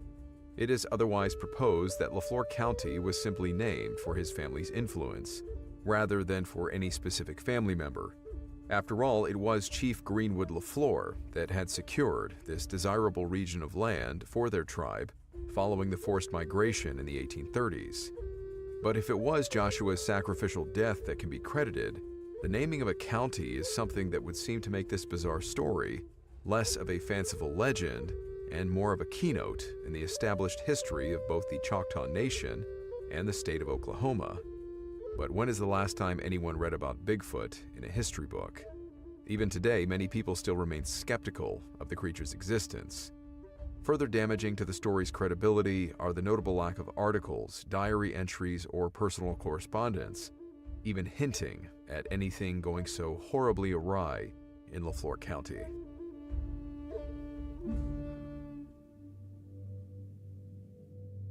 Though there is little to no substantial proof to back the story, the concept of Sasquatch is something that many indigenous peoples are well versed in. Tales of beastly woodsmen, massive, hairy, violent, and elusive, these can be found woven into the mythologies of not only the Choctaw, but many native peoples all over the continent. Across a wide array of cultures, Bigfoot, or other such creatures that fall under the same banner, largely share the same imposing description. However, their behavior and temperament seems to vary greatly, depending on the region. To some native tribes, Bigfoot is a mysterious, if not benign presence, keeping to himself within the rugged hills and deep forests of his territory. To others, such creatures are seen as curious and mischievous, stealing trinkets and spooking their human counterparts, but otherwise remaining harmless. But there do exist other tales of much more aggressive beasts, creatures that hunt down and, if indigenous folklore is to be believed, have even engaged in warfare with native tribes. In these iterations, Bigfoot is known to abduct women and children, even going so far as to devour their flesh. While some Sasquatch stories paint the creatures as being solitary and isolated, the renditions of these more warlike beings paint them as living together in family units or even sizable colonies. One example of a creature bearing a different name but a similar description is the Champay. Described as an imposing giant of a creature covered in thick, matted hair and reeking of an unbearable stench, the Champay is similarly said to dwell in the dense forests of the heartland. Though his physical attributes differ from story to story, lore commonly depicts the Champay as a man-eater, acting with open hostility towards any humans in its territory. By all accounts, it is a beast that any self-respecting Choctaw would avoid at all costs. With such a rich mythology existing within the cultural realms of numerous Native American histories, is it possible that the Choctaw, or any other such nation, could have engaged in a flashpoint war with a colony of such creatures? Much of what was experienced by the Native Americans has unfortunately been lost to undocumented history. If anything would survive through the generations of Choctaw storytellers, it would of course be such extraordinary legends. We may take it for granted that even our history books may portray only a limited understanding of large-scale wars, let alone a skirmish between a small rural town and a band of monstrous, supposedly mythological, thieves. If such a creature was unheard of, it is of course doubtful that this story has any truth to it. However, that is hardly the case. Bigfoot sightings and even violent encounters, along with witness accounts of similarly described beings on nearly every other continent, are among the most prevalent types of cryptid encounters reported over the last century. In the end, the fact that this legend still exists alongside many more contemporary stories about similar creatures, it is at least enough to make one ponder. In the shadows of the Heartland's rolling hills, open plains, and hundreds of millions of acres of forests, can we be absolutely certain that there is no truth to such a story?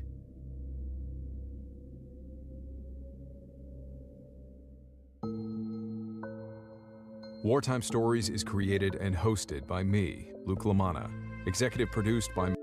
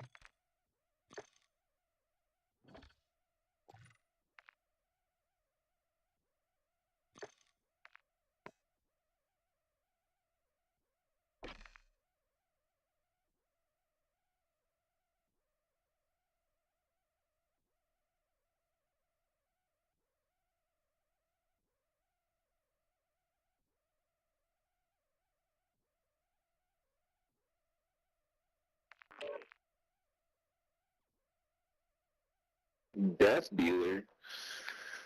The fuck? Is that some Harry Potter shit, or is that Fort Bliss 3rd Brigade 167?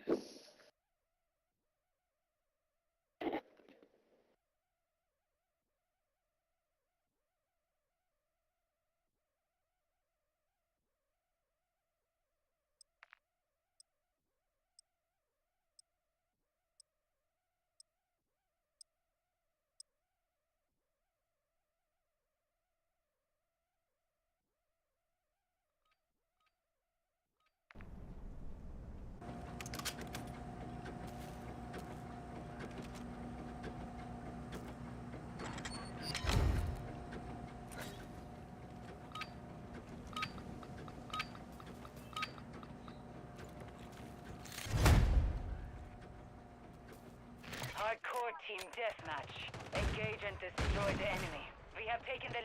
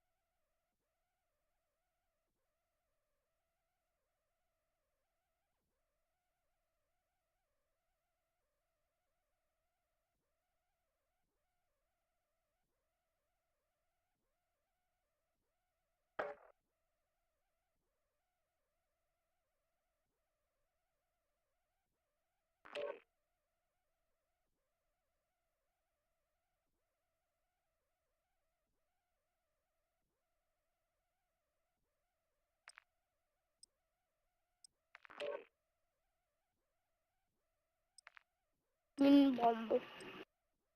Pin bomb.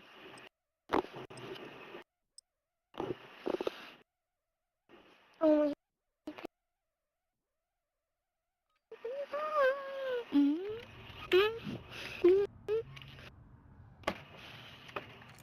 My mom myself.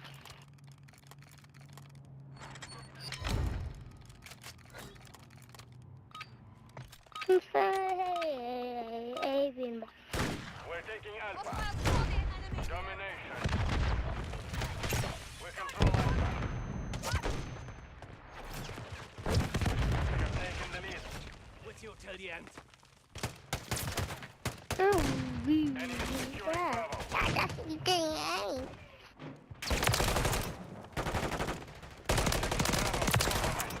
it back.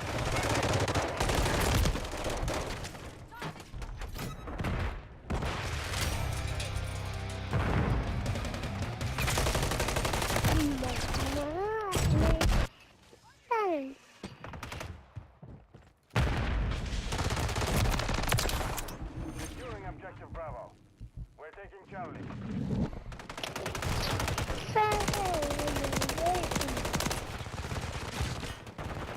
The enemy has captured two objectives. Get them secure.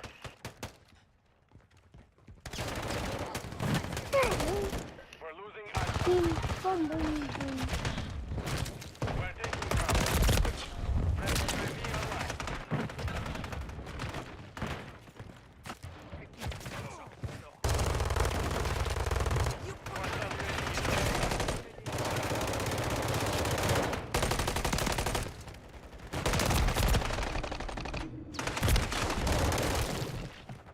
Enemies taking Alpha. Securing objective Bravo. No! I spotted infested with them. Friendly Bravo. Hostiles launched the cruise missile. Pin bomb. We control Bravo. Enemy UAV active. Objective Bravo is compromised. They're both infested. Pin bomb. I'm securing objective Alpha. Enemies taking Bravo. Enemy Overwatch Kilo inbound. Taking Alpha. Engaging enemy. Enemies securing Bravo. Alpha secure.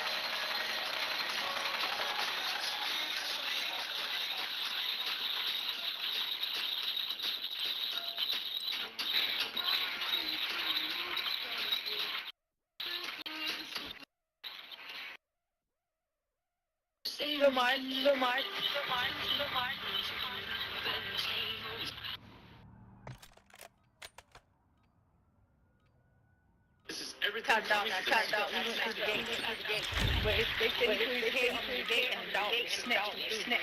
See how they, the dog just snap. Domination. Capture all objectives. Keep them secure. We're taking Charlie. Bravo.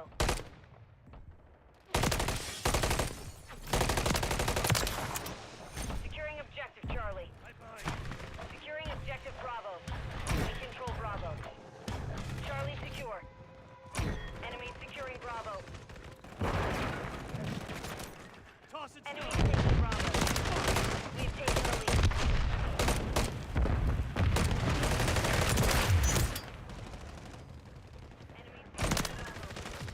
Taking Alpha. We're losing Charlie. Enemies taking Bravo.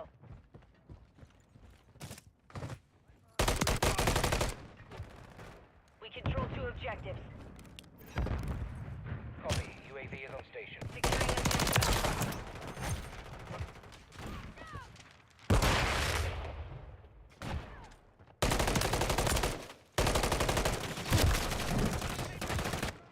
We're taking Alpha.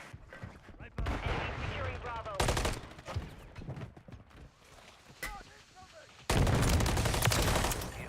UAV is exiting the AO. Friendly UAV online. I'm reloading. Drop the sniper. Hostile UAV in the area.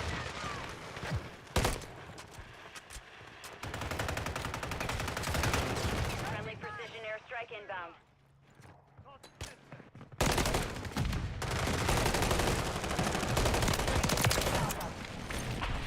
Friendly UAV on station. Taking Alpha.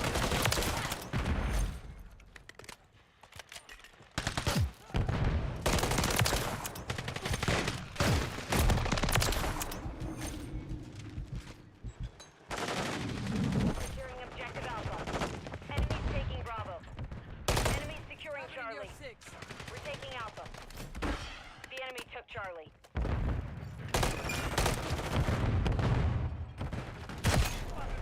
Enemies securing Bravo. We're taking Charlie. Hostiles hold all objectives. Get them. Objective Charlie secure. We're losing Charlie. Securing objective Alpha. Securing objective Bravo. Taking Alpha. All objectives are under enemy control. Regroup and reassess. Enemies taking Bravo. Securing objective Alpha. Standing by. Enemy UAV active. Charlie secure. Enemy securing Bravo.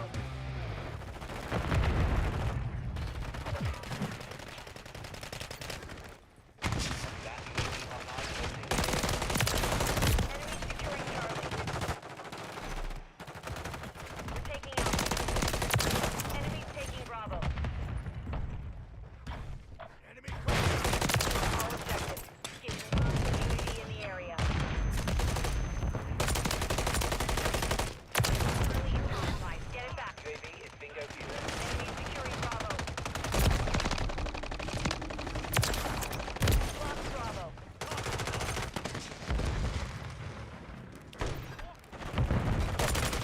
Hostile cluster mine detected.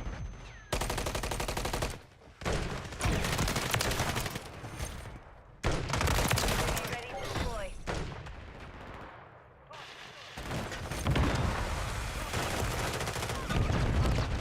We're losing Alpha. We're taking Bravo. Exiting the AO. The enemy has captured 2 objectives. Get them secure. Securing objective Bravo. Enemy taking Alpha.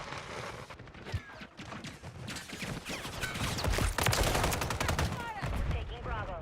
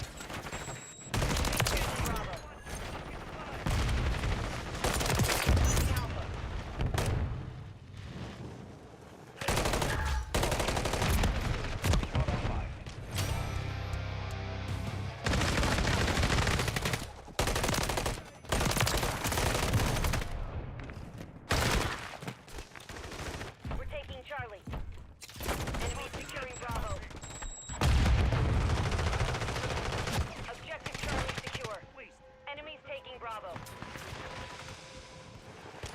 Securing objective Alpha. Objective Bravo is compromised. Get it back. We're taking Bravo. We're taking Alpha. Securing objective Alpha. Bravo.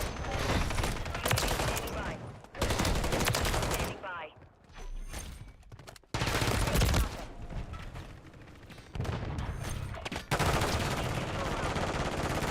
Enemy securing Bravo. Friendly UAV online. Enemy taking Bravo. Enemy securing Bravo.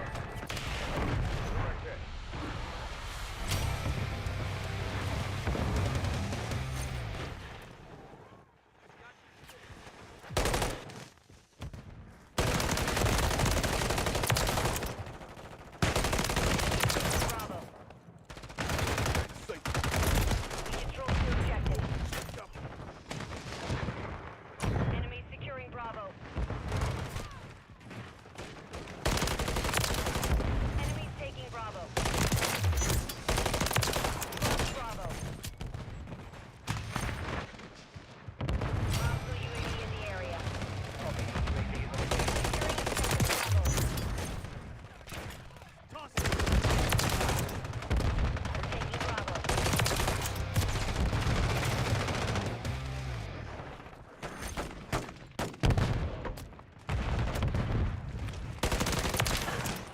Securing objective Bravo. Enemy UAV active. Bravo secure. Enemies taking Alpha.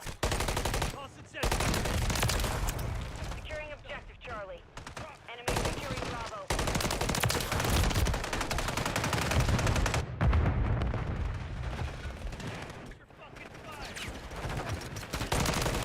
Enemies taking Bravo.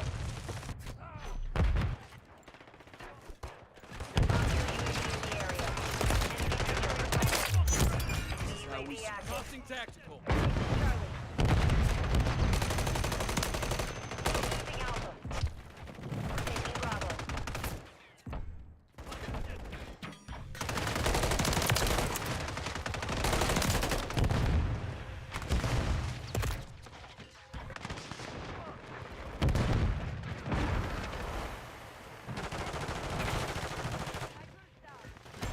Hostile UAV in the area. Hostile cluster mine active. Enemy holds the objective. UAV ready to deploy.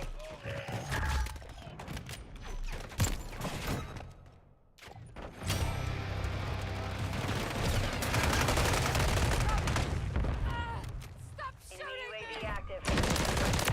Objective Bravo. Enemy taking Alpha.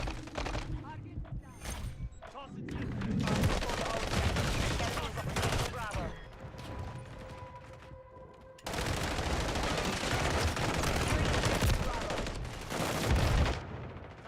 Hostile UAV in the area. Enemy UAV active. Taking Bravo. Bravo. Enemy securing Charlie.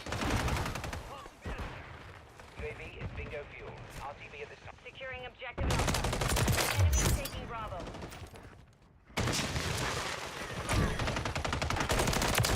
Enemy securing Bravo. Objective Bravo is compromised. Get it back. The mission is complete. Good work.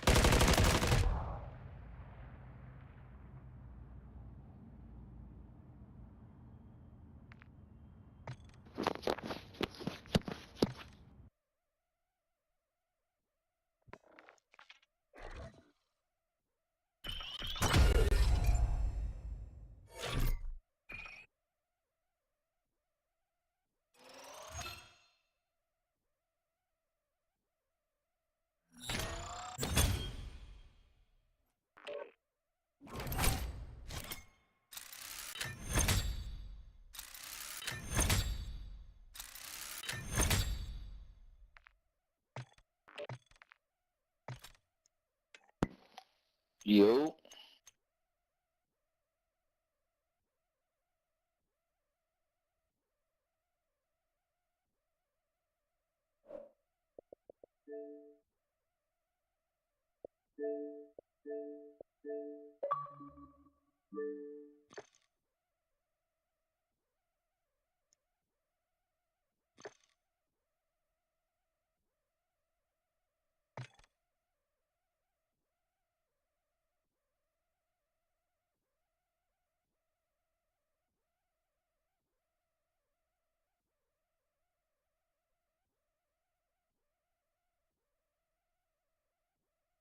Thank you for the follow at DizzyDev1207. Fuck yeah, you're an awesome motherfucker.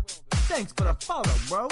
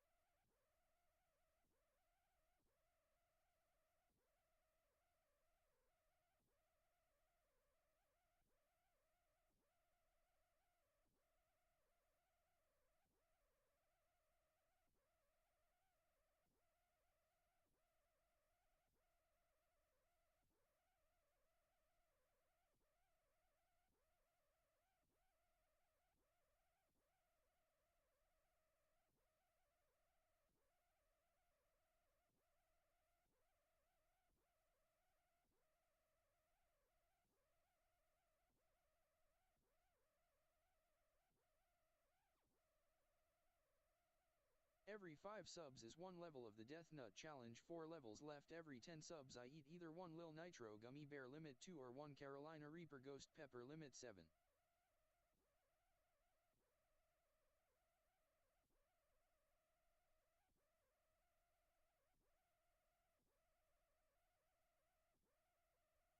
Man, thank you for the follow. There. What's going on with you, Div? Hey, today?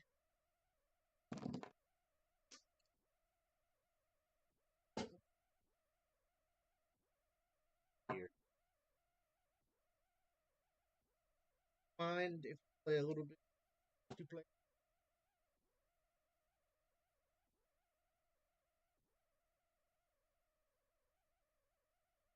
So, I got a question about the aftermarket. Do you have to have the gun fully maxed out to use it? Because I have the MCW, I have the MCW aftermarket, right? The Jack, whatever it's called. I unlocked, but it's not letting me use the conversion kit. Go into Discord. What Discord are you in?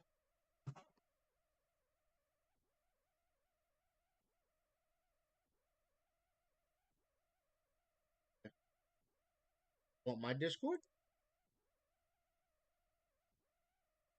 Have a Discord. You added me on Discord yesterday, right? Or you sent me? Or I think it's exclamation point Discord. I think I fixed the link. I'm not 100. If not, Discord. Discord DR2NZ8AQ.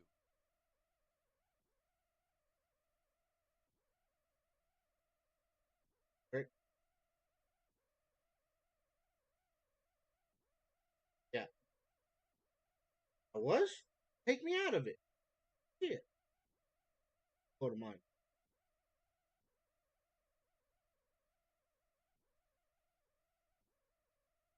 We'll do vibes.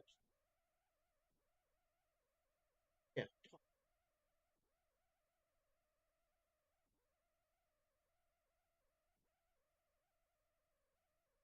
Acknowledge me!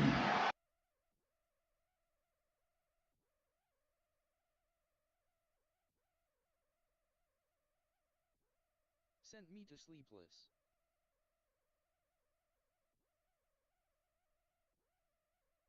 Didn't mean to. Oh. Hell. Shit. Hold on.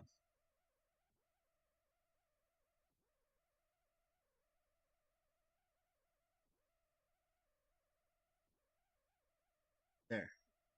Have.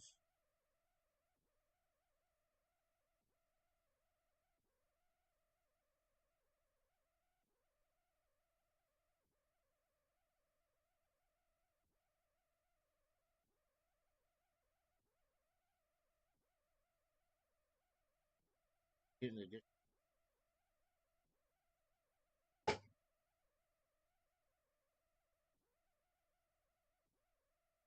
Lick, lick, lick my balls! Yeah, say that all the time.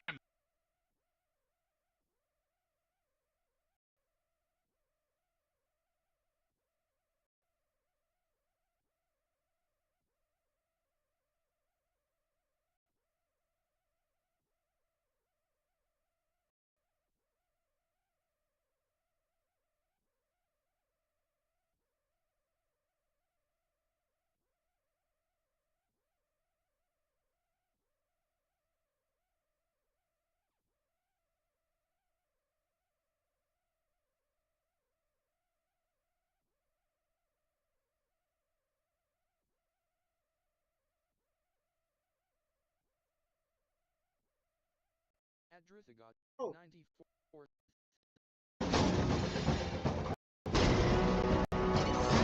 Co-host. 5 spectators. Co-host.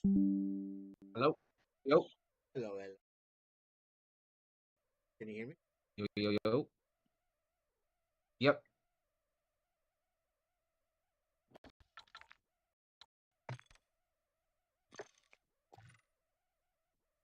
Oh. Yeah, I'm just on this. Appreciate the host, Drew. Hey there, brother. Okay. Yeah, working good. I'm You do hardcore or core? ahead and I put the You said what? Apple Protect. I do both. So whichever one you want to do is fine with me. I'm gonna try and use this account, Warzone. And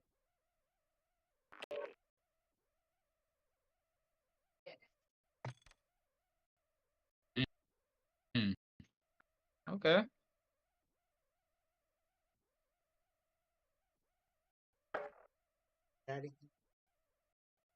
headset.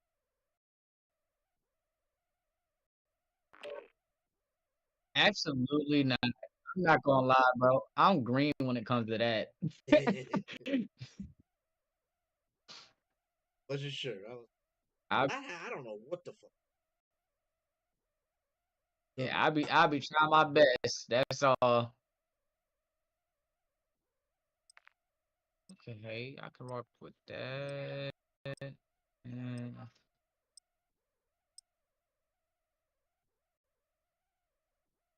arrow.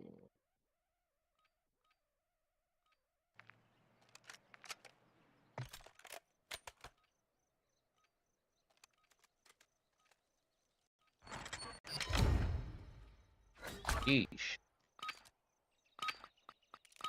Oh, can't do that. Nope, nope. I won't be able to go dead without it. Cool. Secure the target I don't area. have many homies, so I can Area ask them. located. Hey, let me Secure the borrow hard point. $50. Yeah. I used to have Oh my god, I turned that corner and it was all right there. I went to my homie. That's for using that fucking rocket launcher, you faggot. I got it. Look, fuck those white people like this rocket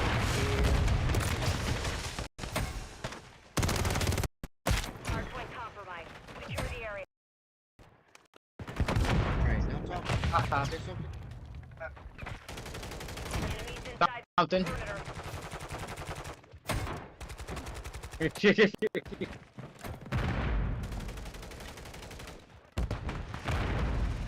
Oh my god.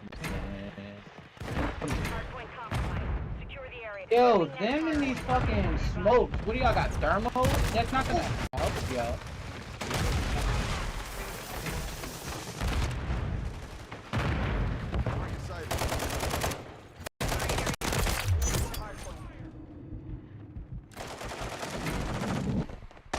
Trying to upgrade this gun and get this camo for get this shit bumping. This shit is a being the oh my god, I almost got hit. Hardpoint compromised. Secure the area.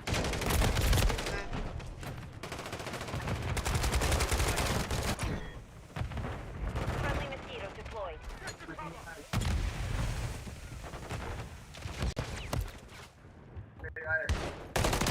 Ouch. Oh my god. Hardpoint relocated. Stand by.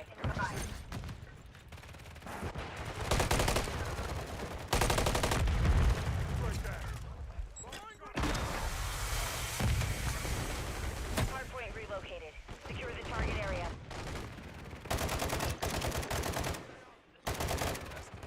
Enemies inside the perimeter.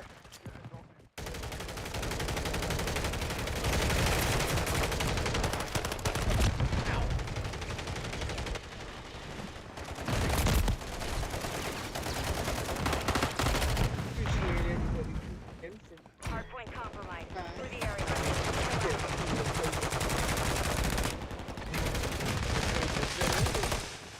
I have. Enemies inside the perimeter. And Drew's favorite line is.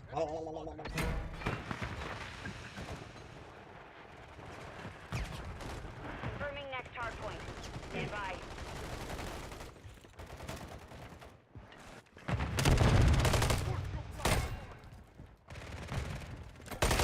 Hardpoint compromised. Secure the area. Target area updated. Hardpoint. Covering your six.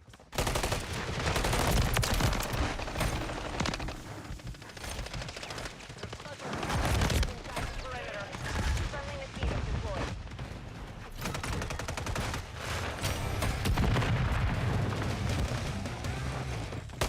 Cluster mine planted.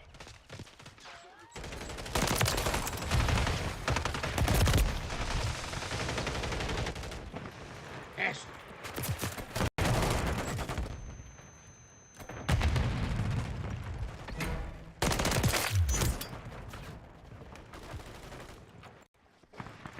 But he's wondering, God damn, how the fuck is he hitting me like that? Like, the aim is crazy, yeah, no recoil.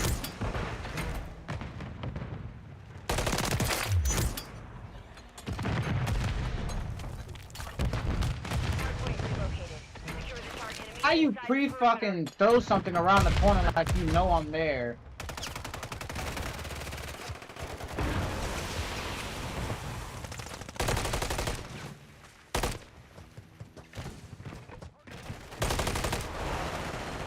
Hardpoint compromised. Secure the area. I'm shooting this cat in the knee. He's just fucking taking it.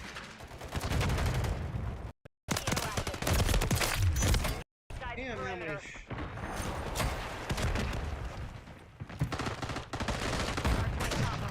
Secure the area. Right next to me though? Confirming next hardpoint. Something, Dev? Cluster mine deployed.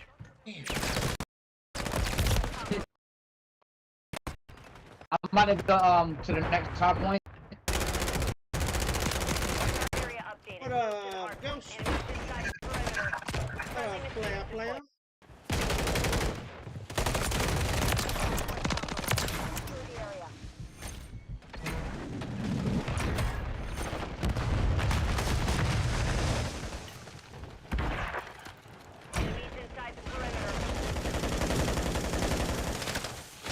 Hang in there, clear that shit. Ow. like. Secure the area. A knife, Junior, to the back. Enemies inside the perimeter.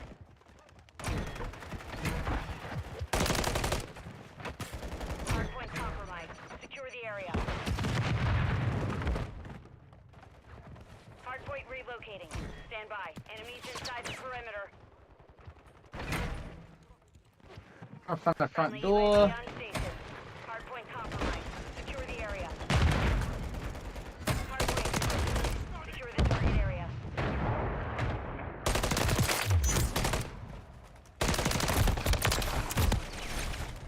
The mission is half complete. Stay sharp. Enemies inside the perimeter.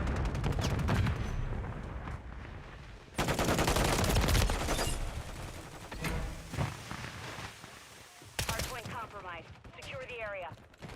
Friendly mosquito active.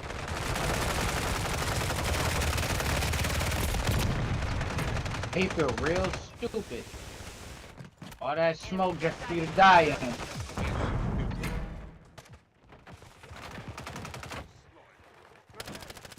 Hardpoint compromised. Secure the area. Oh, there's one behind that bush too. Stand by. Enemies inside the perimeter. The enemy's safe zone.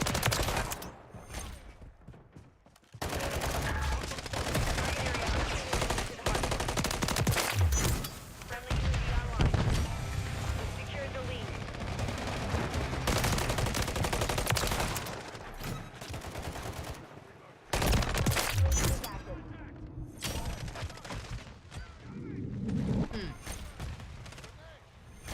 Absolutely beamed here.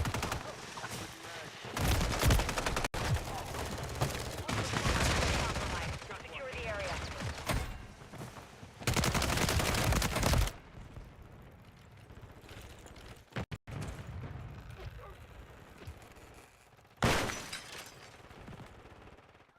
Enemies inside the perimeter. Hardpoint relocating. Stand by. I mean,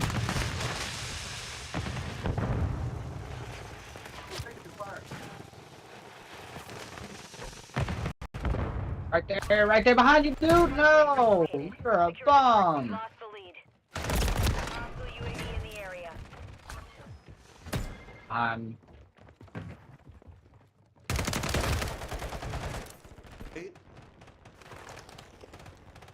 Hardpoint compromised. Secure the area.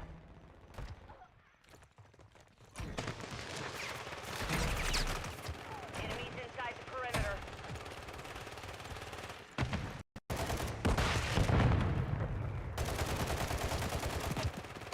Ain't no way. Enemy UAV active.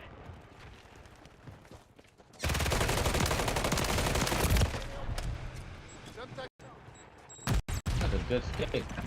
Confirming next hardpoint. Stand by.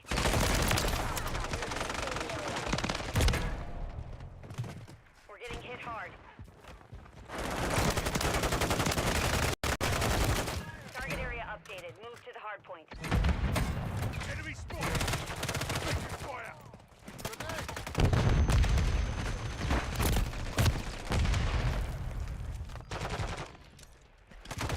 Yeah, whooping our ass.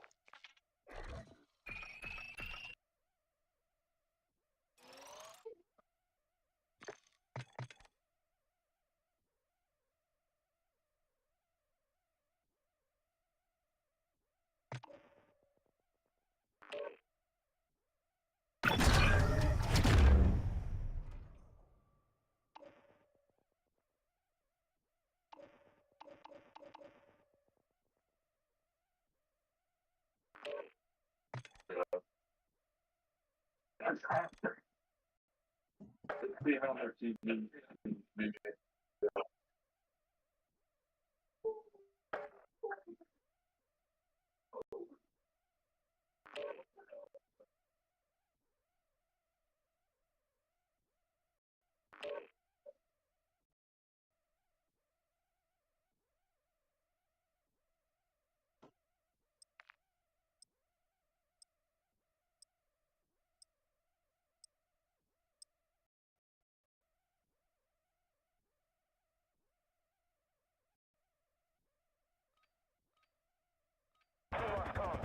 may be compromised.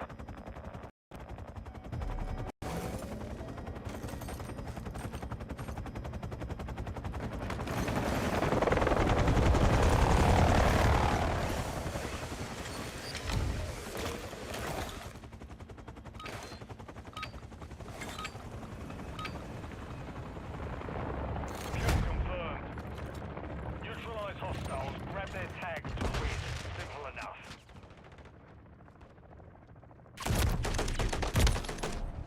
We've lost the lead.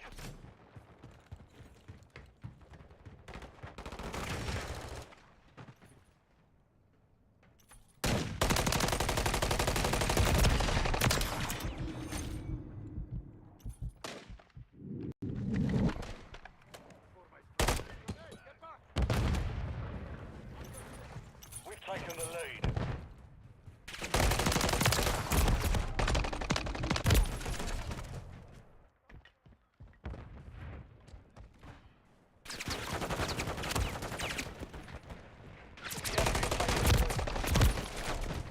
Friendly Mosquito deployed.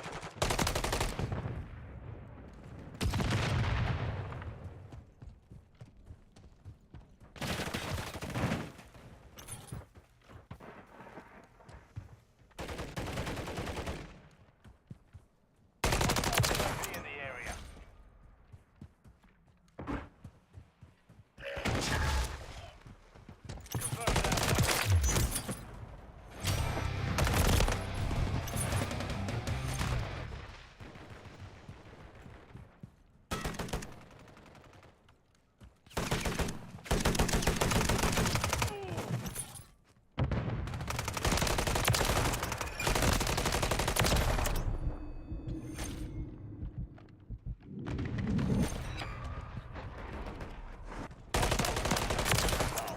Kill confirmed.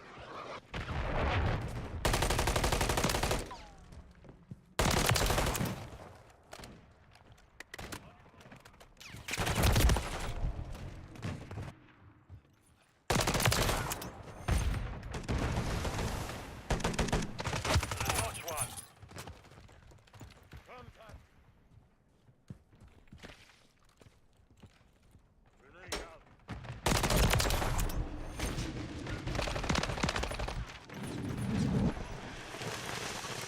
Confirmed.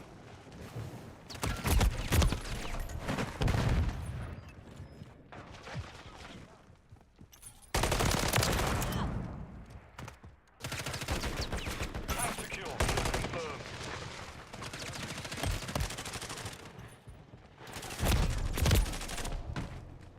Confirm that one.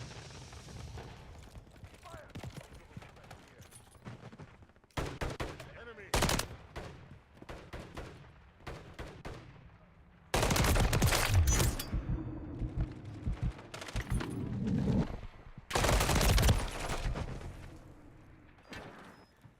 Got blue screen. Oh no.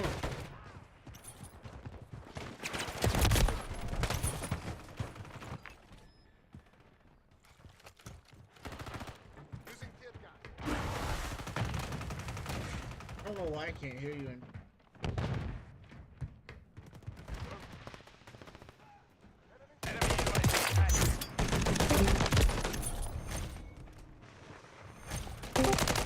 You hear me now? Yeah, I don't know why neither. I don't know why either. I was trying to tell you like, damn, I got blue screen, but I was like, shit, go ahead and run it without me. Dead Dusky. Trying to join back right now though, anyways.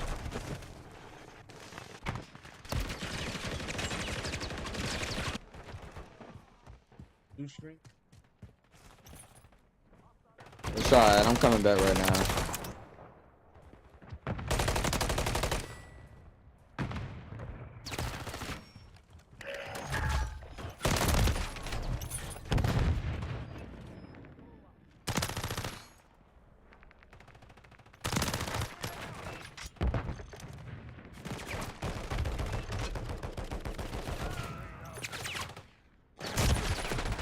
Damn. Yeah, it just happened again. I think it's about that time. My shit needs to cool down. I've been playing that shit for a long time. Oh my god. Alright, bet. I'm gonna probably give it like, what time is it now? 7:20? Yeah, I'm gonna give it like an hour to just cool down and chill. Alright, bet.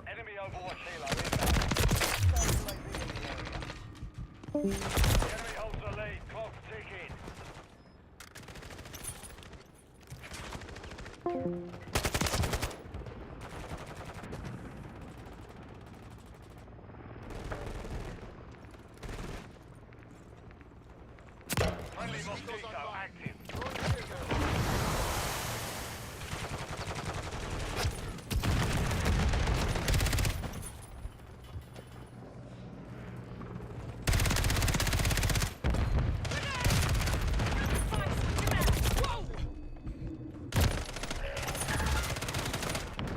Hostile cruise missile incoming.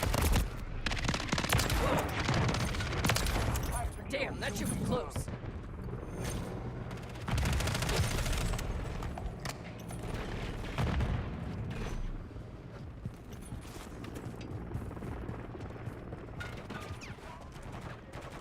Friendly mosquito deployed.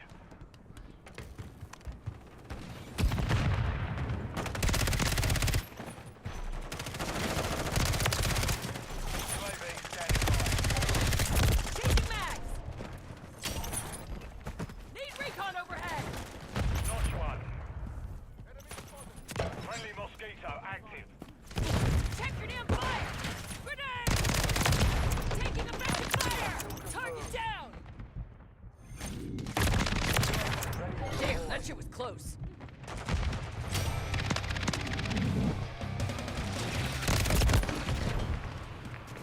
Be advised, UAV is exiting the AO. Copy, UAV is on station. Recon online. Kill confirmed. Switching Enemy mags! UAV active.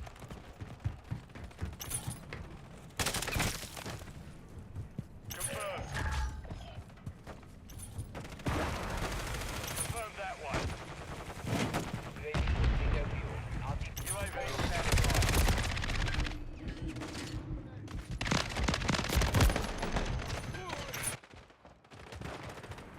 Need recon overhead! Friendly mosquito deployed.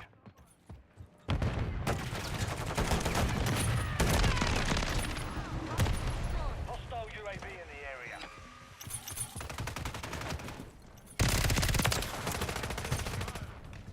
Tag secure. Kill confirmed.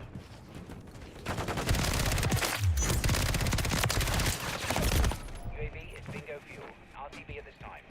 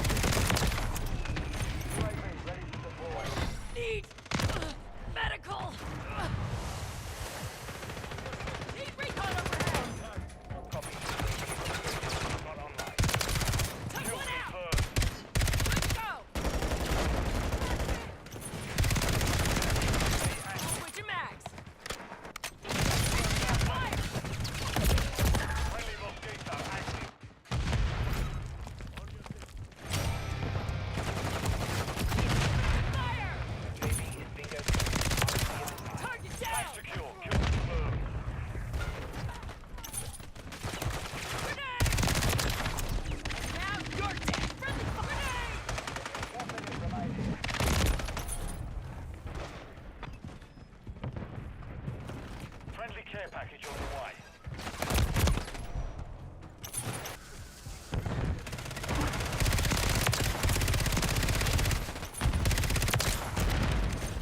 We don't let shit like that slide. Changing mags. Contact. Standing by. Switching mags.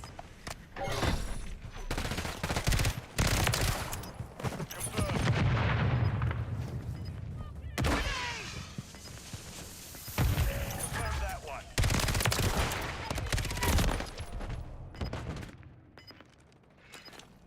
10 seconds remaining. Away. Need recon overhead.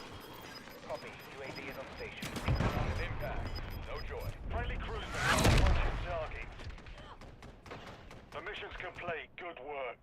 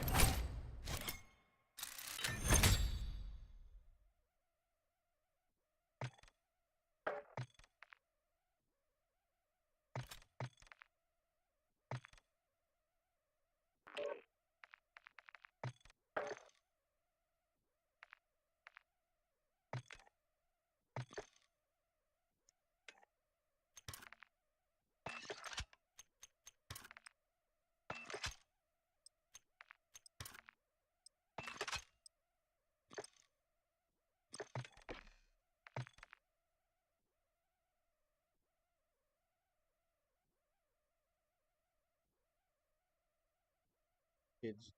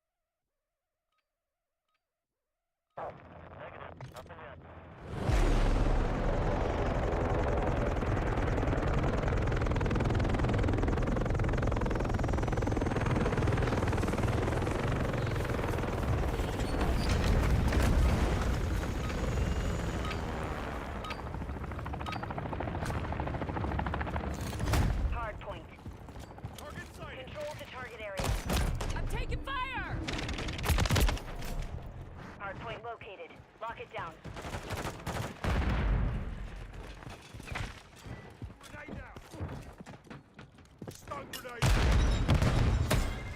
We have taken the lead.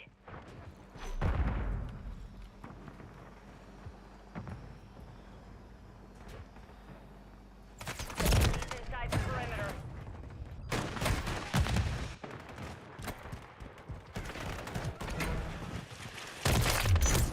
Contact!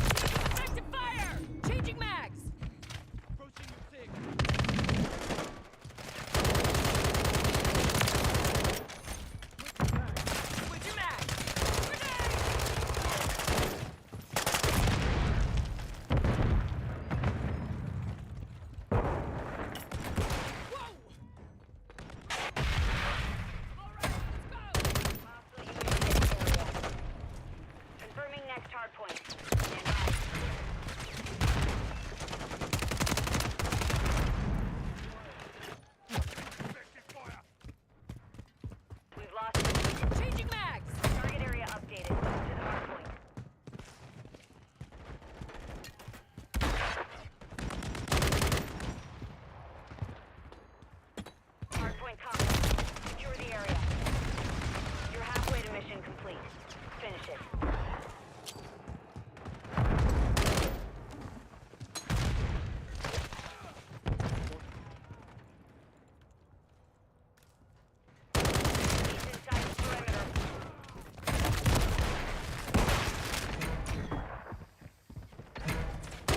Switching mags.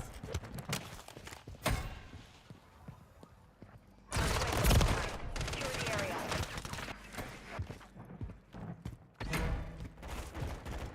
Hardpoint reloaded. Stand by.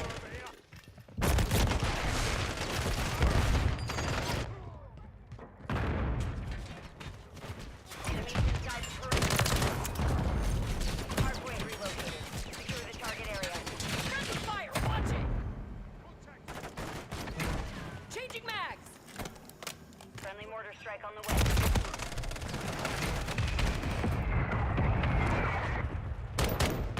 Changing mags.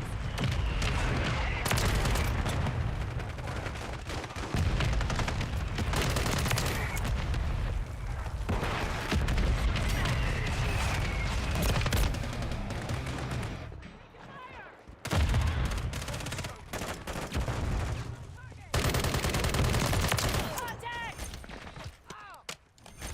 I'm all right. Let's go.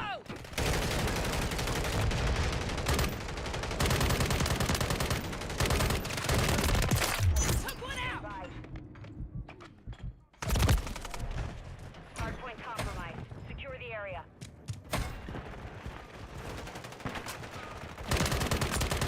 Area updated. Changing mags. Taking effective fire. Enemies inside the perimeter.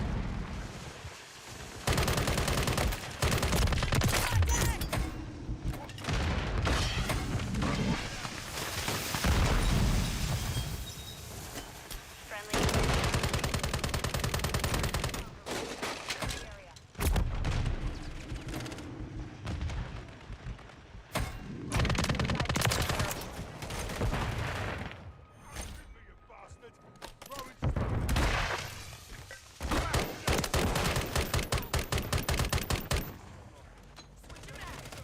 The area.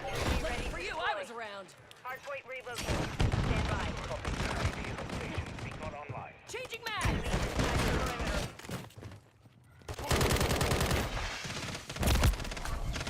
Hardpoint relocated. Secure the target area. Hardpoint compromised. Secure the area. Friendly UAV online. Inside the perimeter. Hardpoint compromised. Secure the area. Making effective fire. Grenade! Move!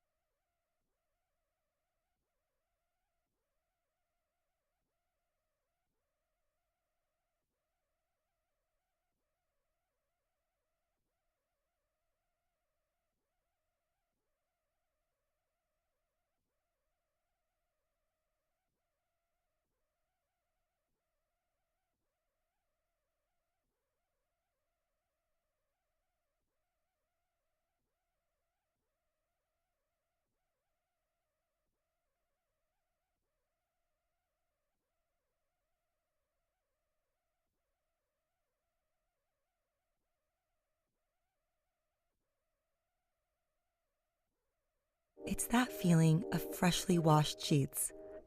Cozying up on the sofa after a long day. Having all of your friends over for dinner. It's that feeling of home. Lulu and Georgia bring beauty home.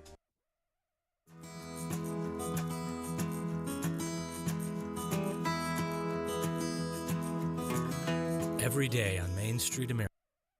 Today, I'm going to tell you a strange, dark, and mysterious medical mystery. And it actually happened really recently, and it's totally insane. There is not another story I've covered that sounds anything like this. And so if you're a fan of medical mysteries like today's story, keep in mind, we actually have an entire show dedicated to medical mysteries. It's called Mr. Ballen's Medical Mysteries. It's a podcast, and it's available on all podcast platforms right now for free. But before we get into this medical mystery episode, if you're a fan of the strange, dark, and mysterious delivered in story format, then you've come to the right place because that's all we do, and we upload once a week. So if that's of interest to you, please sneak into the like button's house and reverse all their doorknobs so they turn the wrong way. Also, please subscribe to our channel and turn on all notifications so you don't miss any of our weekly uploads. Okay, let's get into today's medical mystery.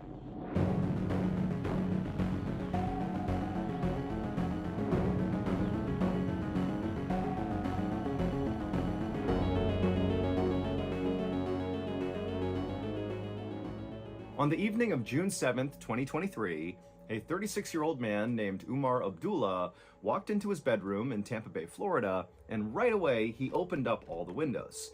Now, keep in mind, Tampa Bay, Florida is really hot.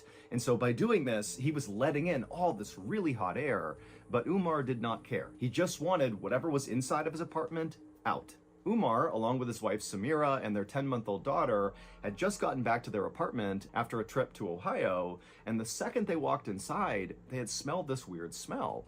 And it was something they had never smelled before. This was not like rotten food or anything like that. This was like a chemical smell. But even that wasn't a good description. It was like a cross between chemicals and maybe paint. And so at first, Umar and Samira just walked around their apartment, predominantly in the kitchen, looking for things that could be leaking, in the fridge or in cupboards or whatever, but they couldn't find anything that seemed like it could be the cause of the smell. And it was around this point, when they were totally stumped, that Umar and Samira remembered that their apartment building was extremely well taken care of. Like, repairs were done immediately and all the time in every single unit, and the fact that they had been away in Ohio had been known to their apartment manager, and so they thought, maybe while they were gone, maybe somebody had come in here and maybe touched up some paint or made some repairs or something, even though it seemed a bit weird that they hadn't been informed beforehand that, painting or repairs were going to take place in their apartment. But ultimately, that's what they chalked it up to. And so it was at this point that Umar and Samira walked all around the apartment, opening up all the windows, and Samira also lit a candle as well, and pretty soon that weird smell disappeared, and both the parents just kind of forgot about it. And so Umar grabbed all their luggage from their trip and began unpacking it into the drawers and putting toiletries away, and at the same time, Samira put their baby in a high chair in the kitchen, and then Samira began preparing dinner. And a few minutes later, as Umar was still putting things away, he heard Samira calling from the kitchen to, hey, come out here for a second. And so Umar stopped what he was doing, he went into the kitchen, and he looked at Samira, and she was looking very concerned down at their daughter. And their daughter was in her high chair, and her dinner was right in front of her, but she wasn't eating. And their daughter seemed really fussy. And normally, their daughter was such a get-along kid who never fussed, who always ate her food, and so this seemed really out of character. And so both parents kind of stared at the daughter for a second, and then Umar was like, you know what, all the windows are still open, and it's getting pretty hot in here, maybe the baby's just fussy about the heat. And so Samira agreed that could totally be it, and so the parents went around the apartment, closing down all the windows, allowing the air conditioning to kick back on and cool the apartment down. But about an hour later, after the apartment had cooled back down, the baby was still very fussy. And at this point, Umar and Samira were trying to put the baby to bed, and they were really struggling with that. And also, in addition to the baby obviously not feeling very well, Umar and Samira both began to complain that they had headaches. And so at this point, the parents assumed that, you know what, all of this, the baby's behavior and now our headaches must be tied to just the travel we just went through, and we just need a day to recover here. And so they kind of rushed their baby through her bedtime routine and eventually got her down. And then Umar and Samira took some ibuprofen to help with their headaches, and then they too climbed in bed and drifted off to sleep, hoping that when they woke up, everybody would feel better again. But the next morning, nobody was better. In fact, everybody was doing worse. Umar's headache had now gotten much stronger, and Samira, she still had a headache, but also was very lethargic, and the baby was still very fussy. And over the next few days, their symptoms continued to get worse and worse. Umar's headache went from really bad to pretty much blinding, like he couldn't do anything else but think about his headache. And Samira basically had to lay down all day. It was like no matter how much she slept, she had zero energy, and their poor baby just continued to cry and fuss all the time, and even began to vomit. And so it seemed pretty obvious by this point, after a few days, that the three of them must have caught some sort of bug while they were traveling, that this was not just jet lag, that they actually had some sort of illness. But the parents were convinced that, they could just kind of rough it out, and eventually, after a couple of days, they would get better. But on the morning of June 14th, so this is now a week after coming back home from their trip, not only were all their symptoms still really bad, but on this particular morning, things took a dark turn. That morning, when Umar went to his daughter's bedroom, he's still dealing with this horrible headache, he makes his way into the bedroom, and he goes down to pick his daughter up from her crib, and as he's reaching down to grab her, he freezes. Because on the bed, on the pillow right behind the baby, is all the baby's hair. The baby had clearly lost huge chunks of her hair. And so Umar at this point forgot about his headache and yelled for Samira, and even though she's super lethargic, she could tell this is an emergency, so she got up and made her way into the bedroom, and she looked down too and saw all the hair, and she reached down and scooped the baby up, and she turned the baby over, and sure enough, there was a huge bald spot on the back of their baby's head. But Umar and Samira, they said to each other right away that, wait a minute, I know this is scary, but it is actually a thing that newborn babies sometimes do lose their hair. But when they went online and looked at the age range of when that's kind of a common thing to happen, it was pretty obvious that their baby, being 10 months old, was a little bit too old for losing her hair to be considered a normal thing.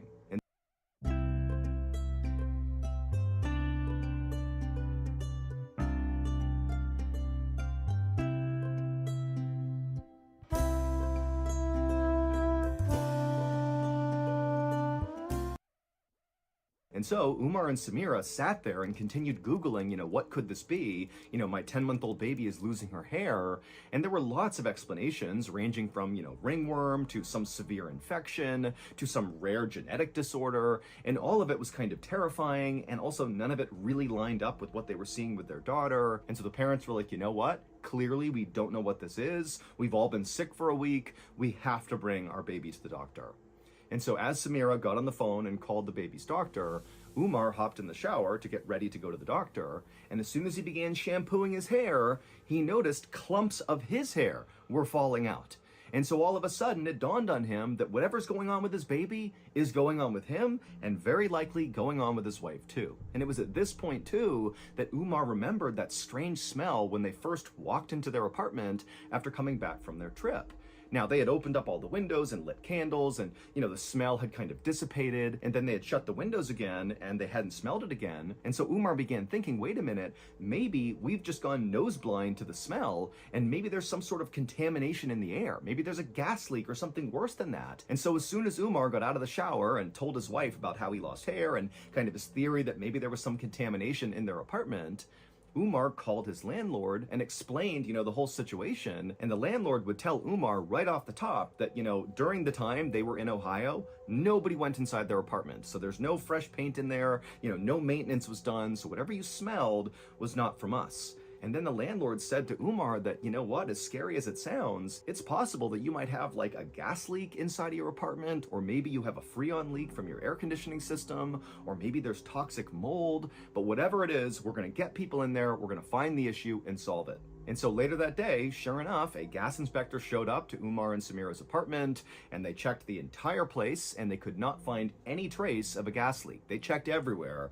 There was no leak. But they did tell Umar and Samira that yes, we can smell a faint trace of some chemical smell, but we don't think it's gas. And then after the gas inspector left, the landlord went out and found a mold inspector who came into Umar and Samira's apartment. They looked everywhere and could not find any mold. Then the landlord brought in a plumber to check the hot water heater, but no issues with that. Then the landlord brought an HVAC company in, and they checked the air conditioning units, and there was no leak. And so finally, after the landlord had kind of run out of ideas for who to bring over to check the apartment, because again, by this point, nobody had found anything wrong with the apartment, Umar just said, you know what, I'm going to call the fire department.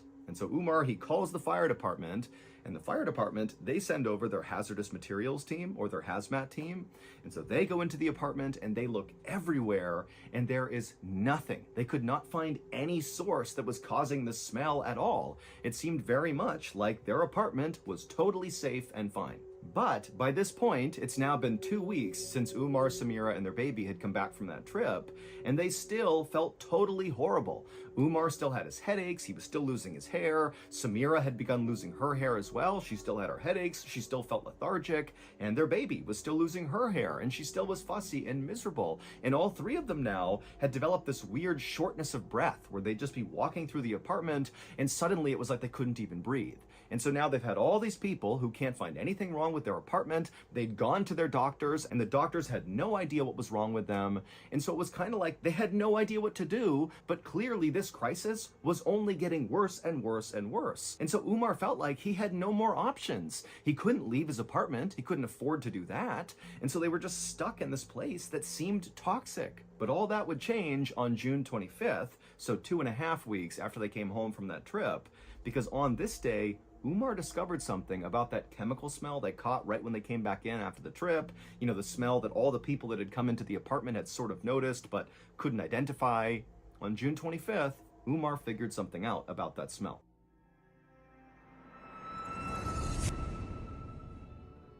If you don't know this, late last year, we launched a brand new, strange, dark, and mysterious show called Mr. Ballen's Medical Mysteries. And so far, people love it. It is a free weekly show where each week we explore a new baffling mystery originating from the one place we all can't escape, our own bodies. Topics discussed on the show range from obscure diseases and freak occurrences to totally weird medical mishaps that sometimes result in big, amazing discoveries and other times result in just unimaginable suffering and death. So, if you're a fan of the strange, dark, and mysterious, then you really ought to give Mr. Ballen's Medical Mysteries a try. To start listening, go look up and follow Mr. Ballen's Medical Mysteries on any podcast platform, and boom, you're in. You got yourself a new weekly show. But if you're super impatient, like I am, and you can't wait a whole week to get a new episode, well, with your Prime membership, you can listen to an entire batch of 8 episodes at once, because we release them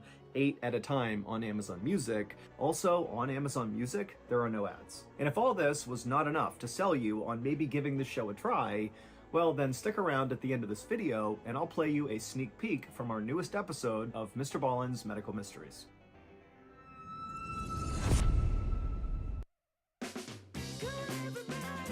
You can make progress by doing the things you love. If you can farm, fight food deserts. If you can surf, surf for racial justice. Like to read? Start a banned book club. Protest with an ice cream cone, or project new meaning on an outdated statue. Get in a costume, but try not to get arrested. You have the tools for doing good, and the greatest tool is your own unique flavor. Ben & Jerry's. Make some mother chunkin' change. This summer, pick a matching set with a bold print. Style it throughout the season with your favorite summer essentials like denim Bermudas or a ribbed tank. Any way you choose to style it, you're ready for summer. Umar was in his apartment feeling completely miserable, as was his wife and his daughter who were in the bedroom. But at some point, Umar suddenly caught a whiff of that weird chemical smell. And as soon as he smelled it, he sort of began to cough, and he was about to call his landlord and be like, "Hey, I smelled it again." But he decided on this day, instead of calling anybody else, he was going to run an experiment of his own. And so instead of trying to get away from the smell, Umar began smelling in the air as deep as he could to try to kind of figure out where the smell was coming from. And so he began walking around his apartment, sniffing the air, kind of tracing the smell, and slowly but surely he began kind of following the smell through his kitchen, down the hallway, all the way to his front door. And when he got to his front door, he smelled in again, and he could tell the smell was the strongest right now. And so feeling a sudden jolt of adrenaline, he grabbed the door, flung it open, half expecting to see like a chemical cloud floating in the air in the hallway. But as soon as he opened the door, there was nothing outside. And when he smelled in the hallway, you know, the smell wasn't really there anymore. And so he kind of looked around for a second, feeling kind of silly, and then he shut the door, and he was about to just go back into his apartment and just kind of accept that once again, I got no idea what's going on here. But then he stopped. and he turned back around and looked at the actual door, like the actual front door of his apartment. And he began smelling the door. And the door definitely had the chemical smell. And so he began smelling and tracing his hands all over this door, not even sure what he was looking for. But eventually he worked his way all the way to the bottom of the door. And that's when he felt something. And so suddenly Umar got down and stared at this strange thing he had found on his door. And as soon as he saw what it was, he jumped up and ran to his wife to tell her what he had just found. After talking with his wife about this thing, they came up with a plan. Late that night, Umar waited until the entire apartment complex seemed really quiet, and then as quietly as he could, he opened up that front door, he stepped out into the hallway, and then he made his way over to the big fake plant that stood at the end of this hallway that was kind of right outside, kind of adjacent to his door, and he hid something in the plant, and then Umar went back into his apartment and he shut the door. And on June 27th, so 2 days later, the moment Umar and Samira had been waiting for finally arrived. At around 5:30 p.m. that evening, suddenly that chemical smell began to emanate through the apartment, and their baby began coughing so badly she began vomiting. And so as Samira was tending to their baby, Umar very quietly opened up his front door, looked in the hallway, didn't see anyone, and he rushed over to that plant, and he took the thing he had hidden a couple of days before, and he went back into his apartment, shut the door, and went into his office. And when Umar came out of that office a little while later, Samira was waiting, and she was looking at him, and as Umar came out, it was like he was totally ashen-faced, he looked completely shocked, and he could barely speak. And Samira said, "What's going on? What did you learn?" And Umar said, "We have to get out of here right now. Get the baby. We have to leave right now. We're going to the hospital." And so as Samira bundled up their baby and they started getting their things together, Umar called 911 and told the operator what he had just discovered. The strange thing Umar had discovered on his front door 2 days earlier on June 25th was a weird crack at the very base of his door where you could basically see from inside of his apartment out into the hallway. And the thing Umar and his wife had decided to hide in the hallway in that plant was a video camera aimed at their front door because they were suspicious that something was making its way through that crack in the door into their apartment, and they wanted to catch it on camera. And that's exactly what happened 2 days later when around 5:30 p.m., their daughter began coughing and Umar began to smell that smell in the apartment, and he rushed out, he got his camera, he went back into his office, he watched the footage, and he could not believe what his camera had recorded. Just before 5:30 p.m. on June 25th, so right before the smell came into the apartment, on video you see this guy walk up the stairs and enter the hallway right in front of Umar and Samira's apartment door. And this man had a syringe in his hand, and he knelt down and he placed the syringe into that crack at the bottom of Umar and Samira's door, and he pushed the plunger of the syringe before pulling the syringe out, quickly turning and disappearing down the stairs. And so as Umar and Samira and their baby rushed to the hospital after discovering this video and after calling 911 to tell police what they saw on this video, the police rushed to Umar and Samira's apartment complex. Not to go to Umar and Samira's apartment though, instead to go to the apartment right below Umar and Samira. The man who rented that apartment right below them was a 36-year-old named Zuming Lee. He was a married father of two who was working on his PhD in chemistry from the University of South Florida. And Umar and Samira thought of him as being a really nice guy. He was very quiet, he kept to himself. He even gave them a gift after their daughter was born. But on this evening, when the police arrived at Zuming's apartment and knocked on the door, when Zuming opened it up, he was immediately arrested. It would turn out, despite Zuming giving Umar and Samira that gift after their baby was born, well, that was the end of him liking Umar and Samira. Because as soon as they came home with their baby, Zuming became obsessed with how noisy their baby was. Even if their baby was barely being loud, it completely consumed Zuming's mind. It was like he was obsessed with listening for this baby. And then suddenly it wasn't just the baby that annoyed him, it was even the slightest noise he heard above him coming from Umar and Samira's apartment that totally sent him into a rage. And so Zuming began constantly going to the homeowners association to complain about the baby and, the toilet sounds and the footsteps he was hearing. And when that wasn't enough, he began going to the police about it. Now, Umar and Samira had been told that their downstairs neighbor really was upset with how loud they were being, and so they did everything they could to be quiet. They felt so bad that they were coming off as being these very loud and disrespectful people, which they were not. I mean, they did have a little baby, and babies make noise, but I mean, they were doing everything they could to be quiet. And so they had no idea that Zhu Ming was still just completely furious at them. And eventually, Zhu Ming's fury just became completely unhinged, and he used his chemistry know-how, because remember, he's studying for his PhD in chemistry, to begin putting together this deadly mixture of chemicals that contain things like methadone and hydrocodone, and he put them into a syringe, and he began injecting them into Umar and Samira's apartment to poison them to make them be quiet. And so by the time Zhu Ming was arrested, he had been injecting these deadly chemicals into their apartment for a month. That was obviously the cause of all of Umar and Samira and their baby's symptoms. It was this poison. Umar, Samira, and their baby would get treatment and they would fully recover from their poisoning, but very likely, had they not been quick thinkers and put that camera in place and caught Zhu Ming in the act, it's entirely possible that over time, the poison that was being injected into their apartment would have killed them. Officials are still investigating this case, as it's still relatively new. However, the legal process was paused when Zhu Ming was deported back to China. Zhu Ming has not been convicted of any crime, and the criminal case remains open, and if Zhu Ming ever were to step foot on US soil, he would be arrested immediately. Okay, here is the clip from our newest episode of Mr. Ballen's Medical Mysteries. Enjoy. One day in 2009, a high school janitor was mopping the hallway in between classes when he heard a heavy scraping sound. The janitor looked up and he saw a student slowly walking towards him. The boy's grotesquely swollen right leg dragged along the floor, and he walked with a dramatic limp. The janitor smiled and waved at the boy as he approached. After all, this boy was a familiar sight. It took him so long to get between classes, he would have to leave 10 minutes early just to make it to his next one barely on time. And so the janitor saw him going through this routine all the time. Just then, the bell rang, and more students streamed into the hallway. They jostled past the limping student, knocking him off balance, as a few kids snickered at the boy. For 3 years, the janitor had seen this happen every single day. He wanted to yell at the kids to stop being bullies, but he knew that would only make things worse. So instead, he gave the young man a reassuring pat on the back as he hobbled by, and the janitor just hoped that whatever was wrong with this boy would clear up soon.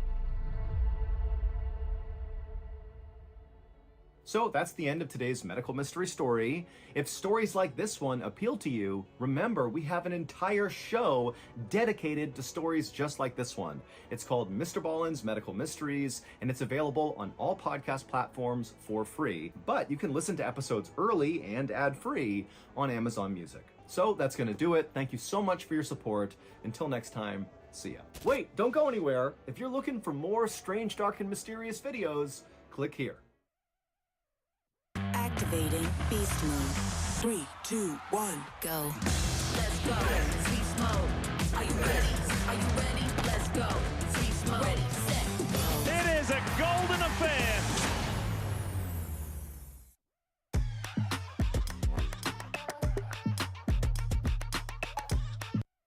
Today we have another special bonus video for you. It'll be a collection of 5 more fan favorite nightmare-inducing stories.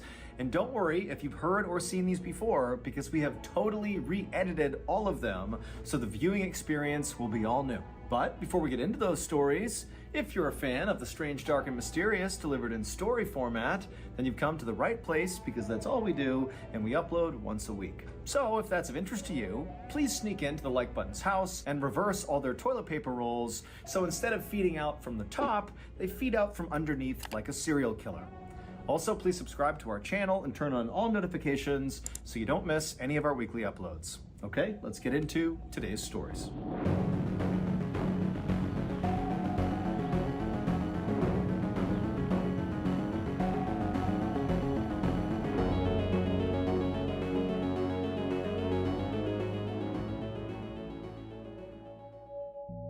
In 2004, Mitch was in his final semester at a college in Louisiana when he met another senior, a wonderful young lady named Kayla. From the instant he saw her, he knew he was in love. She played hard to get at first, but after several months, he won her over. After graduation, the pair stayed in Louisiana and moved in together while they got their careers off the ground. 2 years later, the pair got married, and almost immediately, Kayla got pregnant. At the time, Mitch's career was really starting to take off, which allowed Kayla to stay at home and take some time off. By the time their daughter was born, Mitch was making so much money that Kayla decided to just stay home and be a full-time mom. A couple years later, Kayla got pregnant again, and by the time their daughter was 2 years old, they had their son. Mitch adored his children. Every morning before he went to work, he would sneak into their room and he would watch them sleep, and then in the evenings they would have these big family sit-down meals and then play games together until bedtime. Mitch's life was perfect. Shortly after his son's birth, Mitch was lounging on the couch in his TV room when he noticed out of the corner of his eye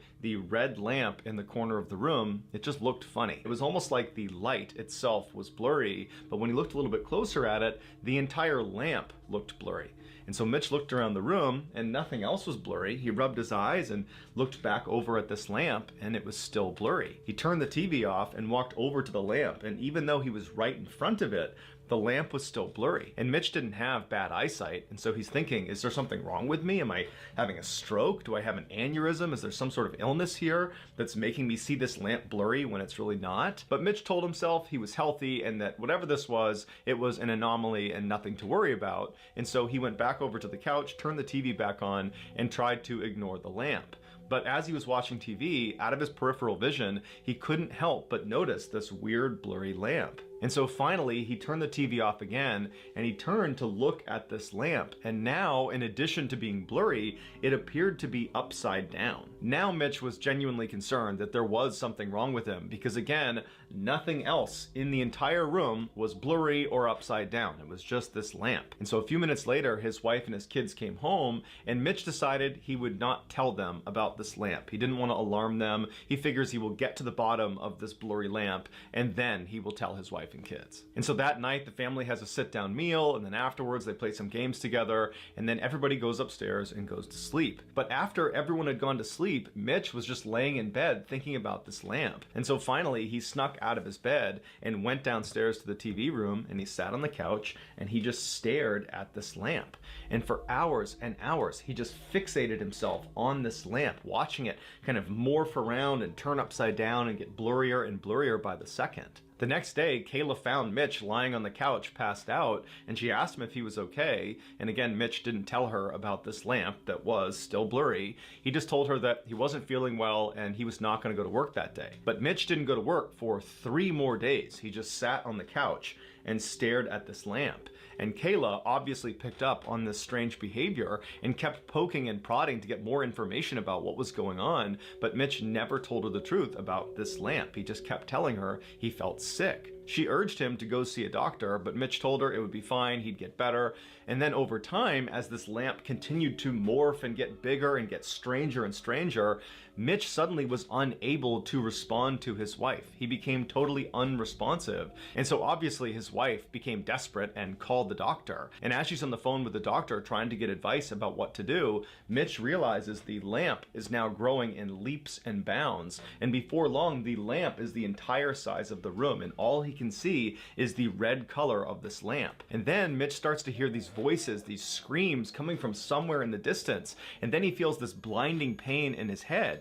And then he opens his eyes and he looks up and he sees he's laying on the sidewalk next to one of the buildings at his college in Louisiana. And surrounding him is this crowd of people with wide eyes that are staring at him. Mitch had no idea what was going on, and so he naturally just began scanning the crowd, looking for Kayla and his kids to try to figure out, how he got here. But before he could ask any questions and before he could find his wife and kids, a police officer ran through the crowd, picked him up and ran him over to his police car, put him in the back, and then began driving away. And so while Mitch is in the back of this police car, he turns to the officer and he says, "What's going on?" And the officer would tell him he was attacked by a huge college football player. He got hit in the head and he fell backwards and he hit his head again and he fell unconscious. Mitch asked the officer where his wife and kids were, and the cop said he had no idea. And that's when it clicked for Mitch. The lamp wasn't real.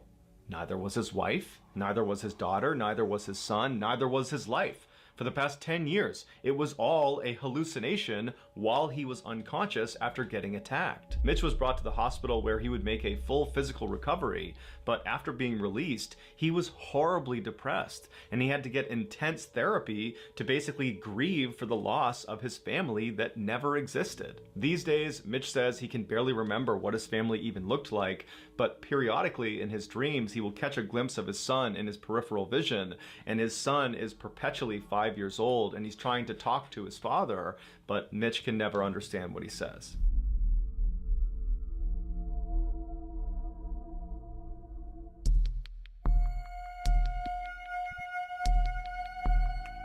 In 2006, a 20-year-old woman named Sarah started having some very strange dreams about a woman named Aurora. She had a very striking face with sharp features and long black hair. Now, her dreams varied. Sometimes Sarah was in a crowd of people, or she was at her office, or she was just alone in a room.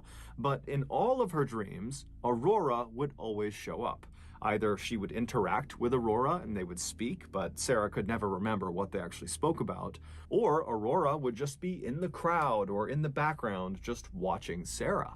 Now, she had these dreams enough that eventually Sarah began to think, I must know someone named Aurora. I must have come across this person, and now they're just kind of manifesting in my brain at night when I'm sleeping. And so she began going through her older posts on social media to look in pictures of her and of her friends to see if there was a woman with striking features and long black hair that was this Aurora person in her dream. But after looking through hundreds and hundreds of pictures, she couldn't find any indication that she had met this person, at least not according to her social media. And so Sarah began just going on Google and typing in Aurora, long black hair, striking features. Has anybody dreamed about this? To see if there were people talking about having this type of dream on the internet. But she had no luck. Eventually, after about 3 or 4 months of having these strange dreams that Aurora was in, Aurora stopped showing up in Sarah's dreams. It was like it suddenly was all over. And so very quickly, Sarah just kind of forgot about it. A few years later, on Halloween night 2009, Sarah and a friend pulled off the highway into a gas station. They had been out with some friends celebrating Halloween, and now they were making their way back home. Sarah pulled into an empty spot right in front of the convenience store, and after they were parked, Sarah and her friend got out, they went inside, they got some snacks and drinks, and then they came back outside and climbed back into Sarah's car. A few moments later, Sarah had turned her car on, she had backed out, and she had driven past all of the gas station pumps, and she was making her way towards the single-lane strip of road that merged out onto the highway. It was how anybody who got into this gas station got back out onto the highway. And so as she's getting closer to the entrance of this short merge road, her phone suddenly rings. What happens next occurred over a span of just a few seconds, so it might seem like this is over several minutes, but this all happened pretty much simultaneously.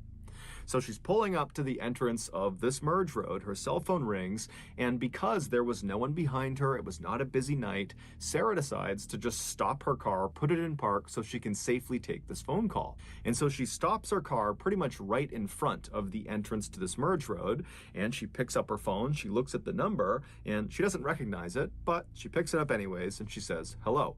There was silence on her phone, and as Sarah is saying, hello, is anybody there? Another car from the gas station pulls up right behind Sarah's car, and they start honking their horn immediately. They're in a huge rush. And so Sarah, who's totally embarrassed that she's blocking traffic, she hangs up the phone, she puts it down, she puts her car back in drive, and she hits the gas.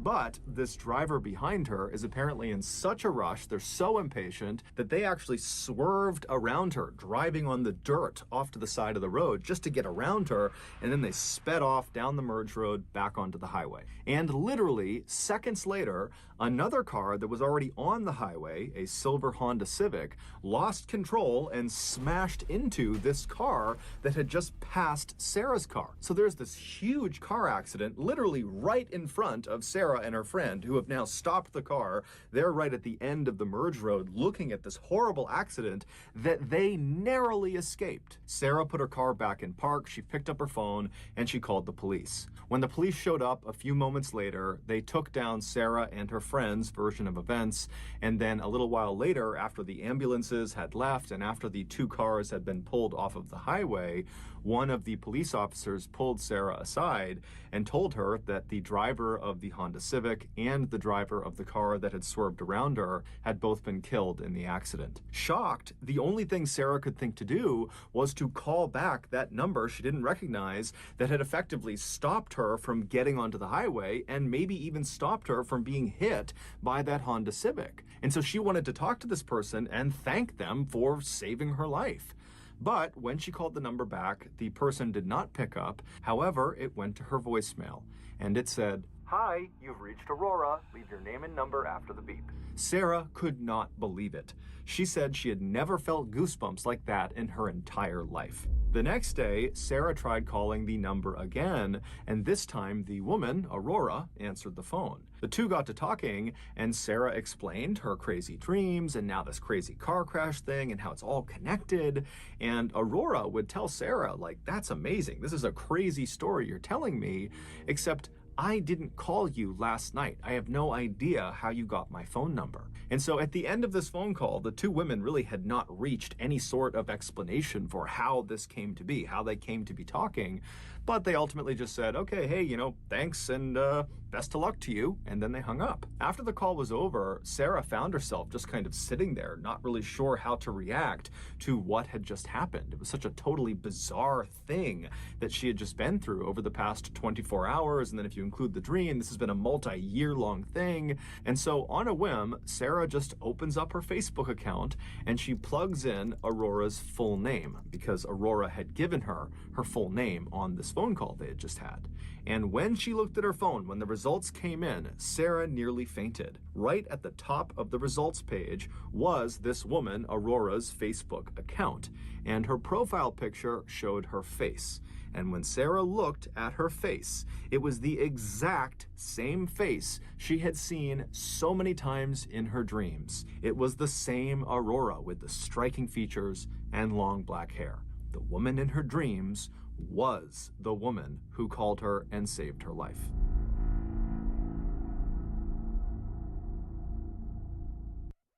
Heroes come in all shapes and sizes. Permission to come aboard. Some you know well. Some are a bit more unexpected. Whatever your hero style, you can find it on Tubi. It's what I'm going to do.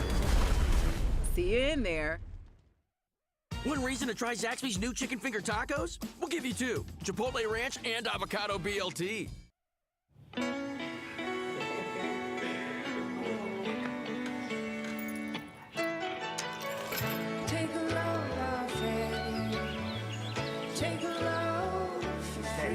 Today, we accomplished nothing. I mean it, not a thing. And it was kinda everything. Life's a trip. Make the most of it at Best Western.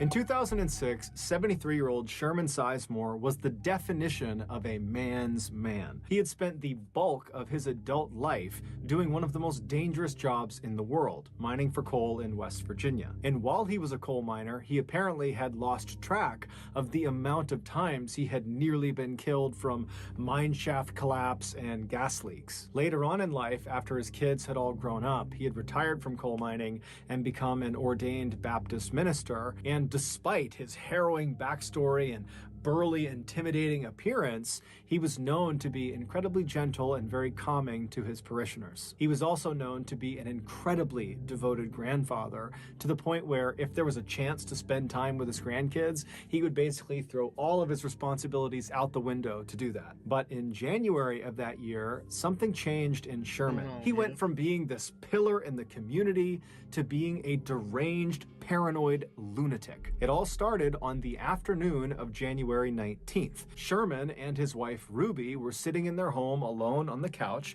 just kind of doing their own things, when suddenly, out of the blue, Sherman just starts screaming as if he sees something in front of him that's terrifying him, and his scream startled Ruby so that she started screaming, and so she looks at her husband, and he's still just looking straight out ahead. He's terrified of something in front of him, and so Ruby looks from him to where he's looking, and there's nothing there. And so she turns back to her husband and she's like, what's going on? What are you screaming for? What are you so scared of? But Sherman wasn't able to speak. After he stopped screaming, he just continued to look straight out as if whatever had terrified him had him in this trance where he couldn't look away. And so his eyes are wide, his mouth is open, his face is going white, he's starting to sweat, and Ruby's starting to panic. She has no idea what's happening with him. And so eventually she just holds on to him and says, come back to me, come back to me. And Sherman at some point he kind of broke out of his trance. And he looked at his wife and he just says, you can't leave me or they'll kill me. Ruby has never seen behavior like this in her husband ever. This is a completely different person she's interacting with, and so she has no idea what to do. And so instead she just kind of holds on to Sherman and prays that he doesn't start acting like that again. But that didn't happen. All day long, periodically, he would just start screaming about something that Ruby couldn't see. Now, Ruby did consider calling 911 and getting medics out there, but his behavior was so unusual, and he was normally such a rock who was so competent, who was so healthy, that she didn't want to. She felt like he would just kind of get through this, that if they can just get through today and get into tomorrow, that he would be better. And so she just all day was comforting him and just dealing with these episodes. And then finally they got into bed that night, and Ruby's thinking, thank goodness, we're going to wake up tomorrow and things will be better. But when she woke up the next morning, it was very obvious Sherman had not slept at all. He was looking straight up at the ceiling. He looked worse than the day before. It was obvious that he was not back to normal. And so Ruby called the rest of the family and had them come over to figure out what they were going to do. But when Sherman found out his family was coming to his house, he told Ruby they can't come inside. He was afraid they and others were conspiring to bury him alive. The only person he could be around was Ruby, and his whole family had no idea what to do. Little did they know there was actually a very specific reason he was acting the way he was. A few months before January 19th, which was the day Sherman turned into this different person, a few months earlier, he began complaining of severe abdominal pains. And so he and his wife Ruby and his daughter, they went to the hospital, and the doctor, after examining him and running some tests, determined that most likely his pain was coming from his gallbladder. But the only way to be sure would be to do some exploratory surgery and literally look inside of Sherman's gut and look at his gallbladder and see if that was the problem. And so the doctor asked Sherman, are you prepared to do an exploratory surgery, or would you like to just kind of wait it out and see what happens with this pain? And so Sherman talked it over with his wife and his family, and they made the decision that the pain was just too much,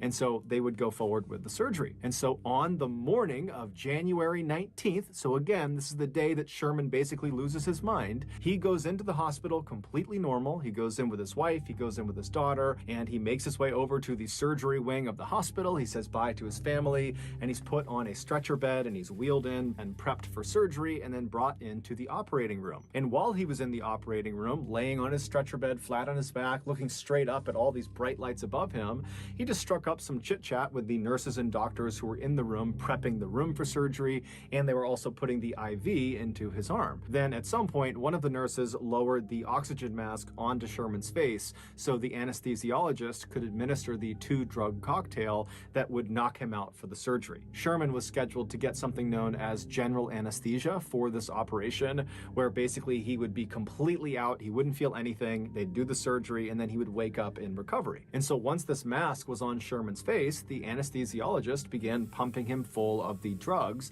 that would make him be knocked out for the surgery. However, the anesthesiologist only administered one of the 2 drugs necessary for general anesthesia. He administered the paralyzing drug, but he did not administer the actual anesthetic that would knock him out, and most importantly, would get rid of all of his pain. And so as this mask is on his face and Sherman believes he's being given the proper dosage of drugs, the nurse who was nearby told Sherman to go ahead and start counting backwards in his head from 10, knowing full well that Sherman would pass out before he reached 0. And Sherman knew this too. He had been in surgery before, and so he happily began counting in his head. 10, 9, 8, he started to feel something. 7, 6, 5, 4, 3, 2, 1. Boom, he was out. Except he wasn't. When he reached 0 in his head, counting down, he realized he had not passed out. He began taking mental stock of what was going on, and he realized he could completely feel his body. But when he tried to move his body, he couldn't. He was completely paralyzed. When he tried to make a sound, he couldn't because his vocal cords were also paralyzed. The only thing he could move were his eyes. He could move them left and right.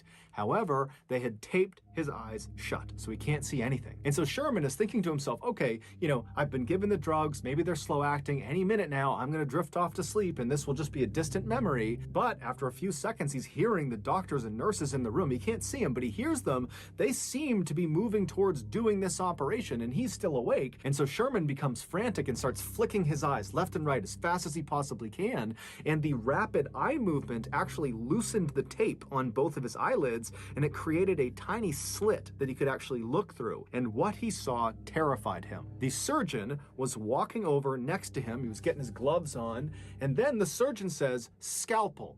And the nurse hands him this chrome metallic blade, and the surgeon takes the blade and begins cutting into Sherman's midsection. Refresh the everyday with Mentos Gum. Yes to fresh.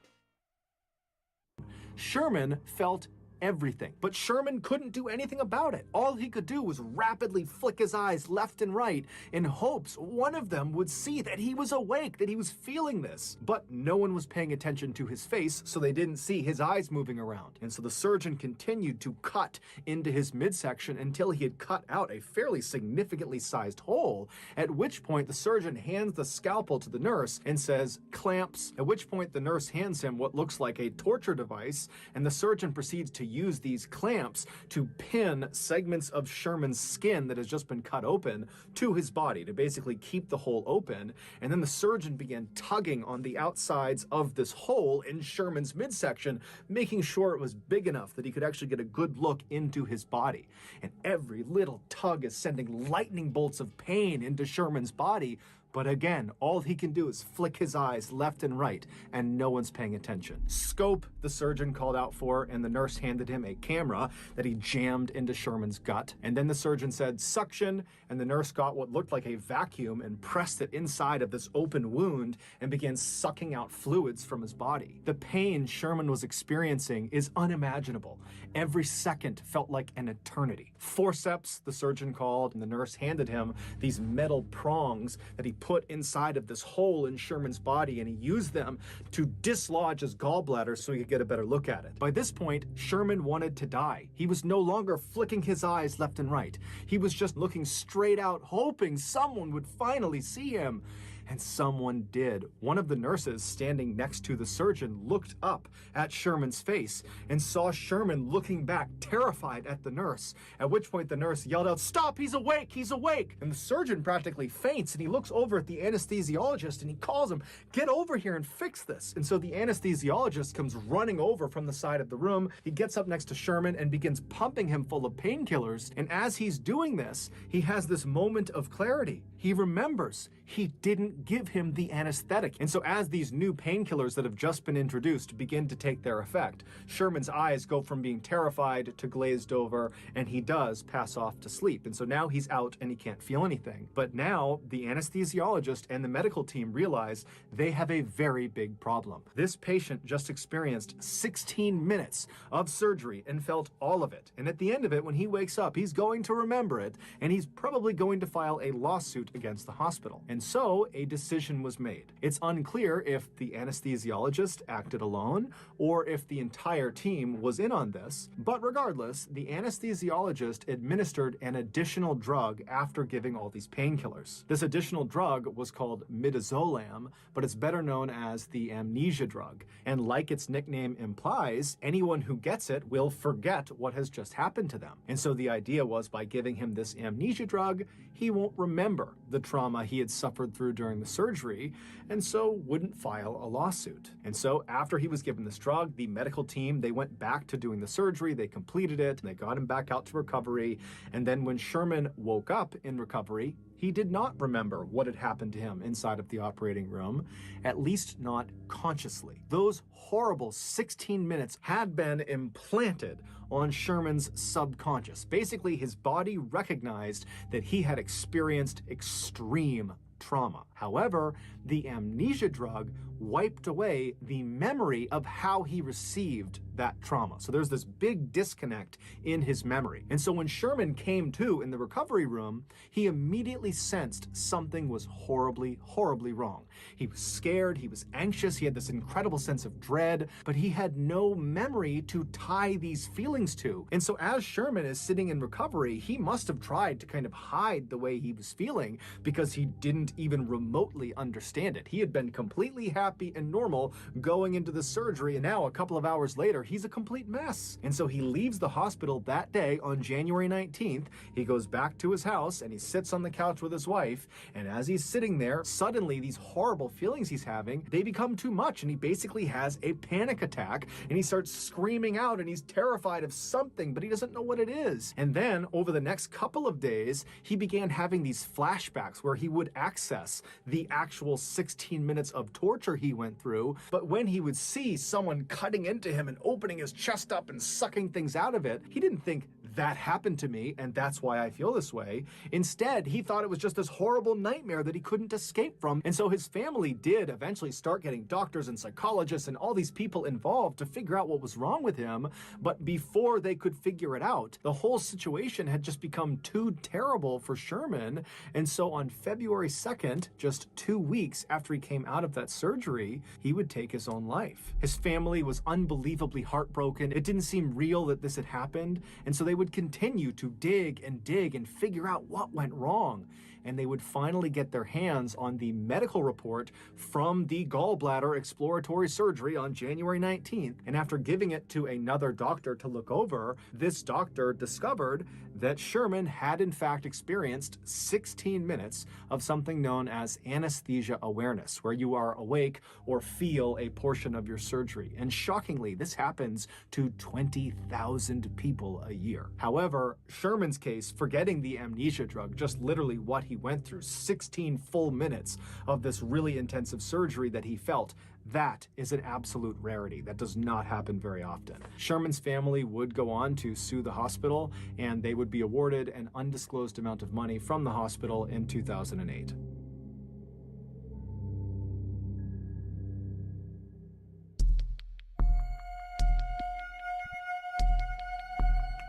In October of 2005, a 21-year-old named Nathan was back home in Elk Grove, California, visiting his mother at her apartment for a couple of days. Her apartment was part of this really safe complex. It was gated, there's lots of lights and cameras, so anything that went bump in the night was just gonna be, you know, your noisy neighbors or something. On the last night of Nathan's stay, he was laying in his bed in the guest room, listening to the hum of the street lamp that was outside, and the crickets and the passing by of cars, when he drifted off to sleep. At about 2 a.m., Nathan woke up, or so he thought. He couldn't move his body, he could only move his eyes, and even though he had never experienced sleep paralysis before, he instinctively understood this is probably that. He noticed the room was completely silent. There was no more crickets, no more hum of the light outside, no more traffic, just total silence.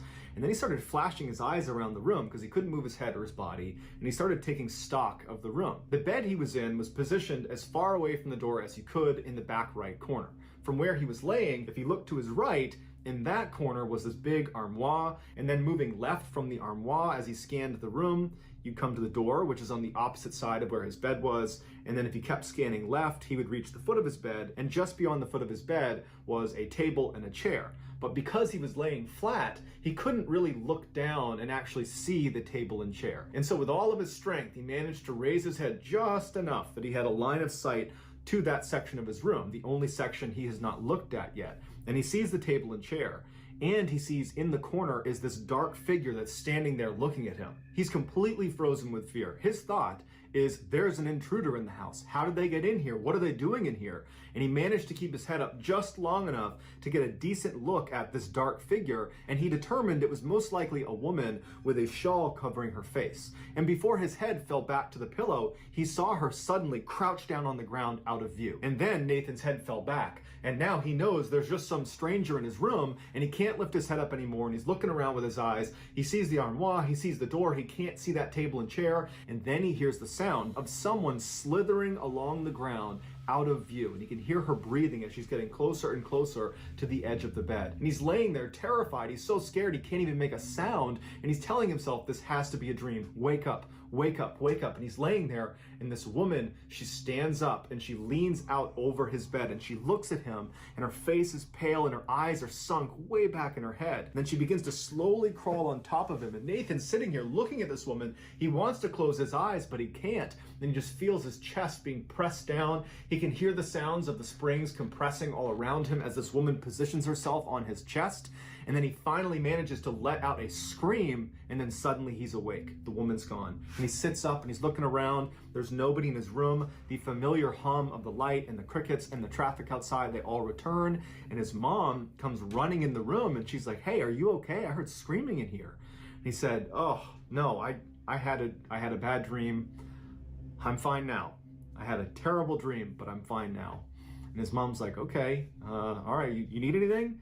And he's like, nope. So she comes over, she gives him a hug and a kiss. She goes back to bed, and he would go downstairs, flip on a Disney movie, actually Aladdin, and he would fall asleep with a Disney movie on and with lights on. And there was no more sleep paralysis that night. The next day, Nathan got up and he headed back to his house, and he couldn't shake the experience. He had never had sleep paralysis before, but it was just so much more terrifying than he ever would have imagined. And he's just thinking to himself, I can't believe there are people that put up with this on any sort of regular basis. But, after a couple of days and getting home and not experiencing any sleep paralysis, time went on and he just kind of forgot about it. A few months later, in March of 2006, Nathan is at this big family party in Chico, California, big outdoor barbecue, all of his family's there, and at some point his sister shows up. His sister was not supposed to be attending this party, so it was a great surprise. He hasn't seen her in a while, and he immediately pulls her aside to catch up with her. And so for the first hour of their conversation, they're just chatting about their lives and what they're up to. Towards the end of their conversation, Nathan suddenly felt compelled to share his sleep paralysis experience with his sister. And the reason he wanted to was because he knew that she knew that he was actually a skeptic.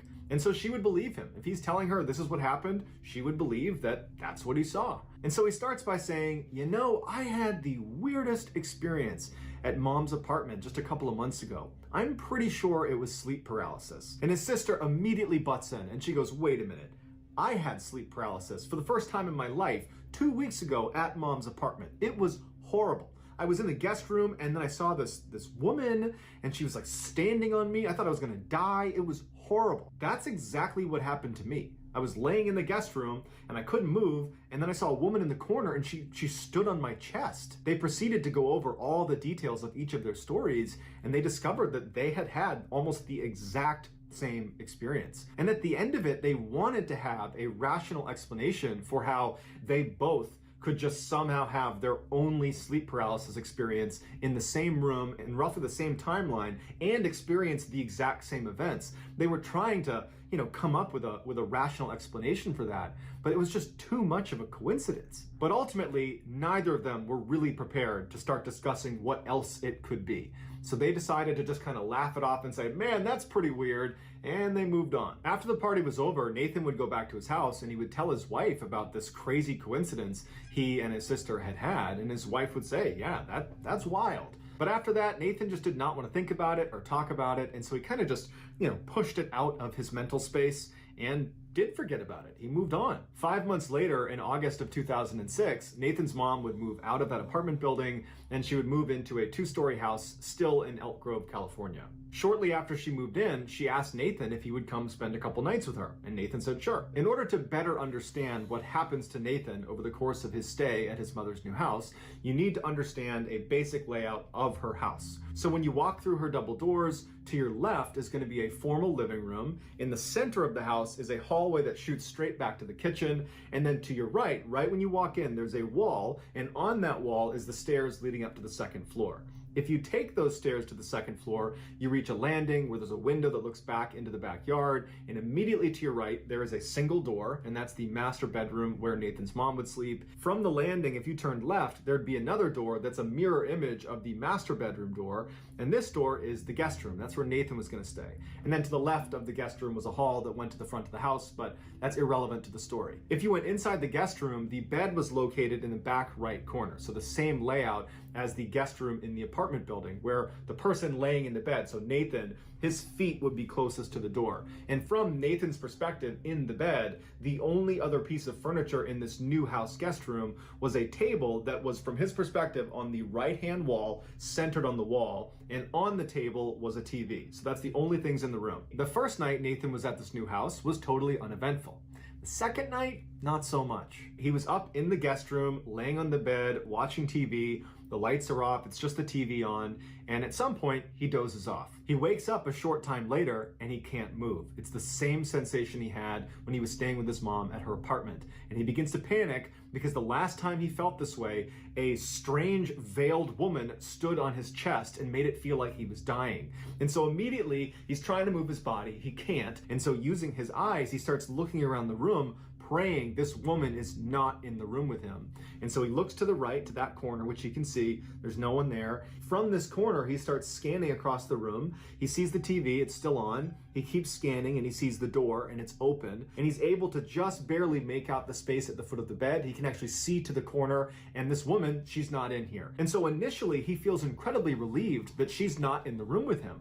But then he finds himself focusing on the open door into the dark hallway. And he's thinking to himself, please, please do not come walking through that door. And so he stares at the open door, just hoping he breaks out of this sleep paralysis, when he notices something about the TV. It's flickering. And so he averts his gaze to the TV, and he realizes what he's looking at on TV does not look familiar. It does not look like a TV show. It looks like CCTV camera footage, like it looks like a security camera footage. And he realizes the footage he's looking at is the inside of his mother's kitchen downstairs. He recognized the way it was laid out. That's his mother's house. That's downstairs. And he's staring at the footage thinking, why is this footage playing on the TV? And I don't think there's a camera down there, when he notices on the camera, the woman with the veil walks into the middle of the frame. And she looks up at the camera right as the camera turns off. And then the room is completely dark. There's no more ambient light in the room. The hallway is dark. And he's left paralyzed, knowing this woman is downstairs in the kitchen. And as he's laying there, he hears her start running through the house. And it sounds like an animal is barreling into things as she's running through the bottom floor. And she stops at the foot of the stairs. And he's thinking to himself, I know where she's going. She's coming up to my room. And so as he's laying there, he feels his heart racing and he's staring at the open door. He knows she's going to come flying up those stairs and she's going to come through that door. And instead of running up the stairs, he hears her take one step, two step. And as she's making her way up the stairs, he's just thinking, please break out of this trance, stop this paralysis, wake up, wake up. And then he sees her head emerge and she turns to look at him from the stairs into the room. And once she sees it's him, she bolts around and starts charging into the room on all fours like an animal. At this point, Nathan lets out a primal scream. He is scared for his life as this woman is charging towards him, and she stops dead in her tracks right in the middle of the room. She looks at him, turns around, and crashes out of the room, charges downstairs, and then it's silent. As soon as she was downstairs, Nathan could sit up. Except it did not feel like the first time he had sleep paralysis at his mom's apartment, when he sat up and he had the sensation of relief. You've woken up. You were asleep before, now you're awake. This time, it was like he was always awake, but now he can sit up. He did not have a sense of relief. In fact, he was worried she was still in the house. And as he's sitting up in bed, his mother comes running into the room. She looks disheveled, she's half asleep, and she's like, was that you? Were you running around the house? I could have sworn I heard someone running around the house. Was that you? Nathan's looking at her and he can't even process what he's been through, whether that was real, whether it was a dream. And he's trying to find the words to describe to his mom the dream he had, but like he can't process what's happening. And he just says, Mom, we have to check the house. We have to make sure no one's in the house.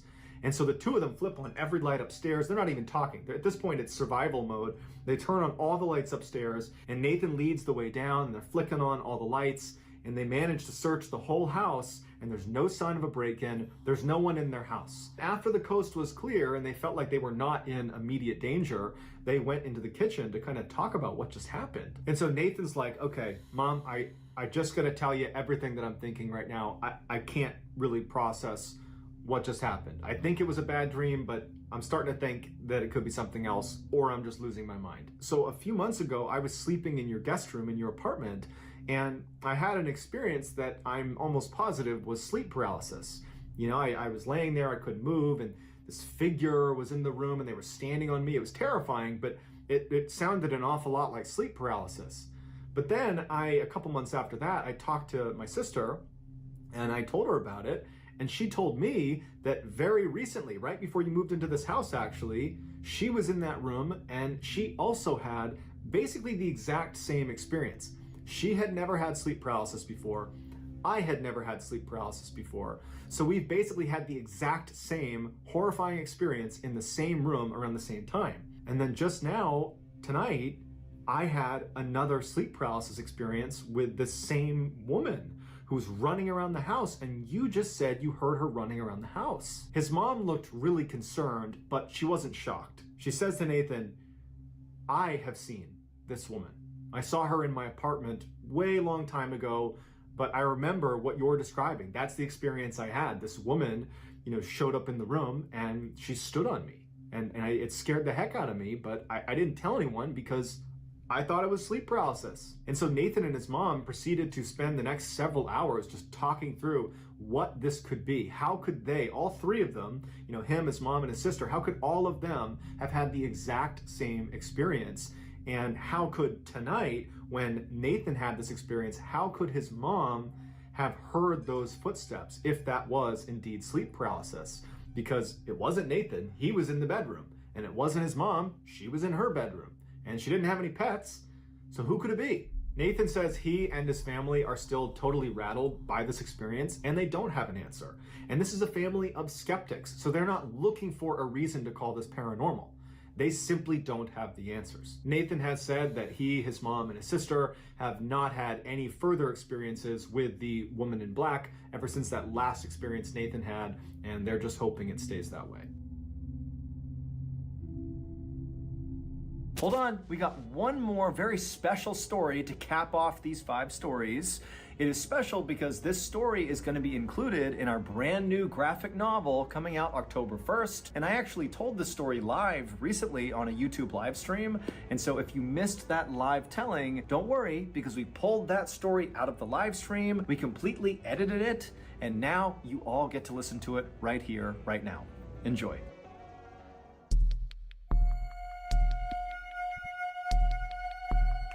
In July of 2012, there was a woman named Simone who was 22 years old, who was living in this beautiful town in southwestern Germany called Rüdesham am Rhein. And it's this winemaking village, and it's gorgeous. There's rolling green hills, there's vineyards as far as the eye can see. It's situated right on the Rhine River. It's like this wonderful place. And Simone had grown up in this village. That's where she lived, and she loved it there. Charmed childhood. You know, she's 22 now. But this summer, she was feeling a little bit down because she was actually getting ready to leave this village and start the next chapter of her life in New York City. But instead of dwelling on, this, sadness of moving away from home for the first time, she instead was really fixated on what she was going to do that summer, her final summer in Rüdesham am Rhein. And so, Simone, one of her favorite memories of her entire life in this village is in the summer, she would go to this summer camp. There was this beautiful little camp in this forest that was not far from the town. And from the time she was a little kid, she went as an attendee to this camp. There's all these counselors and there's 200 kids that go to it, and they play games, and there's, they put on stage plays, and it's just this wonderful, wholesome camping experience. And, when she became a teenager, she basically was too old to go to this camp. And so she did what many of the other former attendees did, which is they eventually transitioned to becoming a counselor, like a volunteer counselor. And so she became a counselor and, loved it, frankly, more than being an attendee. And for every summer after that, she was a volunteer counselor. And this summer, July of 2012, was no different. and she was going to be a counselor as well. So that was what she was going to do with her final summer before leaving for New York City. So in mid-July of that year, Simone packs up her stuff and she heads off to this forest to go be a camp counselor. And so the logistics of this camp is the attendees, the children. It's a 2-week-long camp, 200 kids. They would get dropped off by their parents in the morning, and then in the evening, they'd get picked up and go back home. But for the counselors, they would actually live at the campsite for the 2 weeks. It was like a 2-week time. They were out in the woods together.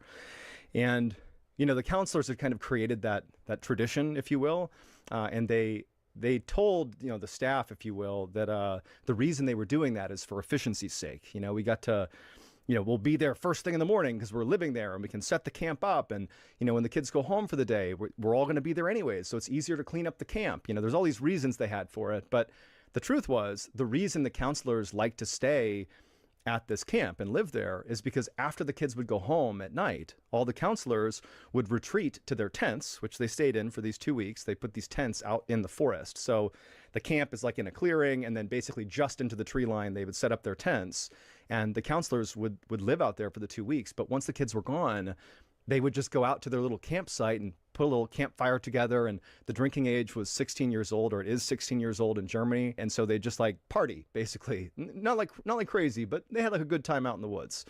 So that was the real allure of the counselor side of being at this camp. So Simone, mid-July, she heads out to the camp. She gets there a day ahead of when camp starts, and she connects with all of the counselors she hadn't seen for so long, and they set up the camp. And then that night, they did not go out into the woods and have a party. They just set up their tents out in the tree line. And then the next day is day one of the actual camp, and the kids come along. They get dropped off by their parents, and they have this wonderful first day of camp, you know, doing their thing, doing camp stuff. And then in the evening, after the kids all left, Simone and the other, you know, dozen or so counselors, after doing all their chores to wrap up for the day, they excitedly grabbed, you know, their beer and wine and rushed out to the tents in the forest to have their first kind of like party night. And so they get out to the tents, and they're all, you know, having a good time, swapping stories, you know, just enjoying summer. And in virtue of it being the first day, you know, a lot of the counselors were pretty exhausted. You know, it was a full effort that first day. And so no one was really up for staying up super late. They wanted to crash and just go to bed. Simone kind of wanted to stay awake. And so she was one of the last people to finally retire into her tent. But she did eventually. You know, it's well past midnight. You know, you got to picture where this is happening too. They're far enough away from the actual campground. They're like well into the tree line that there's no light beyond whatever they have on them. So, you know, if you sleep in these woods, it's like darkness, right? So it's well past midnight. Simone finally is like one of the last people to climb into her tent, and they all slept on these cots that they would put inside of their tent. So they're elevated off the ground. And so Simone gets into her tent, and she gets on her cot, and it's just so hot. It was just really hot this time of the year, and she just felt like it was stifling in her tent. And so she decided she would pull her cot out of her tent and just basically set it just in the woods. Like, imagine if you wandered off into the woods with a cot, put it down, and lied on top of it. That's what she was doing. She's in the middle of the forest, completely exposed, and she's going to try to sleep because it's a little bit cooler out there. She wasn't the only one doing this. Some of the other counselors had also struggled to fall asleep because of the heat. So there was at least a few other people that had their cots outside of their tent. And so Simone, she puts her cot next to or near another counselor who's already asleep. Simone gets in her cot, you know, and she's trying to fall asleep, but she's still struggling to fall asleep. You know, she could only really hear the sounds of the other counselors that were kind of snoring and, you know, sleeping away, but she couldn't sleep. And she had this growing sense of dread as she was laying, again, in total darkness in the woods, exposed in this cot. I can imagine it being a little bit stressful. But eventually, she falls asleep. Activating beast mode. 3, 2, 1, go. Let's go. Sweet smoke. Are you ready? Are you ready? Let's go. Sweet smoke. Ready, set, go. It is a golden affair.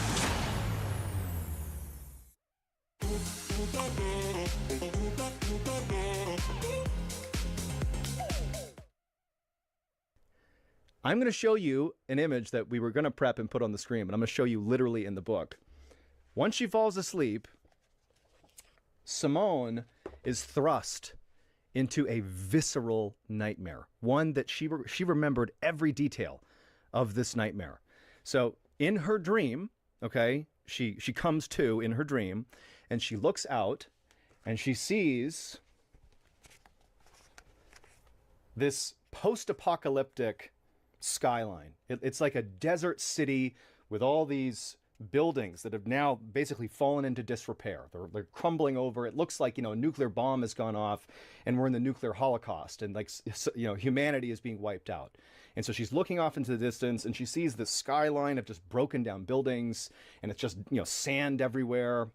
And between her and these buildings, so in the foreground, are all these people that are just standing there, shoulder to shoulder, maybe like a couple hundred feet away from her.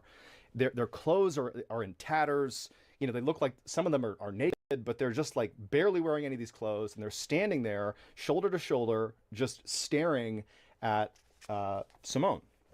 It's hard to detail this and hold this, but there you go. That's the visual for the skyline. And so they're all staring at Simone. And so she instinctively is fearful of these people, but they're not moving towards her. They're not doing anything. They're just kind of standing there like zombies. And so she's kind of taking stock of the scene, and she didn't know why it was scary, but it was. She's like, this is a nightmare, right?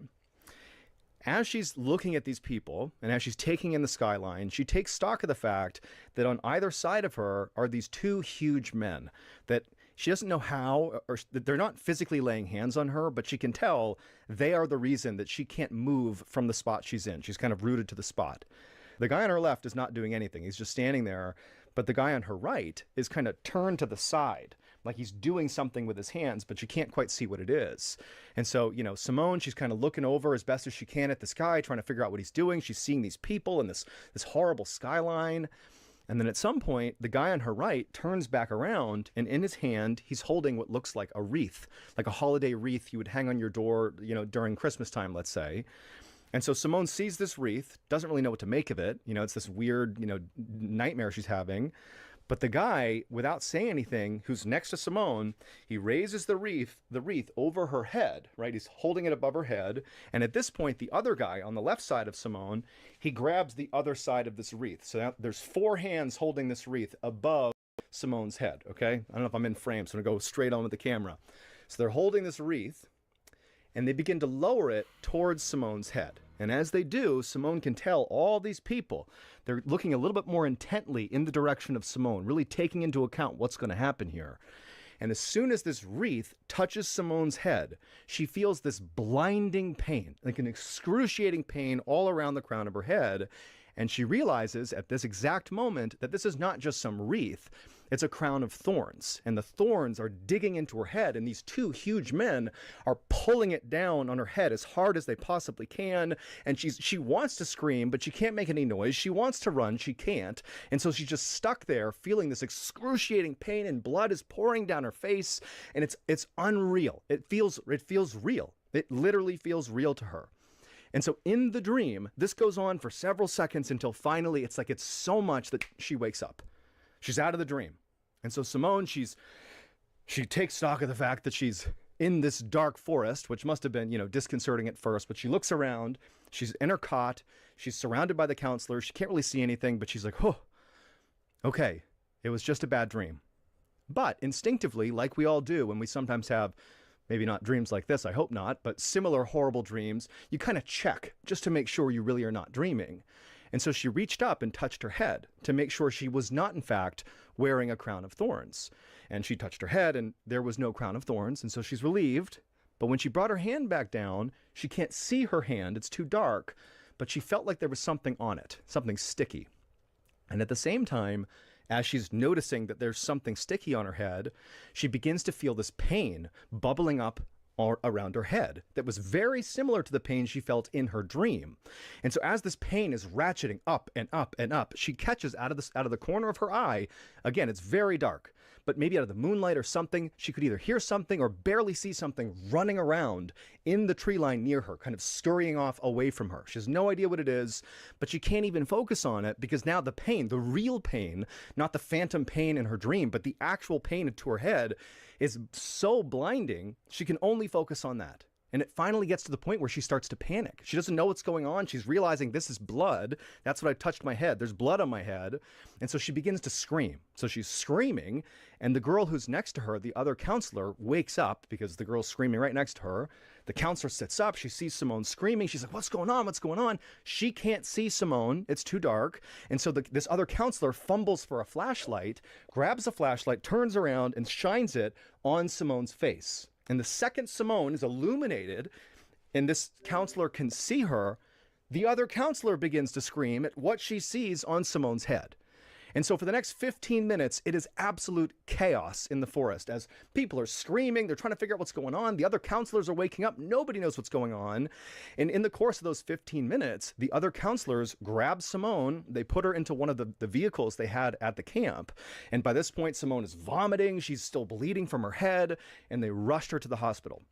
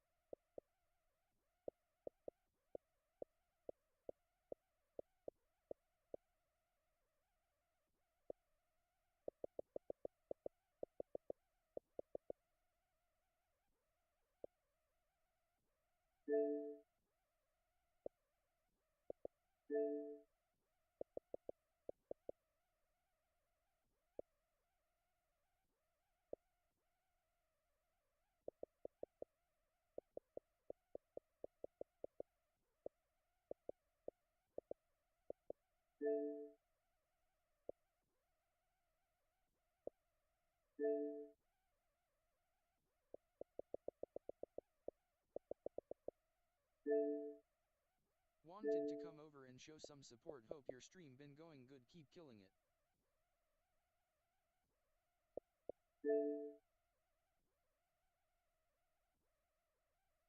Brother, for tuning in.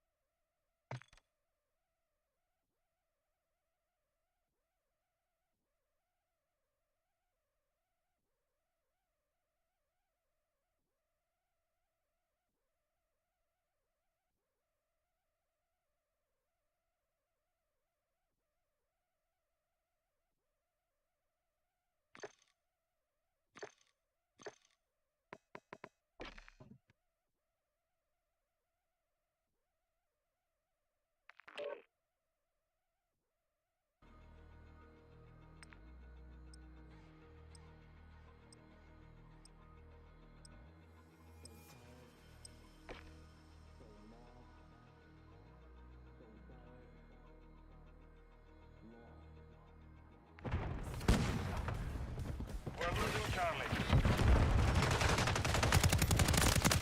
Enemies securing Bravo. Objective Bravo is compromised. Domination. We're taking Bravo.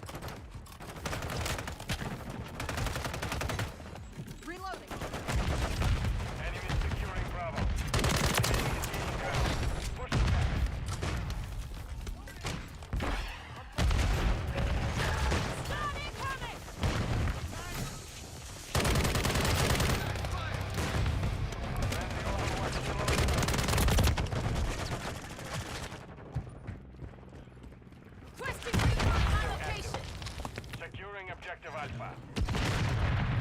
Enemy is taking Bravo. Charging max! Friendly care package. Enemy is securing Bravo. Friendly UAV on station. Enemy is taking Bravo. Securing Bravo. Objective Bravo is compromised. Get it back. Take cover!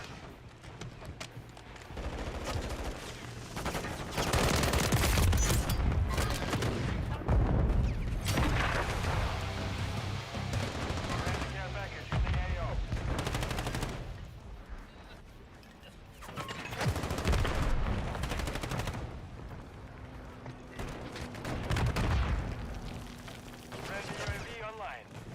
Securing Objective Bravo.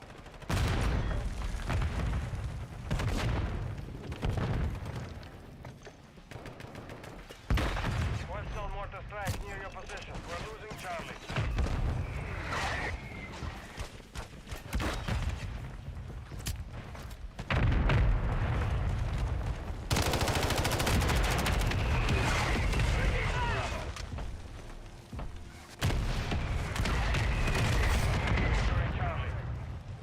Objective Bravo.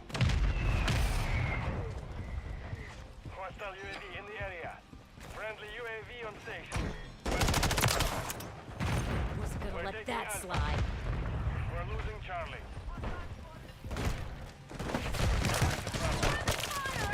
You're a disgrace to your We unit. control Alpha.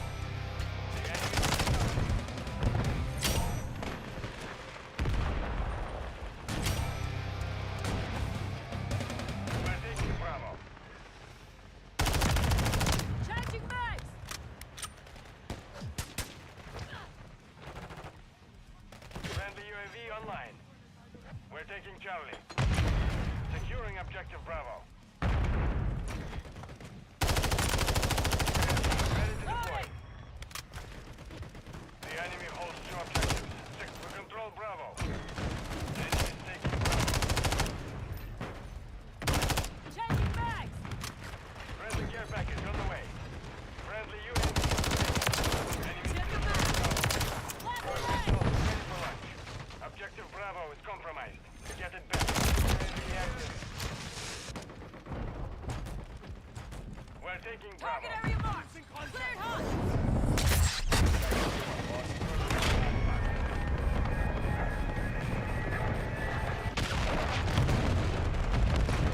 Requesting recon filed! UAV is on. Friendly mosquito deployed.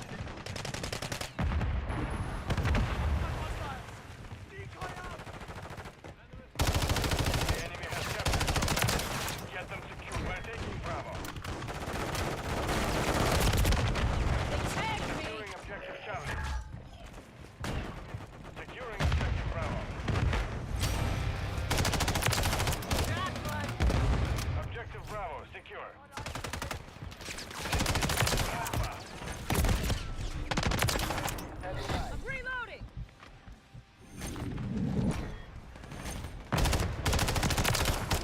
Switching back! Cruise missile standing by. Enemy is taking Bravo. Changing bags!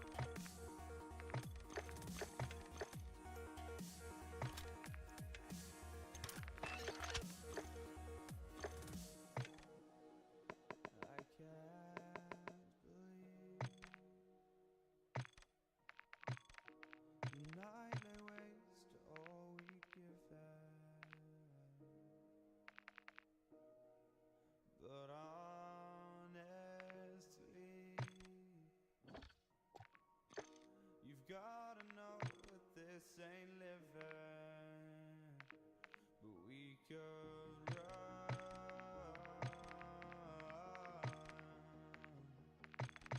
From Elysium and let it burn, let it burn. You've gotta know nothing lasts forever.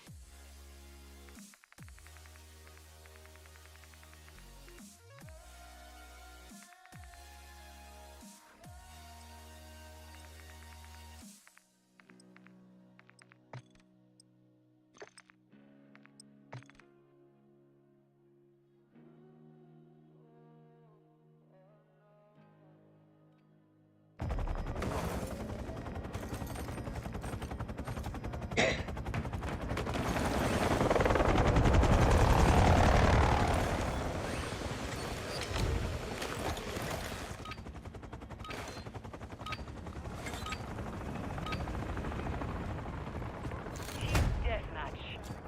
Engage and destroy the enemy. All of them.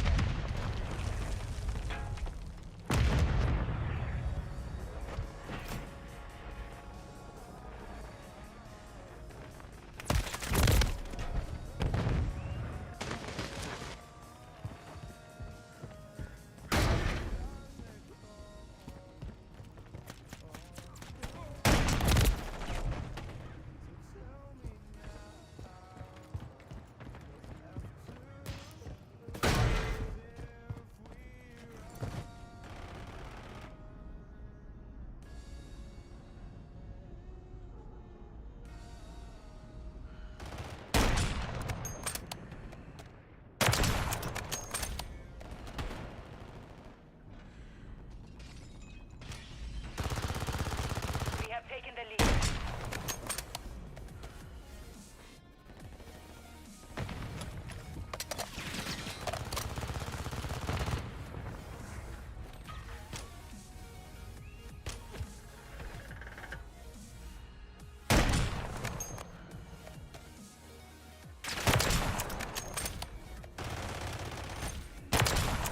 Buried another one!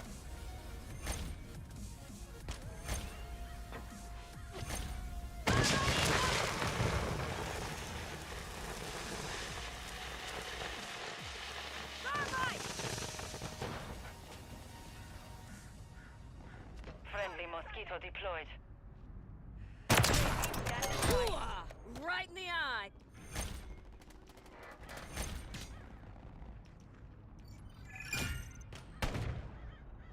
Requesting recon flyover! Changing mag! UAV orbiting the AO. Recon is online.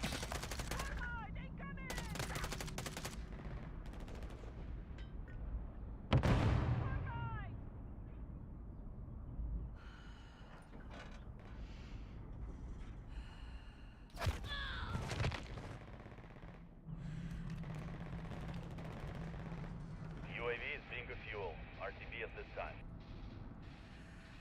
Friendly mosquito active.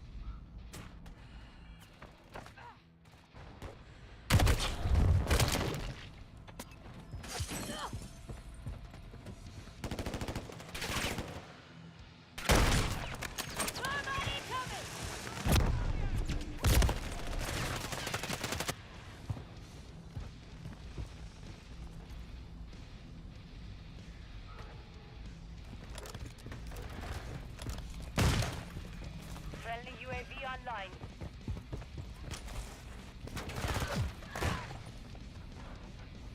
Our counter UAV is active.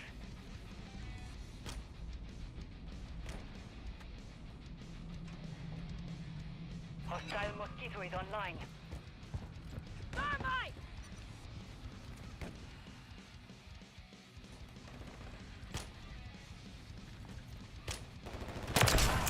Bury another one! Finish it.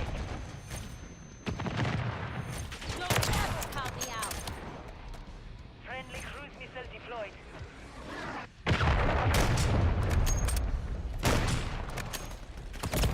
Hit! Loading!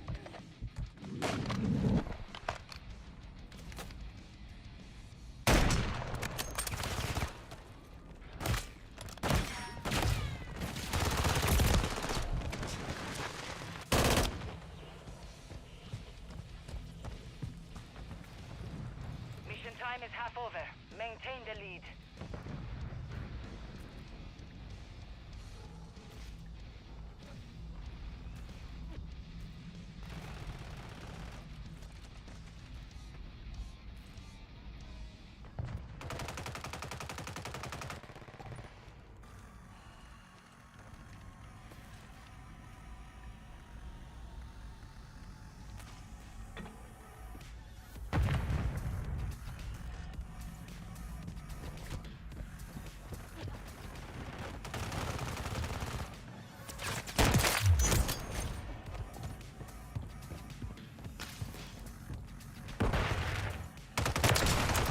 I'm your guardian Friendly angel! Mosquito deployed.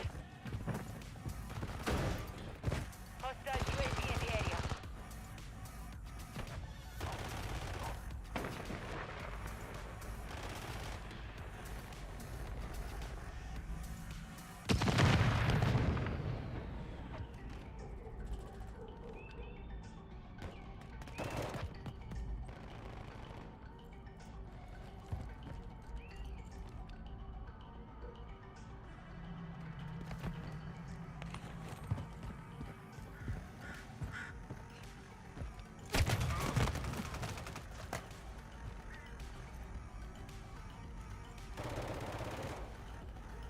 Got movement. Taking effective fire! Gotta get right!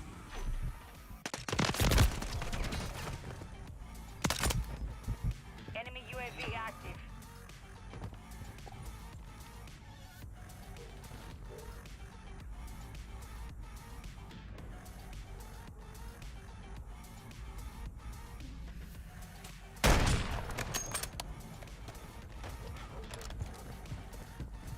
Hostile UAV in the area. Get stitched up! Need medical!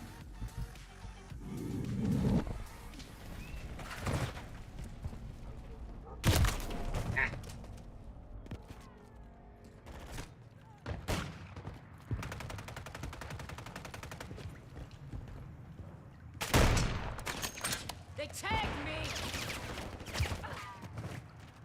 They're overwhelmed. Keep it this way.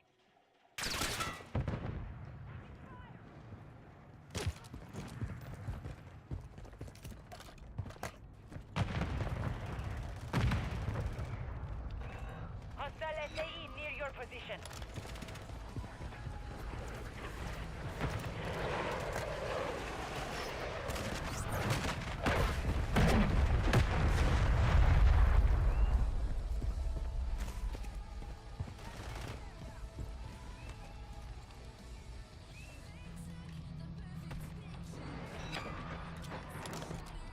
Hostiles launched a cruise missile.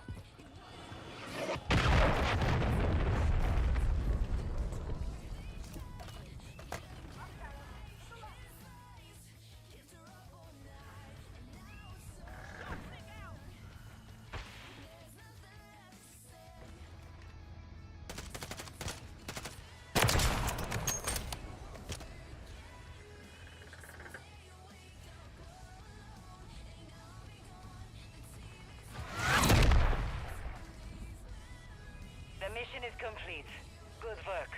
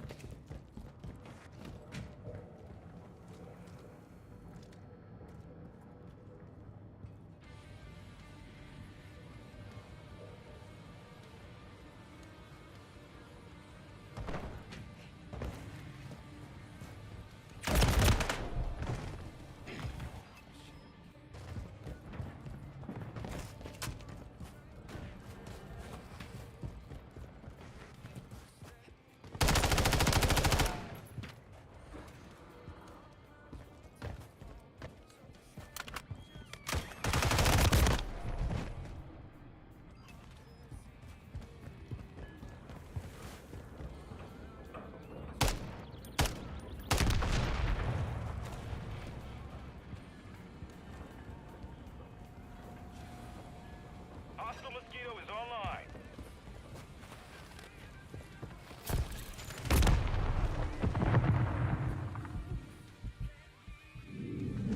Hostile bomb drone is active.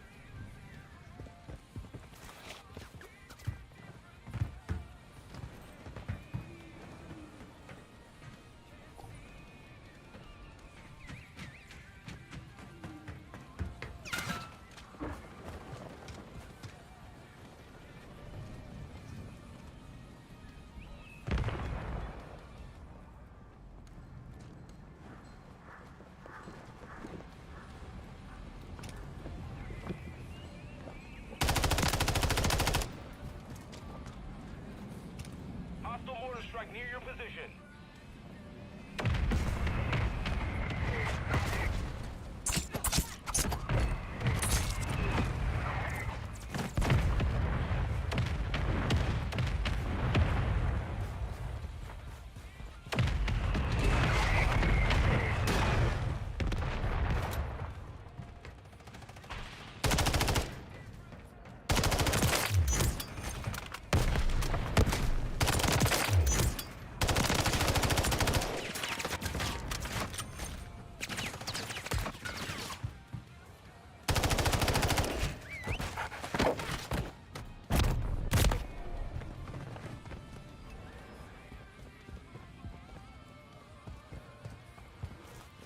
Minute remaining.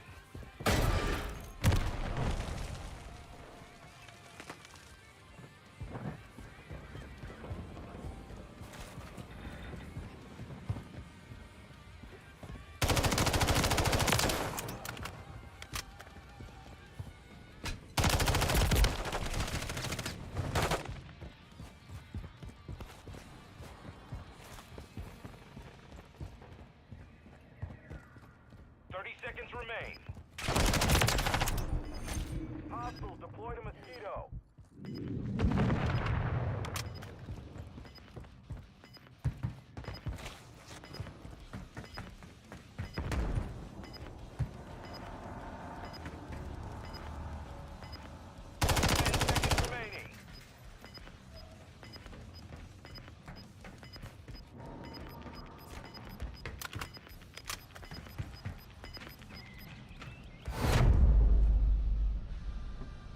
Mission failed. Return to base.